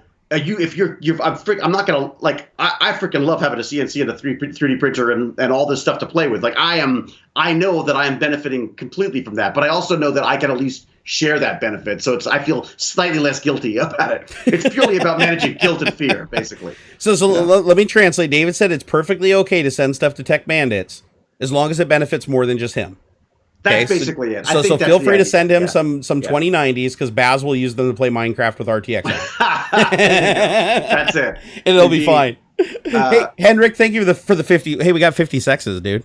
Woo! I like that. So whatever sec sec? is, SEK. It's the sex currency. It's I don't know what is 50 secs. I think it's $5 or something.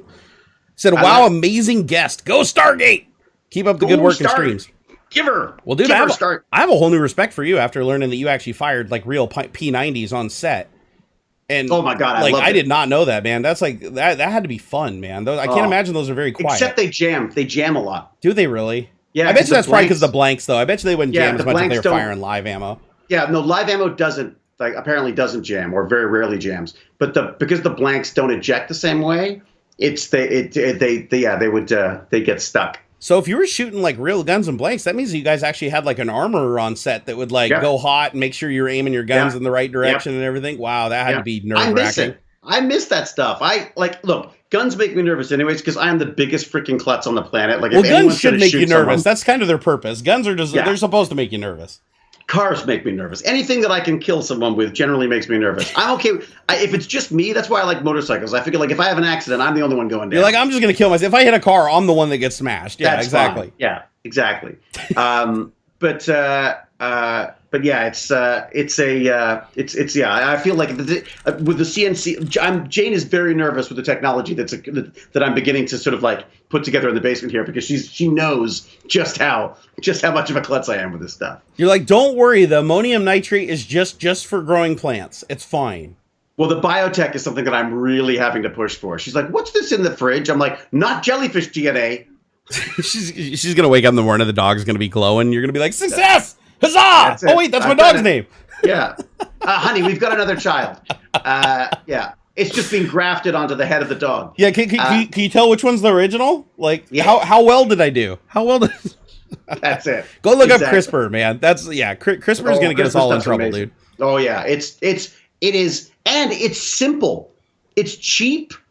It's not simple. Did you see the guy that's in a shed that's trying to augment his muscles? I don't think he's been successful yet. That might be Josiah. That might actually be him, because I saw there's a documentary on CRISPR that's on Netflix. Yeah, he's in that. And he's the guy that's in a shed and he's injecting himself with his own CRISPR things because he's trying to increase his muscle mass. Well, so he's playing Josiah, with those genes.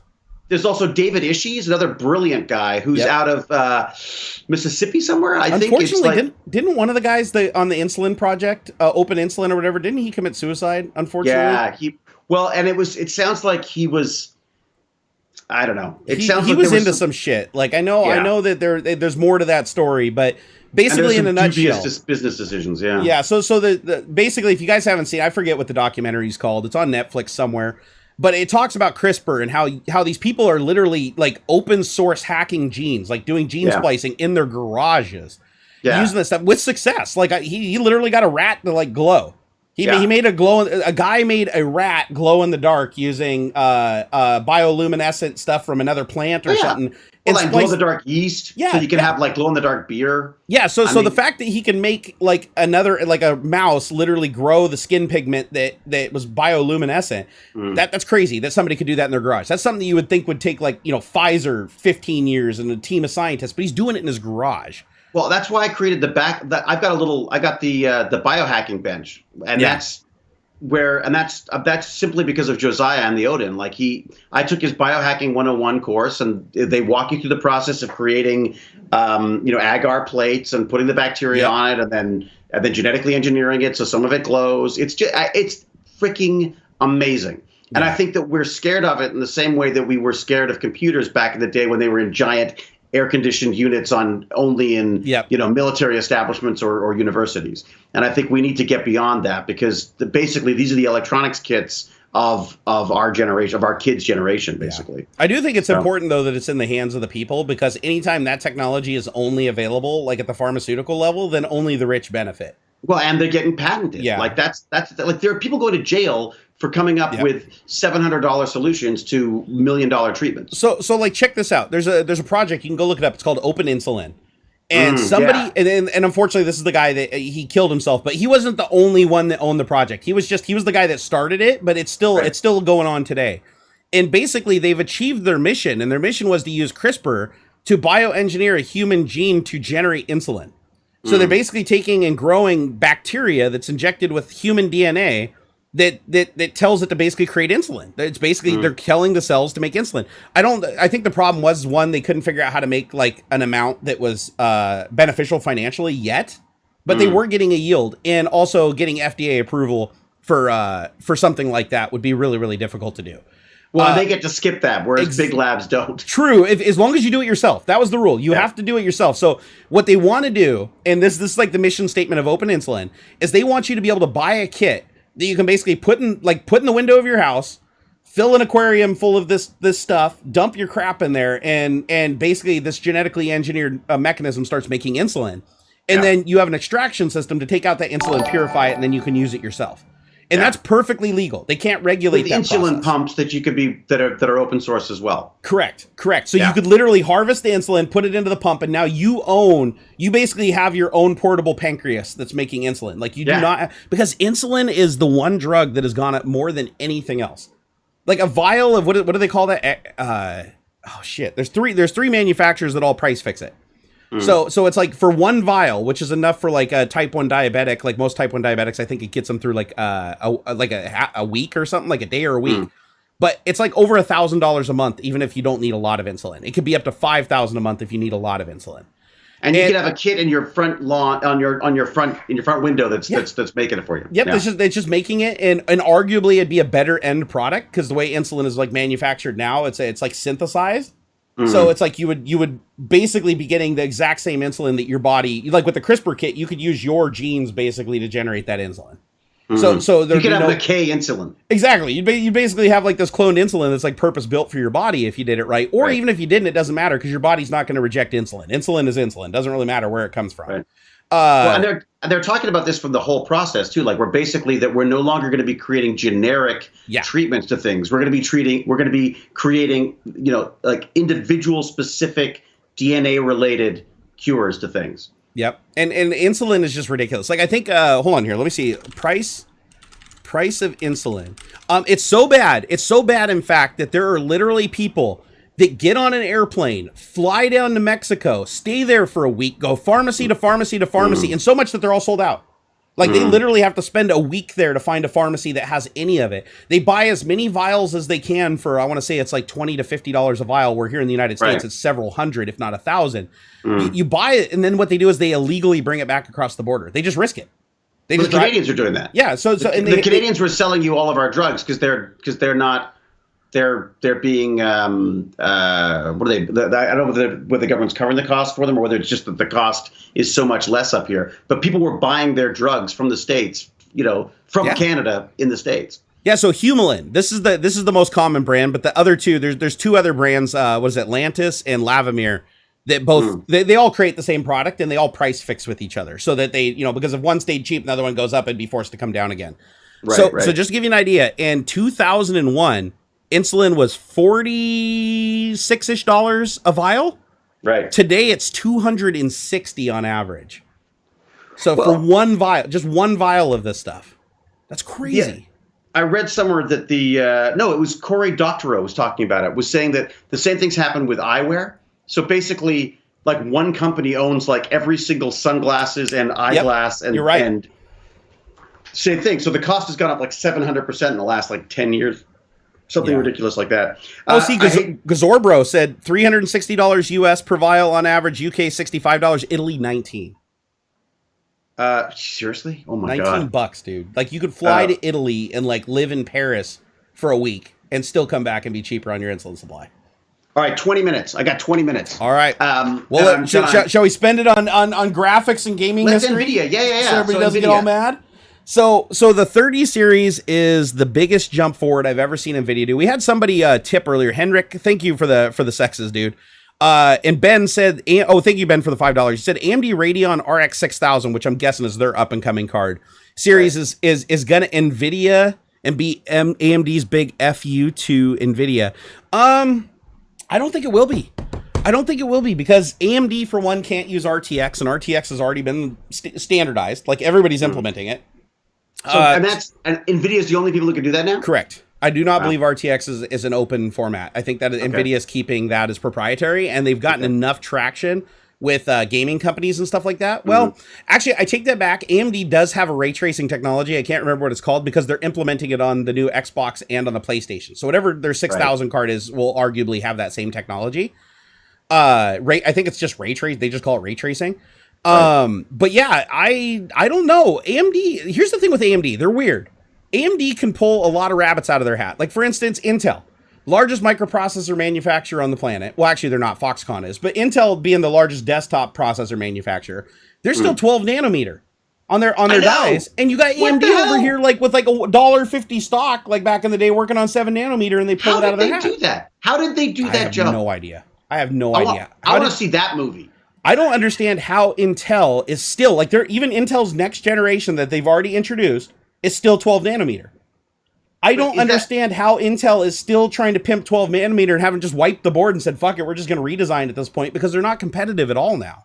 Is that the innovator's dilemma? Are they at the point where they're so big that they're just not... Oh, sorry, 14, not 12. It's 14 nanometer. But think about that, 7 nanometer. Yeah. AMD, the underdog, this little company, which AMD, compared to Intel, they're tiny. Yeah. And you have AMD literally producing a processor that with a 7 nanometer processor, your power usage and your heat dispersion is much lower. Right. So AMD is like the processor that was known for being hot and you couldn't overclock it is now becoming the processor that you be able to overclock the ever living shit out of and is super fast out of the box and uses almost no power. Where is AMD based? Like where are these companies? I don't know where AMD's headquarters. I know Intel's got a headquarters in Oregon, in Portland, Oregon. Let's see. Where is AMD HQ? Because you start wondering about like somebody's like to leap that far in advance. I'd love to know what the deal on that was. Oh, well, AMD looks like they're headquartered in Shenzhen, China, but huh. No, sorry. The actual company itself is based in Santa Clara, California. Okay. Right. So that's where they're based, but it looks like their operations and development is actually in China. Well, I mean, which is a big surprise. Intel creates a lot of stuff in China too. I was gonna say, isn't everything based like everything? I just talked about it on my show a couple days ago. It's like everything can be traced back to China. I don't care what it is. Like I had a whole spiel about how made in America doesn't mean anything. Like literally, there's no laws. The parts from China were put together at exactly. It just has to be assembled. That is the only rule. It just has to be assembled here. It doesn't matter if 99% of the components are from China. As long as they're assembled here, it's made in America. Do you think it'll change? I mean, because of this whole sort of like... I think long-term, yes, but I don't think it's anything that we can move as fast as people think we can. I think there's way too deep dependency. If we can get robots doing it instead of people, then yes, but I don't think we can pay people as little as they need to be paid. But here's the problem. Where do the robots come from? Is that? Yeah. Like we don't build robots. We don't Good point. We have completely abandoned technology after like the 90s. We decided that China is just going to create because there's a lot of pollution and a lot of cost involved if you can't mass manufacture. Yeah. And China's really good at mass manufacturing little technical shit. So as America, we're really good at assembling stuff and selling it, like in our capitalist market, but we're not set up to build that stuff. So it's going to take a long time for us to be like, to kill our dependency with China. I think what's going to happen is it's going to be a tiered approach where it's like basically we slowly back away from China, but then we bring in other places like South Korea, for instance, and Japan, and just accept the increase in cost. And then over time, we start developing our own technologies, and one by one, as we start developing them out, we basically start just tariffing the shit out of the imported products so that we can compete with it, and then transition that market. But it's going to be slow. It's not this thing where it's like you just snap your fingers and all of a sudden America's manufacturing everything. It doesn't work that way. We don't even have the natural resources to do that. Like we literally cannot pull enough rare earth elements out of our own soil to meet the demand of what people want for things like lithium.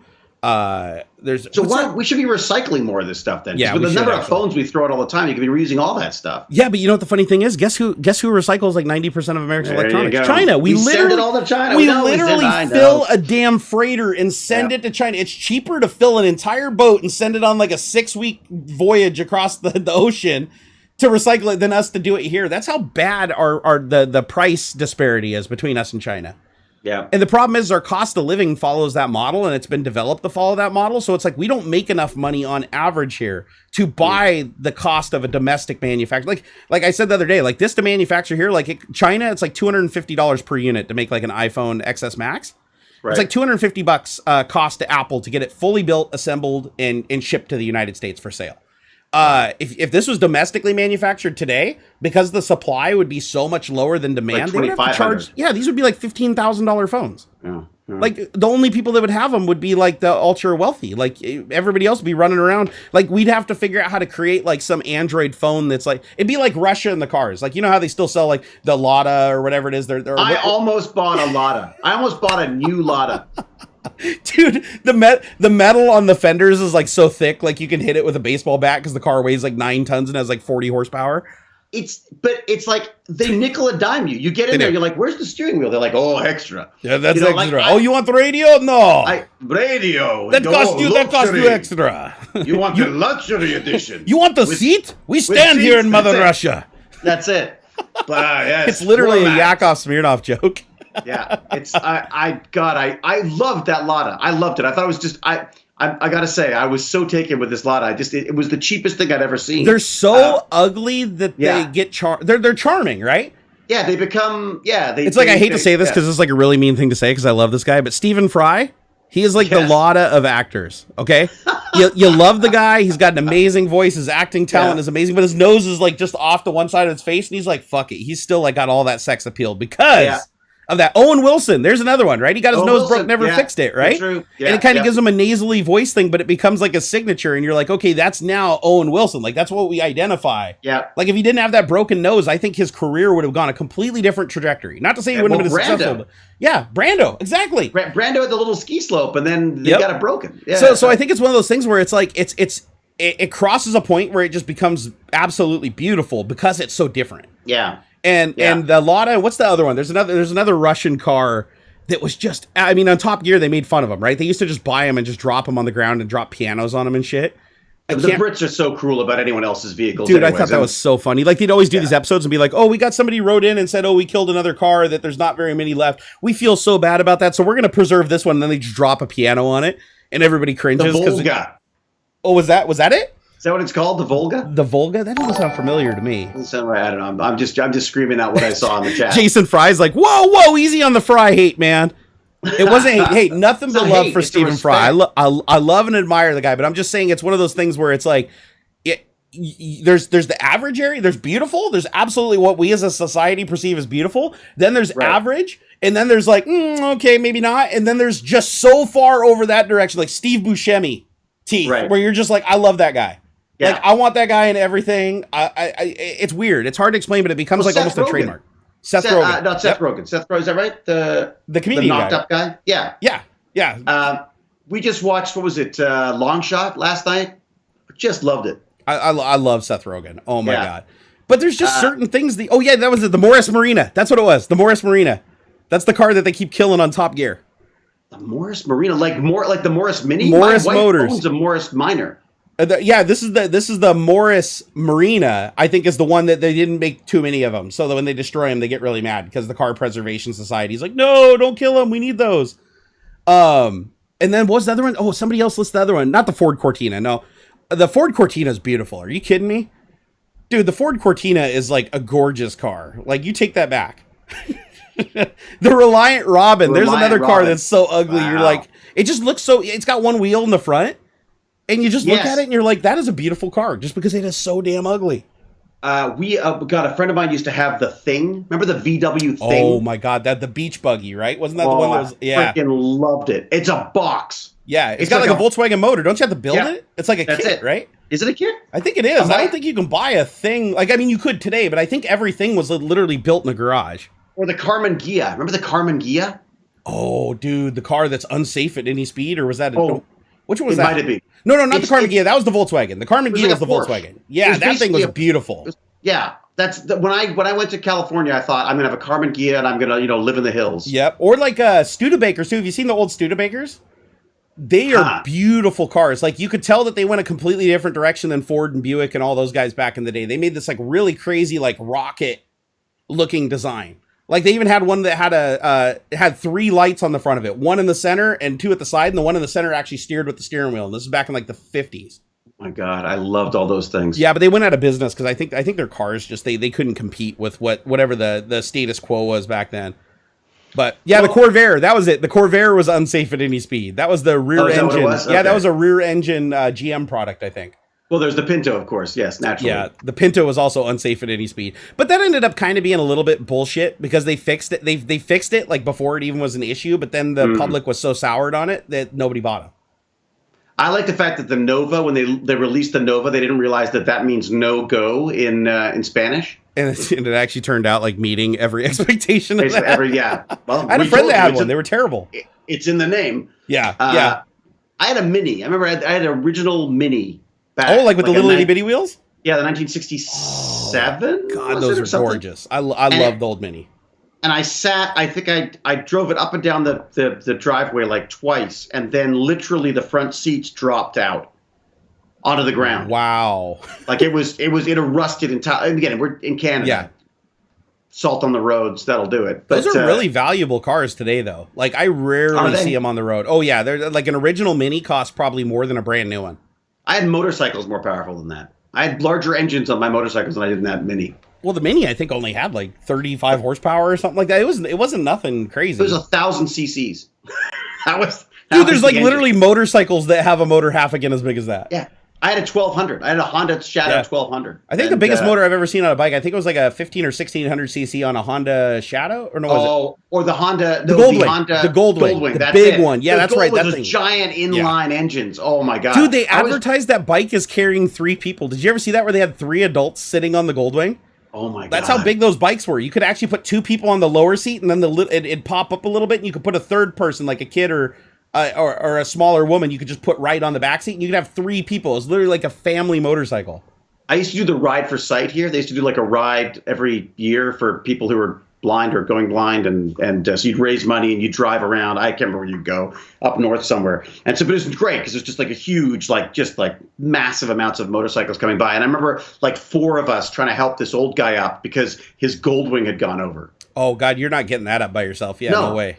In fact, one of them even had some kind of a system for lifting the bike because you couldn't do it on your own. Yeah. But I always thought, how much fun would it be to just like completely strip that down and build just like a cruiser out of it? Oh yeah. I worked for a guy at a computer store called Mothersboard Computers. Like, no shit. This is where my career started. And he had a Goldwing and he'd ride it by himself.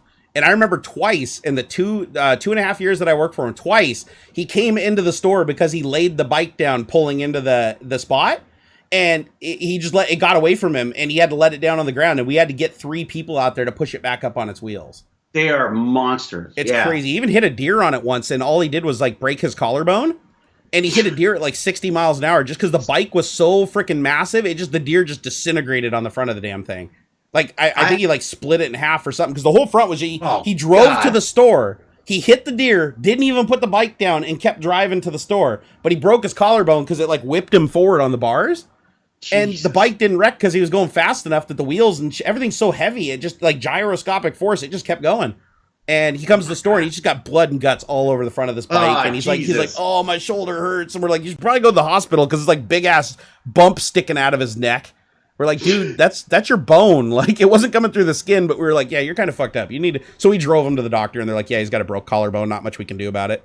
They put like a cast thing on him and that was it. And then sent him back to work. But I was like, holy crap, dude. I've never seen a motorcycle that could hit a deer and just keep going. Yeah, no, that's insane. So are you going to get a 3000 series, David? I'd like to. Yeah, I'd like to. I think I will, actually, because I'll tell you why. Because, well, no, my son will take it probably now I think about it. Learn to say no. But I know, I'm just so bad at that. I'm like, I know it's going to come back and bite me later because it's just going to be the most spoiled thing. But I kind of want to go to the 3000 series just because of all of these jumps. I feel like I feel like now that I know, I've seen the other side. I don't feel like I can. It's like I've seen the luxury model. I don't think I can go back and say like, oh, I'll pick up a 2080 now. Well, so here's some drawbacks if you don't go with the 3090 though. I know it's way more expensive, but the one thing I just recently learned is that in the 30 series cards, there's no more NVLink unless you get the 3090, which means no multiple cards. You either get one 3080 or one 3070 or one 3060 whenever it comes out. Or you spring for the 3090 and you have the expansion to be able to add another 3090 and add an NVLink between them. So if you want to do like AI and processing and stuff like that and future proof, you want to get the 3090 so you can just add another card when they come down in price and double your processing power. Which is what, $2,000? How much are they going for I now? want to say the 3090, did they announce pricing for you? It better not be like $2-3 grand. If it is, that's fucked up. Especially since the 3070 already beats a 2080 Ti and they're selling it for $500. Like, it should be cheaper. Okay, 1500. That sounds about on par with like their previous generations for that performance. I feel like, I think I'm going to probably end up with a lower end one. I just because keep in mind the Canadian, that's going to add an extra God knows what to it. And you can sell it too. It should hold its value for a while. So like if you find a project you're working on where you do need the more power, I mean, just hawk it. Because I think there's going to be a supply demand issue. I really do. Because one, just like they did with the 20 series cards, everybody's going to buy up the cheaper 3070 on day one, on launch day, and they're just going to resell them for like $200-$300 over stock price. They did that. Interesting. They do it with the 2080 too, the same thing. So I expect that to fully happen. So nobody's going to get a $500 3070 except for a handful of people. And then if they do get it, they're probably going to sell it just to get the money and hope they can buy another one a month later for like and make like $400. So maybe invest in a couple of 390s and hope that you can pay for the first one with the profits on the second. There you go. Or pre-order a bunch of 3070s, sell them on eBay for like a $300 markup, and then just put that money towards one 3090. Yeah, sell the three. There you go, man. You just got to find 3 places that'll let you pre-order it, that'll ship it on time. Actually, that's interesting. Yeah. Yeah, you can sell a 2080 Ti for $500 on eBay right now. No. Dude, that's gonna plummet though. That is good, dude. That ship is gonna like. I bet you that because the 3070 kicks the shit out of the 2080 Ti. Well, not just in flops, but in memory. In memory, it's got a lot more memory. That's it. Doesn't have it has like 32 gigs, doesn't it, or something like that? Let me see how much it does. I thought it was 20. Let me see here. Oh, is it 20? Oh.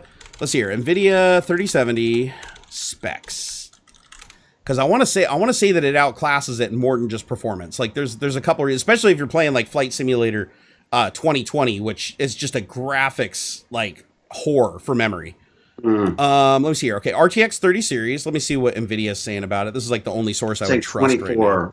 24. So second generation RT cores, 2x the throughput. Third generation tensor cores up to 2x the throughput.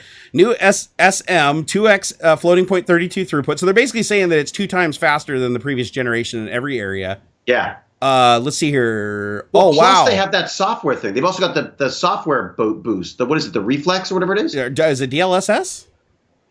The dynamic resolution thing where they can basically like double your frame rate without losing any quality in the video. Is that what it is? Yeah, I think it is. DLSS. Is that the Gamer's Edge one that they were talking about? There was one that they were basically picking up the response time. Oh, actually, that one I'm not sure. Reflex. Okay, somebody said Reflex. It is Reflex. Okay, so that's Reflex. So I wasn't sure if I was just having like a bad Duran. No, I know that there's so many reasons why the second generation is better. Not just performance wise though. Like they've refined everything. RTX is refined. DLSS is refined. It's faster throughput, more flops and more memory. Faster memory. I think this is the DDR6. So there's really no reason. Oh, here we go. Okay, so on the 3090. You have, holy shit, 10,496 cores. Okay, so on the 3070, you get 5,888. So the 3090 is literally twice the card. Wow. And you get basically 2 cards. Yeah. Yep, the boost clock is a little higher on the 3070. That's kind of surprising. The boost clock is actually higher on the 3070 than it is on the 3080. I don't know why that is. That's weird. I don't understand what that means, though. That means how fast the GPU can actually run cycle-wise without thermally throttle, like for a period of time before it thermally throttles. Right. So basically, because it has less cores, like the 3080 has 8,700 cores, where the 3070 only has 5,888. Its per core clock can go up a little bit higher because it can generate a lot more heat. Right. It doesn't have to dissipate so much heat. However, there is one thing I saw here that I didn't realize before. The 3070 only has 8 gig. Huh. So it's pretty much the same as like the previous generation. But it is DDR6, so it's faster memory. If you go up to the 3080, though, this is a way bigger bump than I thought. You get 10 gigabytes, and it's GDDR6X, so it's even a faster version of the memory, and you get 8,704 cores, which is a lot more cores. So maybe 380 is a good middle ground then. I think the what's the price point on the 380? Have they announced it, guys? And chat, because like if a 380 is under $1,000, like if it's $800 or $900, it's definitely worth going with. Oh, 800. Oh yeah, all day long. If you can get it for $800, yeah, you want the 3080 all day long. I'm gonna wait for the 3080 if that's the case. For some reason I thought the 3070 and the 3080 were gonna have the same amount of memory and the same type of memory, and that's not the case. The next question is do you buy the Nvidia one, or do you wait for one of the other manufacturers to come up with their own versions? Yeah, because they're always gonna have the Founders Editions cards first. So, right. and honestly, people don't like the coolers on them. The aftermarket coolers from the other companies are almost all better. Always. That's usually the way, yeah. And they're usually better looking cards too. So I would say, but how long does Nvidia put like an embargo? I know Nvidia did with the 20 series cards. The aftermarket cards didn't come out for like several months after their Founders Edition. And if that's the case, then all the Founders Editions are just going to get bought up and sold on eBay for like ridiculous money, and we're going to be forced to wait anyways. Right. So, well, I mean, there's a part of me that wonders if, I suppose, I don't know. Look, I have got to build a PC. It's one of the things I have on my that's like on my must do list, because I basically gave the system that I built to Baz. So I need something to replace this stupid trash Mac. That can do, originally was going to be PC games and stuff, but mainly it's just to keep up with the tech bandits, because they're all building their freaking PCs now. All of my kids who I've got into PC building have better freaking PCs than I do now. Well, so, dude, if you want somebody to chime in and help you with that, I got a lot of resources, but you know who the guy is you need to talk to is old Houston. Yes. He is one of the most passionate people I've ever seen with like computer building.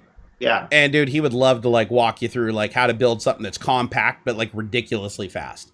I don't even need compact. I'm he built that, dude. Buddy. That's his computer right there. He built. So, and I'm very proud of it. Like he did a really, really good job stem to stern. Like you can tell he has a lot of passion for it.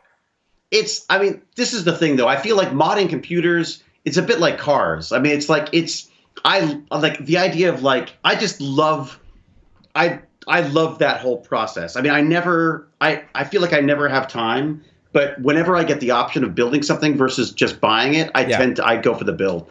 Like Prusa, when Prusa said they were sending the printer, they were like, do you want the kit or I was like, I have to. Look, if you're going to send it to me, if I don't even have to pay for it, I feel like I've at least got to do the work of building it. You know what I mean? To be fair, I told him there's no way I'd take one unless it was fully assembled, because I went and did a day class where I shot a video of people assembling his Prusas, and I actually built one myself with another guy. So I was already burned out on it. After 8 hours of trying to build a printer, I was like, you know what? I don't want to do that again. It's been long enough since I spent a Christmas holiday. Actually, that's actually probably a good thing I should do. Last Christmas holiday, I don't know what a holiday is for an actor. It's basically like, I think everyone understands what it's like to be an actor now because they've had 6 months of COVID. But basically, so the holiday season when they're not shooting anything generally, I built the Prusa probably 3 or 4 years ago now. So I think maybe this year I'll do another Christmas Prusa build because I'll have the time. Dude, he'd love it. He'd probably even send you his. Do you have the multi-filament deal? That's it. I've got the Well, he said build the printer first and then put the multi-filament on because apparently it's harder to. Gotcha. It actually works really good when you get it set up and calibrated. I've seen it a million times. I cannot wait. It's funny because Prusa is one of those companies where it's like I've promoted the shit out of them and I tell everybody to buy a Prusa, but I don't own one myself. But I've used everybody else's. Like I've built one. All my friends have one. I've gone to conventions where I'm using their Prusa to print stuff because my Ultimaker isn't going fast enough.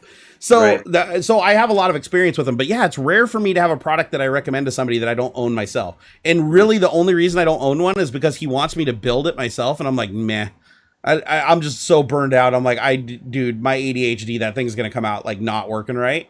And I'm so worried about that. Well, that's part of the problem for me is I have to know I've got the time. Yeah. Because if I leave it, then I'll have forgotten when, Exactly. You can't come back. The thing I love about that system, though, as well, is that they have like worked the shit out of the instructions on how to build it. Like there was nothing that wasn't answered in I screwed up one thing and reprinted a part. Yeah, it's all pictures too. Like it's pictures and like very precise videos. Steps. They got tutorial videos as well. It's amazing. It's actually an easy printer to build. And people are like, "Oh my god, why would I spend $700 on this printer when I can buy one of these Prusa knockoffs on like eBay?" Dude, trust me, I've looked at those knockoffs. They're all shit. The power supplies are not UL certified. They're gonna catch on fire. The fucking accuracy you're never gonna get because the freaking plate that they use the whole thing together just isn't fastened properly. And you're paying for the research that went into it. And the community, like once you've got a Prusa, you just go on their freaking forums. And there's always someone who's had the problem and can fix it. Always. Oh, there we go. That's what we got to do, dude. We got to shake down Jay's 2 cents to just build you a computer for free. He literally builds celebrities' computers. He built one for Post Malone. He built one for Terry Crews. I better become a celebrity fast. So, dude, I think we might be able to sell him on that because he likes to do celebrity builds, and companies love giving up the parts for the computer for a celebrity build shout out. A little ZPM build or some sort, or like a little Atlantis. Yeah, because he usually does, right? He did for Terry Crews. He did the speed stick because he did the commercials.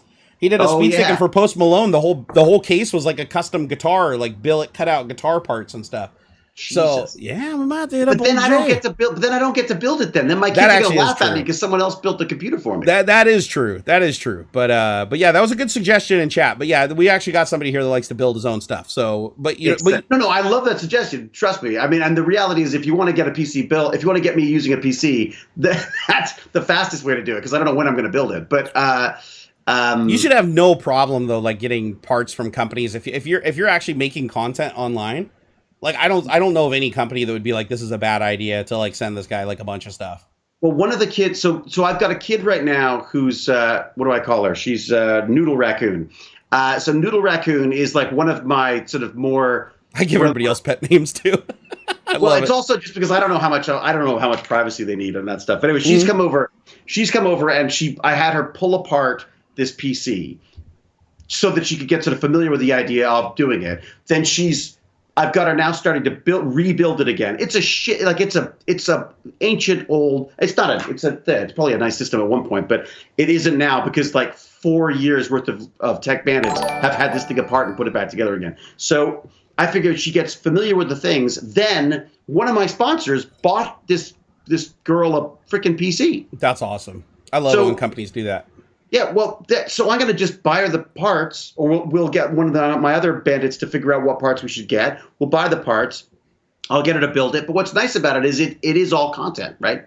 Now that I'm doing it, now that I'm streaming this stuff, it's basically content. So, I just love it. I have a really good idea here that I'm going to pitch to you that may or may not be able to happen. But why not? Let's just assume that everything's possible till it isn't. What we should do is sometime around Christmas, like in December, we should just all of us do a stream at the same time and do picture in picture on all 3 streams and literally just do like a build off where each one of us is building a computer for a kid that needs it somewhere. Done. And I'll talk to some companies and see if they can furnish like motherboards, cases. Like I know like Fractal Design probably would want to give us a case. Asus probably want to send us some things. Those things. Getting with CPUs. The mesh front.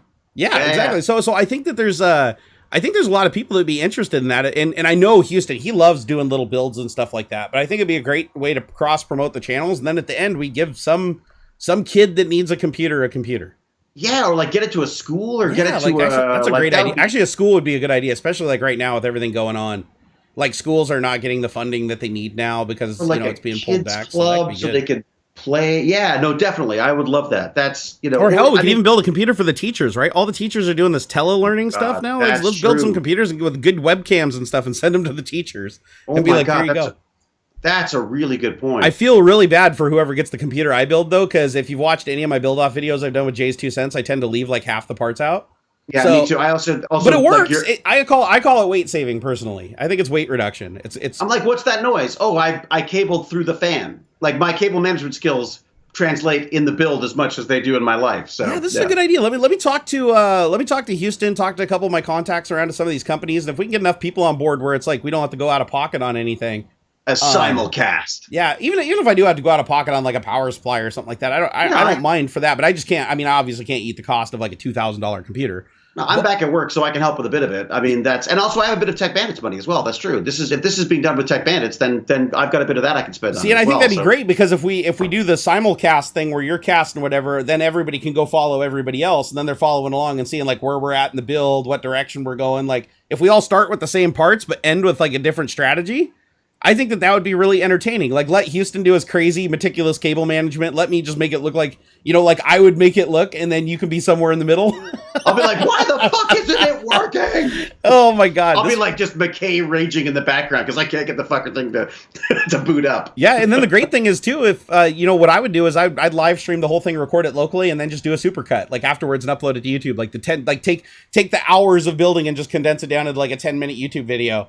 Done. And I think that's a great idea. I think companies would be like really thrilled about that. And honestly, for them, it's like that's great advertisement for them, right? Oh, and maybe if I could figure out how to if I could get that little, it's kind of small, the Saying Smart. Mm-hmm. Maybe it's an excuse to get a bigger one, but maybe I could do some like laser etching on mine or something. Oh, that'd be cool. Like just take a part off of it and stick it in there and do some etching. Yeah, just like take up. In fact, you know what I could even do is I could even just like take a piece of some material that works and maybe maybe a little bit of little plastic, cut it, do a laser cut on it, and have a little light behind it, something like that. Yeah, I think it'd be cool to like even just 3D print some stuff too, like I could 3D print. That's true. Like 3D print like a Tech Bandits logo and like put it on the side with an LED shining through it or something. I mean, there's a lot you can do. There's a lot that you can do, and it would be for a good cause. And honestly, I'm overdue for my good causes. So I got to do something nice for someone. Yeah, if you don't do something nice for somebody at least once a year, then your back starts failing and your health starts failing, and the universe you start losing your hair. Exactly, the universe is just punishing us. I have a feeling that if I just build a computer and give it to somebody, it'll fix all my back problems. Yeah. I'm almost positive. I feel like as soon as we were able to film in Toronto, I got right back to work. So I feel like I got some karma due. I got to do something. I got to do some giving back. Yeah, absolutely. That's a great idea. We put on some bad elf costumes and we're there. Like we're done. Oh yeah. Oh dude, I'm all up for finding a onesie or something. Just something to make it more awkward. Right. It needs to be awkward. The onesie. Oh yeah, the onesie. Like Who from Whoville type thing. Yeah, exactly. Or like Miracle on 34th Street or whatever. Like the bunny pajamas or something. My beard is caught in the cooling system. I think it would be pretty fun. I think that would actually be pretty fun. And we got time to plan. I mean, it's we got a ways to go. So I think this is something that we can just probe around and let this itch around in our ear. And Houston, I think he'd be a great person to consult on this because he would know what parts are like, because he does this all day. He builds like really reliable computers for like a company that makes amazingly reliable computers. Well, what if you talked us through like how to make it reliable? That would actually be interesting. Just let him like do the lead. Yeah, that's actually a good idea too. I like that because I mean, honestly, I haven't built a computer in so long. I know I can do it. I've built thousands of computers in my lifetime. Yeah. Like not even joking, 2,000 during 2 years at one place. But I don't even know. I don't even know what the proper etiquette is anymore. Like this poor bandit is trying to do it, and I'm like, I don't know. You give it a go. You're learning. I think it'd be fun. How much thermal paste do you put on? I thought the last I heard it was a pea size in the middle, and you squish it down. Yeah, like do you do an X or do you do a blob? Do you do four little? I don't even know. Yeah, this is all new territory. Do you carefully cover it? I don't know. Like what the hell? I think that this would be great. This would be absolutely great. Oh, Mel Gibson says my dad had a wood panel VHS player like I did. Oh, I'll do a wood panel computer. Oh, dude, you know what would be great is the retrofit like an old case. Like get a proper 286. Ooh. Like go to like on eBay or something. Buy some thrift store broken down old Packard Bell, like original Packard Bell 286, and then just cut it out, weld some standoffs in, and like build a modern computer in it. Yeah, I've always wanted to do something like that. But I think Houston, he'll want to build something compact because that's what he does. So I think it might even be good for us to all just build something different. Yeah, with the same parts, like get the same parts, but then do 3 completely different builds with it. Like the case could be the one differing factor, and then whatever we do to put our spins on it. All right, great. Done. I think it's a good love idea. it. All right, we got to get you out of here, young man, because I know you got other stuff going on. I gotta. It's a whole social life thing now. Yeah. Oh, so social life is that? So you're back to the social life now? Well, I've kind of been getting back to it too. We have socially distanced dinners in the backyard where we get attacked by wasps and raccoons and things. It's funny. My neighbors do the same thing. They just sit. Their parents come over and they set out chairs and food and drinks for them, and they literally come and sit in the chairs and they stay on the porch. And yeah, that's what we do. I think it's really, really cool. I finally broke protocol a couple of days ago. Went and saw my friend without a mask, but we both stayed quarantined for about a month and a half. Before the encounter. So it was like something that was in the making for a long time. And let me tell you, human contact with another human that you're not living with is like, it's not overrated at all. Like for the longest time I was a hermit. Now it's like, I just want to go hug everybody. Like, oh God, help us all. It's weird. It's weird, but that's the best way I can explain it. Is like suddenly I went from being this person that's kind of antisocial a little bit. I know, hard to believe, right? But now I just want to go hug everybody. It's like, cause I can't. It's like the you want extrovert hermit. Exactly. We're extrovert hermits. I'm like, give me a hug, get away from me. Give me a hug, get away from me. You know, it's like it's that desperate need for human connection. It is. It's funny because I'm definitely like, even with my family, I need time where it's just me. I just gotta. It's a Hewlett thing. We just need. That's how I recharge. Is I need time with myself. Absolutely. But which is difficult when you're in lockdown. But at the same time, like going back to set the other day, I forgot how much I love just the whole set environment. Yeah, it's like I drove my car somewhere and got out of my car in a different location. And I just realized, like when I got out of the car, I was like, I have not left my town in 4.5 months. Like I only drive around my town and I never get out of the car. I leave my house, drive around the town and come back. And in 4 months, I haven't burned through a full tank of gas in my car. That's how little I've driven. And so when I actually left my town, everything like came rushing back to me, but I was almost nervous. We drove to the beach last weekend because we wanted to go take our son to the beach because we hadn't done anything in like 5 months. We're like, we're going to take him to the beach where we can socially distance because there's nobody 1,000 yards in either direction. So we take him out to the beach, and it was weird driving there as a passenger because it'd been so long since I've been a passenger in a car on a freeway that where I normally just sleep through it. It was like a nerve-wracking experience getting there. It is weird how I definitely find the anxiety kicks on stuff that I hadn't planned on. Of course, yesterday I cycled to my wardrobe fitting. So I arrive and I'm like sweating. The costume designer was like, "Oh God," this sweaty monster shows up. Anyway, so it took like two. He said, "Put it on." He said, "No, then get the fuck out," because I was like, "It's like he's like I don't want to see you. You fit the costume. Leave. Have it burned." And then on the way back, I was cycling back and I used the Google Maps. Yeah. But I hit the drive instead of the cycling mode. So I'm cycling along. I got the mask on. I'm listening to my podcast. Got a little twit TV going in my ears. All of a sudden, I'm like, I'm on a fucking freeway. I've just cycled up an on ramp. I am with a big sign that says no cycling, and people are honking at me. And I got the mask on. I'm like, oh God! So I'm like backtracking down this through this homeless encampment on the side of the highway to get back into back into the road system because I just completely out of my just not paying attention at all. Isn't it weird how much we just implicitly trust technology though? I think I switched into desktop mode where I was looking at Google, live view as opposed to actually out in the real world. Yeah, dude, did you remember the people that drove into the ocean when Apple had the Apple Maps fiasco? Oh, that's right. There's a place in California where it literally just told you to drive down a boat ramp and into the ocean. And people did. 3 people did. They literally were just so fixated on their map. Turn here. Where's the next turn? Just right down the boat ramp at night and into the water. In a second, I obey. I mean, when Jane and Google are giving me directions, I have to say, Jane, it's you or Google. It's one of the two. Yeah. I'm either listening to you or I'm listening to Google. I can't have you fighting. Oh wow. Thank you very much, Colton Photography. That's damn nice of you. Thank you for the $6.99 Canadian. Said, here's a coffee, Barnacules. David is a Montreal, Toronto mid-budget indie cinematographer. I loved Stargate Atlantis. Hope to get to work with you one day. Oh, fantastic. Well, likewise. Yeah. Look, if you make bad sci-fi that's on after midnight, chances are we'll be working together soon. Is that the donut to get you there? That's what it's got to be. It's got to be bad sci-fi. That's basically how. That's the story of my life. I'm like the Bruce Campbell of science fiction. You know what I mean? I kind of want to see if somebody can troll you like Space Quest and actually in the end get you in a basement somewhere in some basement set and filming something. So I think people have done that actually. It had to have happened. It's had to have I happened at some point. Oh man, and Fearter, thank you for your membership. Thank you for joining the channel. Patrick Gray, he said, thank you for $5. Said have a server that tech bandits could access if that would help. Oh, fantastic! Wait, you just have a service? Hack? Like hack it? Yeah, Patrick, what are you talking about? Are you talking about like giving them a server, or are you talking about just an endpoint for them to go attack? Because I like that. Like I can send my whole audience to try to attack your server. If you'd like. Oh yeah, that's all I need. That the poor kids wouldn't get a look in. Ben Stroud, thank you for the $10. He said, had 2 Nvidia RTX 1080s burn up on me and never overclocked, and always kept fans clean ever since I got the AMD Radeon RX. Never go back to Nvidia the way they treated me with RMA and said I abused the GPU. Oh, Ben, under that situation, I totally understand why you would never want to go Nvidia again. Like, I've had that situation, too, where I've dealt with a company and the support has been so egregious that I don't give a shit if it's the best product on earth. I will never work with them again. So I totally understand that. Even though I'm still an Nvidia guy, I'm one of those weird people that it's like, I think Tim Cook's kind of a goon and Apple fucking sucks, but I love their phone, so I have one. You know, I usually, the technology and the company I keep separated. If I Apple, trash Mac. Yeah, because I'm gonna say. Like here's one thing. Oh, sorry, go ahead.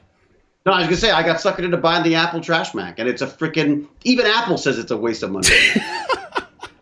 I'll tell you what, the one thing that that really bugs me is like people, you know, yell at me and stuff because I have an iPhone or whatever, and Apple's like, you know, this big scary monster and everything like that. I don't get how people are so detached from where their technology comes from.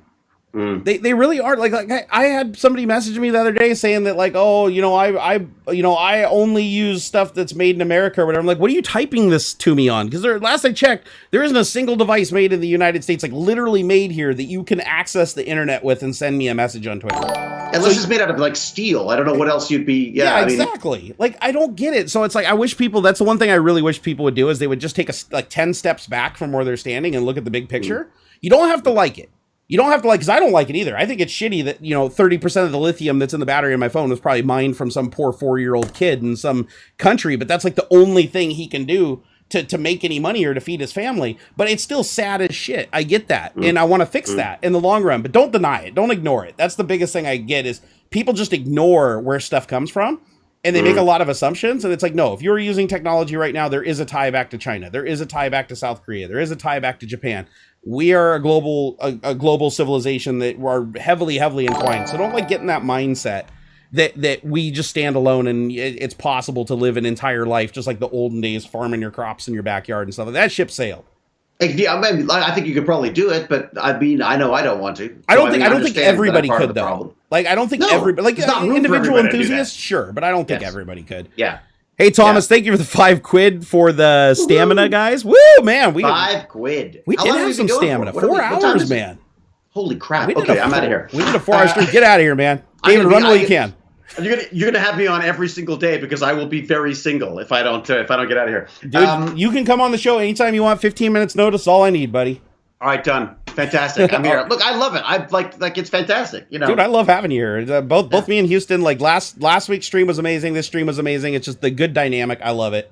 If my Saturday is open, it's yours. I love it, dude. Awesome. All right, everybody, say bye to David. Thank you for swinging by today and filling in for old Beardosaurus Rex.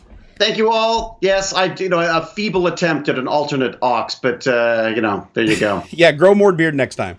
Well, I can't. No, next time you see me, I'll be even more shit. I've got to trim this. I got to cut this back. I got to be. Hey man, you got to be an actor, right? Got to save them $5 on gluing that shit on. That's it. I got to save them the money. Exactly. All the visual effects required to remove all right. it. Tell the family I said hi. Tell Baz I said hi. You guys have a wonderful socially distanced dinner, and we will see you again soon. All right. Cheers, man. All right. Thanks, everybody. Bye. All right. So now I got to blow myself up full screen here. Whoop, look at that. Oh, Barnacules just got bigger. Woo, like we needed that. Okay, here, I got to move it down the stack. Sorry, hold on. Okay, keep moving. Come on, stream element thingies. Okay, is everything in front now? I can't tell. Wait, can I pinch and scroll at the same time? Hold on, guys. Oh, shit, you can't. Okay, hold on. I'm getting it. I'm trying to move it down further. I want everything to be visible. Uh-oh. I done fuckered up. Okay, there we go. Is that right? Hold on. We've almost got it, guys. There. Yes. All right. We've done this. I am now a one-man band for a little while. Although I should probably hide this 0000 thing. And by the way, I don't even know what that says. It says something if you guys want to go try to resolve that. All right, we are back. Sorry, there's a bunch of stuff I didn't read. I will read right now. Again, thank you, Thomas Alexander, for the £5. Scrolling up, Patrick Gray. Thank you for the server offer. I'm sorry if I missed what you said in chat. Let me scroll up and see if you tagged me. What was the server offer for, Patrick? Also, hit me up on Twitter if I don't see you guys in chat. Chat's kind of cruising by pretty fast. Hey, David, always a pleasure, man. Thank you for stopping by. You are awesome. It is always a pleasure to have you on the show, man. Absolutely. I think it's just crazy. If you guys don't know how me and David met, I literally was on Twitch one night and I was wrapping up and I saw that a kid was streaming and somebody was like, oh, go raid, not Tech Bandits. Sorry, it's Iron Pig TV. Or Iron Ham TV. That's what it is. Iron Ham TV. They're like, go raid him. And I see this kid streaming. I'm like, okay, awesome. I don't know who this is. I just stream. And the kid just like completely freaks out because he went from like 12 viewers to like 400 and something. And David comes walking in the room. Like there's a clip of it somewhere. If you guys go look on Twitch, he like walks in the room and he's like, hey, what's up, Bradlett? That's like his nickname he gives to his kid Baz. And he's like, hey, what's going on? What's going on? He's like, I just got raided with like 400 people. And I'm like sitting here going, like, I knew immediately, like, when he walked in the room, I was like, holy shit. Is that Rodney McKay from Stargate? I was like, I didn't know what to think. Apparently, some people told me to follow him because he was in my follower list, but I didn't put two and two together. And so when he walked away, I was like, holy shit. And so his kid was, like, so excited that he got raided, and then he, like, messaged me. We followed each other on Twitter. He said he was already following me on Twitch and watching my shows and watching my 3D printing videos, and I had no fucking clue. So it was just one of those weird things that it's just like the universe, just like everything aligned and we hit it off and we're two ADHD squirrel chasing nerds and it just went from there. It was crazy, man. It's absolutely crazy. Hey, Randall Jensen, he said, that was me. I felt really bad when Bratlett started to cry. I did too, but that was the most amazing raid I ever did because of the emotion. Like he was so happy. He was overwhelmed. He was completely overwhelmed, but he was so happy. And when I raid people, I always raid like the underdog most of the time because I want to see like their reaction, right? I love seeing that reaction. And oh my God, the reaction I got from him was like absolutely just like heartwarming. I was like, oh my God, I've never felt better about raiding somebody before. It was so cool. Plus, of course, I'm a total fangirl. Like I watched every episode of SG-1 and Atlantis several times over. So I'm definitely a nerd when it comes to that. Colton, again, thank you for the $6.99 Canadian. Patrick Gray, thank you for the $5. Ben Stroud, I am really sorry that you had that experience with Nvidia. Again, I totally understand why you'd fucking hate him after that. Eric Lacosta, thank you for the $5 Canadian. He said an old Lotta joke. This is the car, the Lotta we were talking about earlier. Said how to double the value of your Lotta. Fill up the fuel tank. Actually, something tells me this day like a half tank would be worth the cost of the vehicle. Let's see here. Henrik, thank you for the 56s. He said, wow, amazing guest. Go Stargate. Keep up the good work and streams. Thank you so much. And I'm sorry if I missed any of the super chats. This is probably one of the most productive super chats ever. Just to let you guys know, if you're just joining the show, since we've already been doing this for 4 hours, and we'll probably be wrapping up here in a little bit. We just had David Hewlett on as a co-host. AuxxZillary, aka Houston, is at the ocean today. He took his family on a trip for Labor Day weekend. And he forgot to tell me, so we tried to get a 4G LTE link up on his phone. It wasn't working out. There's just not enough bandwidth where he's at. So unfortunately, he didn't get to join the show today, but I just want to tell everybody that because this has been such a crazy show, and we've had so many amazing super chats, like, I still can't believe that William, are you still here? William Walker tipped $500 today. Like, I don't even know the last time I've ever seen a tip like that. That's just crazy. So I've decided that even though Houston isn't here today, I'm still going to split all the super chats with him. So just so you guys know, Houston, his family vacation down to the beach is paid for. So thank you to everybody that helped out with that. That is absolutely freaking amazing.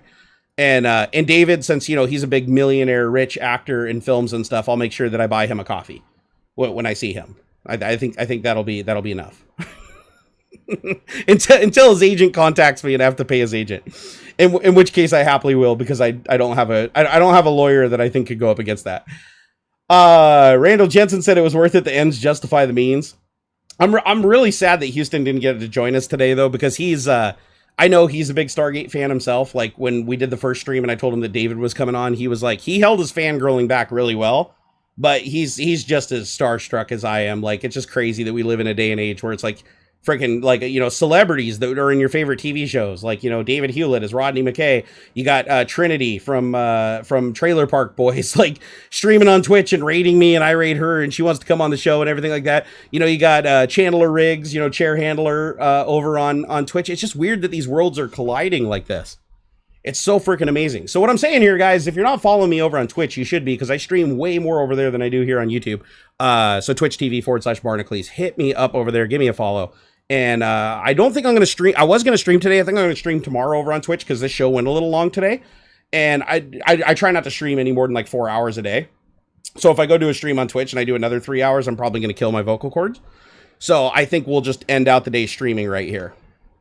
I deserve some good karma. God, I hope so. I could use some good karma. Today was amazing though. Let me tell you, yesterday my back was so bad yesterday. I couldn't get out of bed. I could only get up to go to the bathroom, and I had to like hang on stuff to get there. I really knocked my back out bad. Overnight, I got most of my back. It still hurts, but I can walk and I can sit in this chair. So that I'm really, really thankful for. Like, it's scary when that stuff happens. Back pain is the worst, man. You have to have it to understand it, but it's different than any other kind of pain. It's like when you have a pain in your arm or a pain in your leg or even a pain in your neck, which is really bad, right? You can kind of get comfortable and disconnect yourself from it. When you have weird chronic back pain, you can't escape it. It's always there. It doesn't matter how you lay, it doesn't matter how you move. It just chases you, and it builds and builds and builds, and it sucks. Technology Geek said, hey, Barnacules, your library hasn't updated in a month. Well, it shouldn't update. I don't think I've uploaded a video. Oh, wait, does it not upload the live streams? It's possible it doesn't upload the live broadcasts. If that's the case, I'll check on it today and get it fixed. Because if you guys want to watch these tech talks over on library, I'll make sure that they're published there. I don't know. They might have a limitation on how much they can import too, and these shows do run really long. Let's see what else we got here. Micah said, nice show, guys. Love the topics. By the way, David, bring back Burn and Learn. Oh, I read that one earlier. That's right. That's something that he does. I got a whole list of his shows here, like Nothing and Cube. I'm gonna go watch some of David's old movies, because I'm gonna be honest, I mostly know him from Stargate. Like, I haven't seen a lot of his other work before or after Stargate, so I definitely need to go back and brush up and see what's going on. And he's starring in a movie right now. I don't know what the movie is. Like, I don't know anything about it. All I know is that he is currently back in shooting for another movie that's coming out. And I think he kind of leaked today. I don't know who it was, but he's working with somebody who's super duper famous. So it's probably going to be a pretty big movie. A Dog's Breakfast was a good movie of his. What, man, I've never even heard of that one either. I'm trying to keep track of like all the movies that he and you guys have said that he's been in. So David said that was a blast, but next time we unite the three nerds. Agreed. Yeah, no, I really, it's sad that we couldn't have Houston on today, because that was just an amazing stream. The dynamic there is perfect between the three of us. If you guys haven't seen the show from last week, was it last week or the week before? I think it was last week on TechTalk. If you didn't see that, where we had David on with the three of us, oh my gosh, it was great. It was a fantastic show.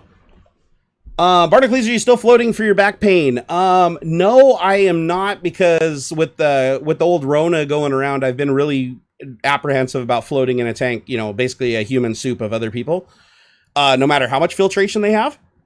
So, I haven't done that. I've thought about building my own, but the problem is, without the really expensive filtration system, that's the most expensive part of the deprivation chamber, is if you don't have that really crazy good filtration system that can filter everything out except for the Epsom salt, you have to buy a lot of Epsom salt and change out the water really regularly. And Epsom salt is really expensive when you have to buy like 250 pounds of it every week or two.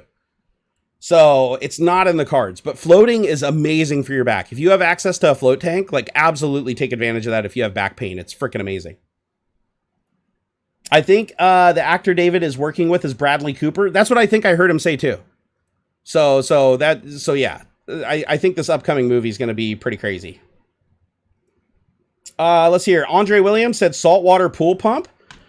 I don't know, because here's the problem: is Epsom salt I don't think has the same salinity as salt does. So I don't think a saltwater filter would be able to filter without taking out the Epsom salt or leaving too much in. I need to do some research. It may be worth doing some research on, because if I can build a float tank like in my garage, that's literally like, a big cow trough or something like that, with a piece of plywood over the top of it and like some freaking saltwater pump that costs $200, like, you bet your ass I'll do that in a second. Like, I mean, you don't even need to heat the water, right? You can just let the water, well, actually, no, you do need to heat the water. So I would have to put like some kind of a circulation heater or pump onto it. Because you need the water. The thing that makes a float tank really amazing isn't just the Epsom salt. It's also having the water temperature match your body temperature and the air temperature. So you want to get the air to 98.6. You want to get the water to 98.6. And then what happens is you can't feel the water line anymore. So your body starts to feel like it's just floating. And it's really freaking cool. Oh, waterbed heater. That's a great idea, actually. Dude, a waterbed heater would be perfect for that application. The movie is Nightmare Alley. Oh, it's already known? Here, let me look this up. Mel Gibson, you are not a bot. Let's see here. Nightmare Alley. So this is the movie he's going to be in? Oh, here it is. Okay, so an ambitious young carny with a talent for manipulating people with a few well-chosen words hooks up with a female psychiatrist who is even more dangerous than he is, starring Bradley Cooper. Whoa, Cate Blanchett? Really? Holy shit. And it's directed by Guillermo del Toro? What?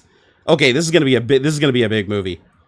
Holy shit, it's got Willem Dafoe and Ron Perlman in it. Are you shitting me? Wow. All right, we all know what needs to happen now that I know this information. I need to whore out David to get me signatures that I can sell on eBay. That's next time we get him on the show, we're going to get him to commit to just getting awkward signatures from people so that we can sell them on eBay and retire. Actually, I would never sell if I had anything that was signed from those people. I would never get rid of it. As a matter of fact, I have a Batman plushie signed by Ben Affleck, and he literally misspells my name. He's like, love, to my greatest fan, love Ben Affleck or whatever, and he spells me like my name like Barnacules or Barnacules or something. It's pretty funny, but it's like I treasure it even more because somebody was like, "Hey, can you sign this Barnacules?" And he like just tried to figure out how it was spelled, and it's amazing. It's absolutely. I'll show it to you guys on stream sometime.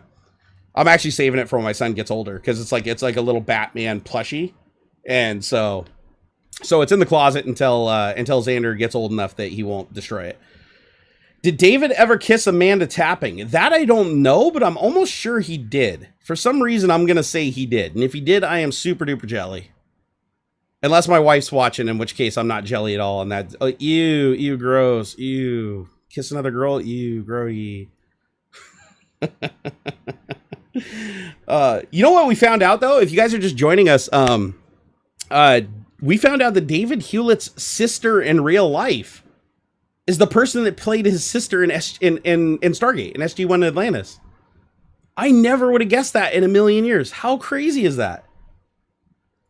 That's mad. I never would have guessed that. That one kind of hit me today when I heard that. I was like, are you shitting me? Like, that can't happen that often if you think about it, right? It really can't happen that often. Hey, what's up, Ohio Teen Tech? What is up, Jason Fry? He said it was in the opening credits. Well, I don't read the credits. Who reads the credits? Like, I'm going to be honest. I didn't even know his name was David Hewlett until I literally saw him after raiding his son on Twitch. And then I went and looked it up. I was like, who was the actor that played Dr. Rodney McKay? Like, I had no idea his name was even David Hewlett. So I know actors by like their roles. I don't know them by their names. Daniel's wife was on the show too? Really? Stop picking my nose. Why would I do that? No, I do what I want. I do what I want. Let's see here. Episode McKay and Miss Miller. Great episode. Is that where he kissed her? Okay, I'm gonna have to go back and watch all of Stargate SG-1 again. Oystein said, I thought you were a nerd, Jerry. I thought you were a nerd. I know, man. My nerd card's been revoked at least 50 locations so far. Hey, Watford, what's up, dude? He said there was also a period where the opening credits were squeezed into 5 seconds. Yeah, it's like, don't get me wrong. I will look at opening credits like sometimes if I'm looking for something very, very specific, but I wouldn't put that together. Like if I saw the same because I see that all the time. I see people in movies that have the same last name and they're not related to each other. But I just thought that was really weird that like, not only was his sister in Stargate, she played his sister. So like, that's what makes it weird. Not that they just, the sister starred in the movie, but the fact that it's like, it was a sister in real life, and then in their characters were brother and sister too. It's really weird, because I'd imagine that added to the acting dynamic, because, I mean, it's your sister you're talking to. That's crazy. No, he didn't kiss Amanda in that one. It's the episode his sister was in. Oh, I think his sister was in more than one episode. I want to say that she like showed up in quite a few episodes. Or was it only one? I'm not positive now. Daniel's wife also played Avatar for Andromeda. No! Are you shitting me? Michael Shanks was married to the what is it, Andromeda Ascendant computer AI? Man, the things I'm learning. That's crazy. Man, I'm learning all kinds of stuff today. So wait a second. So let's see. Michael Shanks' wife. All right, turn off search safe filter. No, I'm just kidding. Actually, I wasn't kidding. As soon as the stream's over, I'm gonna do that with the search safe filter to say, wow, you're right. Holy shit, man. So her name is what? Lexa Doig? Wow. I mean, shit, you learn things every day, right? Go Daniel, though, man. Hey, Daniel, you could do a lot worse. Or I mean, Michael. I guess Michael. God, I call people... See, people call me Barnacules all the time when my real name's Jerry, and then I'm like, I wonder why they do that. And then I call everybody else by their actor name, and I'm like, oh, shit, I just did it. I get it. Reminder, your wife is watching. Nah, she probably tuned out the second that her boyfriend left. I'm pretty sure she's not watching anymore. If she is, I'm in deep trouble. Oh, my God. Let's hope she isn't, man, or I'm busted. Should I try and get Jason Momoa's autograph? You should. Jason Momoa is awesome. Wait, it was the one where McKay was trapped in the puddle jumper under the ocean? Wait, but wasn't his sister also an SG-1, though? And also, wait a second. So, Michael Shanks' wife... who was Andromeda Ascendant's AI, she was also the AI for Atlantis, correct? Or am I, like, completely out of my wits? I thought, wait, oh, she was the doctor. That's right, she was the doctor. Because I was like, she was a regular character, right? I need to go watch all these things now. So Kate Hewlett was in 4 episodes total. That's really cool. That's really cool. And Claudia Black back in the 70s outfit in Farscape. Wow. Claudia Black. She's beautiful. And wait, wasn't she also married to the main... I thought she was married to the main dude too. Weren't they married? What's his name? Ben Brower? I don't know how I remembered that name, by the way. Ben Brower, where's his wife? No. I thought, wait. Ben Brown. Okay, no, never mind. I don't think he was. I think his wife is somebody else. Yes, no, that's definitely not her. Never mind. I thought that Claudia Black and him might have been a thing in real life. I don't know where I heard that, but I'm gonna get him in trouble now. And Lexi was in 11 episodes for season 9 through season 10 of SG-1. Oh, that's right. She was the doctor on there too. I do remember that. My lips look extra red. We oversaturated the photo because my lighting in here is so cold that I decided to just oversaturate it. I'll probably pull that back for the next stream. David was just so saturated that I felt weird being like looking like a ghost. So I decided to do that. So has anybody else got any other questions before we wrap up Tech Talk today? Because I have been streaming much longer than usual. We usually have a cutoff at 1 p.m. when Houston's on the show because he has a hard cutoff because of stuff he's got to go do and get done. So we got to go a little bit longer today because Dave and I were just having like a really good time. Drama button does not work on the stream because I'm using completely different software. Hey, Sovereign Knight, thank you for that $2 tip. I really appreciate all those super chats today, guys. Said, dude, Shank's wife is Talia Al Ghul from Green Arrow. Shit, is just everybody in Hollywood be married to everybody in Hollywood. What is the ultimate question? I don't know, like 42? Name the capital of France. I don't know, Paris. Is it Paris? Shit, I don't know. My geography sucks. Like, I genuinely, like, I'm not 100% sure on that. I probably should be, though. Do I still have bat knife under my desk? I absolutely do. I always keep bat knife under my desk. You never know when you're going to need to stab somebody trying to come in your house.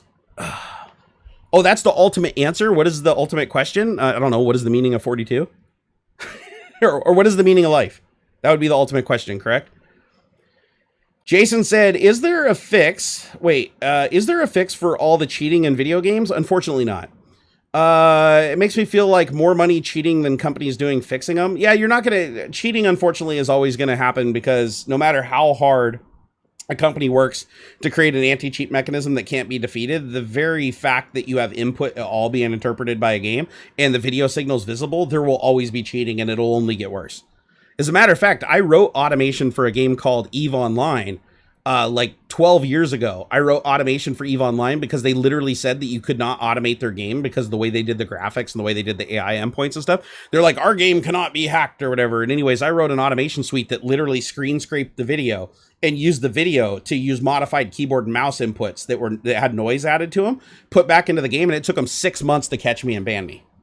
So there's always a way. And with AI getting faster and having like RTX with CUDA and all these other processing technologies, image processing is really easy. Facial recognition, for instance, like if you want to make a headshot bot for a video game and you want to get past all of the cheat detection, all you literally have to do is make something that screen captures like OBS that literally brings in a video feed from the game. And then all you have to do is apply a face detection filter to the screen every like, a couple times a second. And then every time that you see a face, literally walk the mouse in the direction of that face until it's in the center of the screen and then hit the mouse button to fire. And now you've got an aimbot that doesn't require any textures, doesn't require manipulation of the game or the code or anything. And you've just built an aimbot that is completely undetectable. Do you do any serious throat and voice management? I sing in the shower. That's about it. That's literally all I do is sing in the shower. But my vocal cords will get strained. Like if I keep streaming like this, like in another hour, my vocal cords will be gone. They're not very strong. Let's see here. That was just a tease. As you said, Paris was in Italy when you guys talked about insulin. Oh, you did. Wait, they did say. Never mind. I got that all screwed up. You said Italy, right? I don't know. Vatican City? Is it Vatican City? I really don't know. Venice? Is it Venice? Is Venice the capital? The floaty city? Shit, I don't know. Randall, let's see here. Randall Jensen said the question was, what do you be when you multiply 6 by 9? That was the joke. Okay, Randall, I'm confused now. I've allowed myself to become confused. Oh, of course it's Rome. God damn it. Like, how did I not get that? That's literally like where my wife wants to go on vacation someday. How did I not get that? Hey, Anthony, thank you so much. I'm glad you enjoy the stream. Do you do something to open your voice before you start the stream? Just the shower. I get in the shower and sing and do voice sweeps, like when I can. I didn't even do it this morning, but usually I'll jump in the shower and do the woo with my mouth open and my mouth shut. So it's a little nasally and put some back pressure on your vocal cords. I have to exercise my voice a little bit though, because I've got what do they call them? Polyps. They're basically like little nodules that are on my vocal cords because I tore my vocal cords years and years and years ago and they didn't heal properly. So it added mass to the vocal cords. So now if I don't exercise them and stream regularly, I'll lose my voice in like an hour talking. Because I talk really loud too. Like you guys don't realize because, I can set the volume on the microphone, but I have my microphone volume set rather low and I yell. Like I am not a quiet person. just ask Miss Barnacules. I have never been accused of being a quiet. I am not that person that's like, hey, what? Speak up. Can you say that again? I'm not that guy. I'm the guy that's like fucking everybody in the room's like, would that guy please fucking quiet down? Because we can't have a conversation like 5 feet away from him. Singers do bubbling, like making sound through a tube in water. I've heard that straws, like just using straws in general, can strengthen your vocal cords.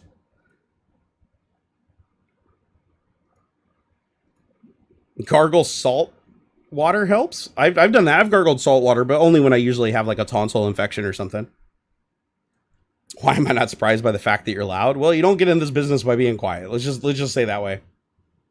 All right, guys. Well, I think I'm going to start wrapping things up. I just want to thank all the super chatters today. Holy shit. We still got William Walker at the top of chat. He's literally been at the top of chat for like 4 hours in the stream because he tipped an insane $500, which like I said, I am going to split today's stream with Houston, even though he's not here today, because he was at the beach. He made an effort to be here. He couldn't. 4G technology shut him down. Shit happens. So I'm gonna make sure that I share everything. Yeah, I know the patrons want more videos. I need to make it. Actually, that's what I'm gonna do today. I'll make another Jerry After Dark episode tonight for the patrons because and then I'll give my vocal cords a rest while I'm having lunch, or I guess it's still lunchtime ish. Oh, Metsis, I love you too. Thank you so much for that. Implementing anti-cheat is a bit like coding DRM. At least in-game captchas aren't a thing. Oh God. And could you imagine an in-game captcha where like every like 2 minutes of playing the video game, it pauses the game for everybody and brings up a captcha, and then you have to wait until everybody answers it before the game resumes? Like that literally could be a thing. Like I'm joking about that now, but mark my words, that probably will become a thing because with AI and image recognition, there is really no way to block cheating. Because let me give you an example. So let's say I have an Nvidia 3000 series GPU that has so many flops that it can play a game while I'm capturing it and run other things that are doing CUDA all at the same time. I could create a program on a separate computer even. I could use a capture card on a separate computer that pulls in the live video stream and me playing the game. And then I can literally run a serial, like a USB cable between that and my thing and simulate a mouse. I can write a virtual driver for a mouse, or I can even manipulate a mouse. I can take a real mouse and just wire it up. So instead of the laser moving the contacts, I'm moving the contacts with code from the other computer. I can do the same thing with a keyboard. I can create a virtual keyboard for another computer using an Arduino or something like that. And I could literally have that other computer just do face detection in first-person shooters. I could just, or image detection for anything else, right? I could do it like GTA 5. I could do image detection to like find the other models. So find face detection. Now you're playing CSGO and you're playing the game with your mouse, and every single time the video stream detects, it basically just flips the mouse up to their head and opens fire. But it does it with random coordinates and noise so that it appears to be a real mouse, and there's no way for the computer to tell. There is absolutely so you no, you're not going to do wall hacks and stuff like that. Really, that kind of cheating can actually be blocked with anti-cheat. But no, there's no way you're going to block image recognition. Like the computer is always going to be faster at identifying things on the screen and moving to it than a human's capable of. That's how aimbots work. Go look up how an aimbot works. Traditional aimbots, all you do is you change out the texture so that the texture map is blue wherever the head is, and then anytime that shade of blue shows up on the screen, you basically just navigate the mouse to it and pull the trigger. Aimbot, but the problem is they're detectable by cheats because you modified the textures in the games, which throws off the checksum, and now the cheat detection can detect it and shut it down and stop the game or ban you. Now with current technology, you don't need the blue texture anymore. You can literally do real-time face recognition or heads or identify a body, and with AI several thousands times per second, you can determine where you want to shoot that target. You could even change it up and be like 1 shot to the head and 2 shots to the body. How much margin of error? Do you want to miss a couple of shots to make it more realistic? It would, and I guarantee you that technology's already been deployed for years. This isn't like, but you can't catch them. How do you catch them? You can't. Unless they're live streaming and you're paying attention to what they're doing with the keyboard and mouse and their character on the screen is doing something different, there's no way for you to know. Or low tech, just put a physical crosshair on the screen. I mean, that helps on games where you don't have an in-game crosshair.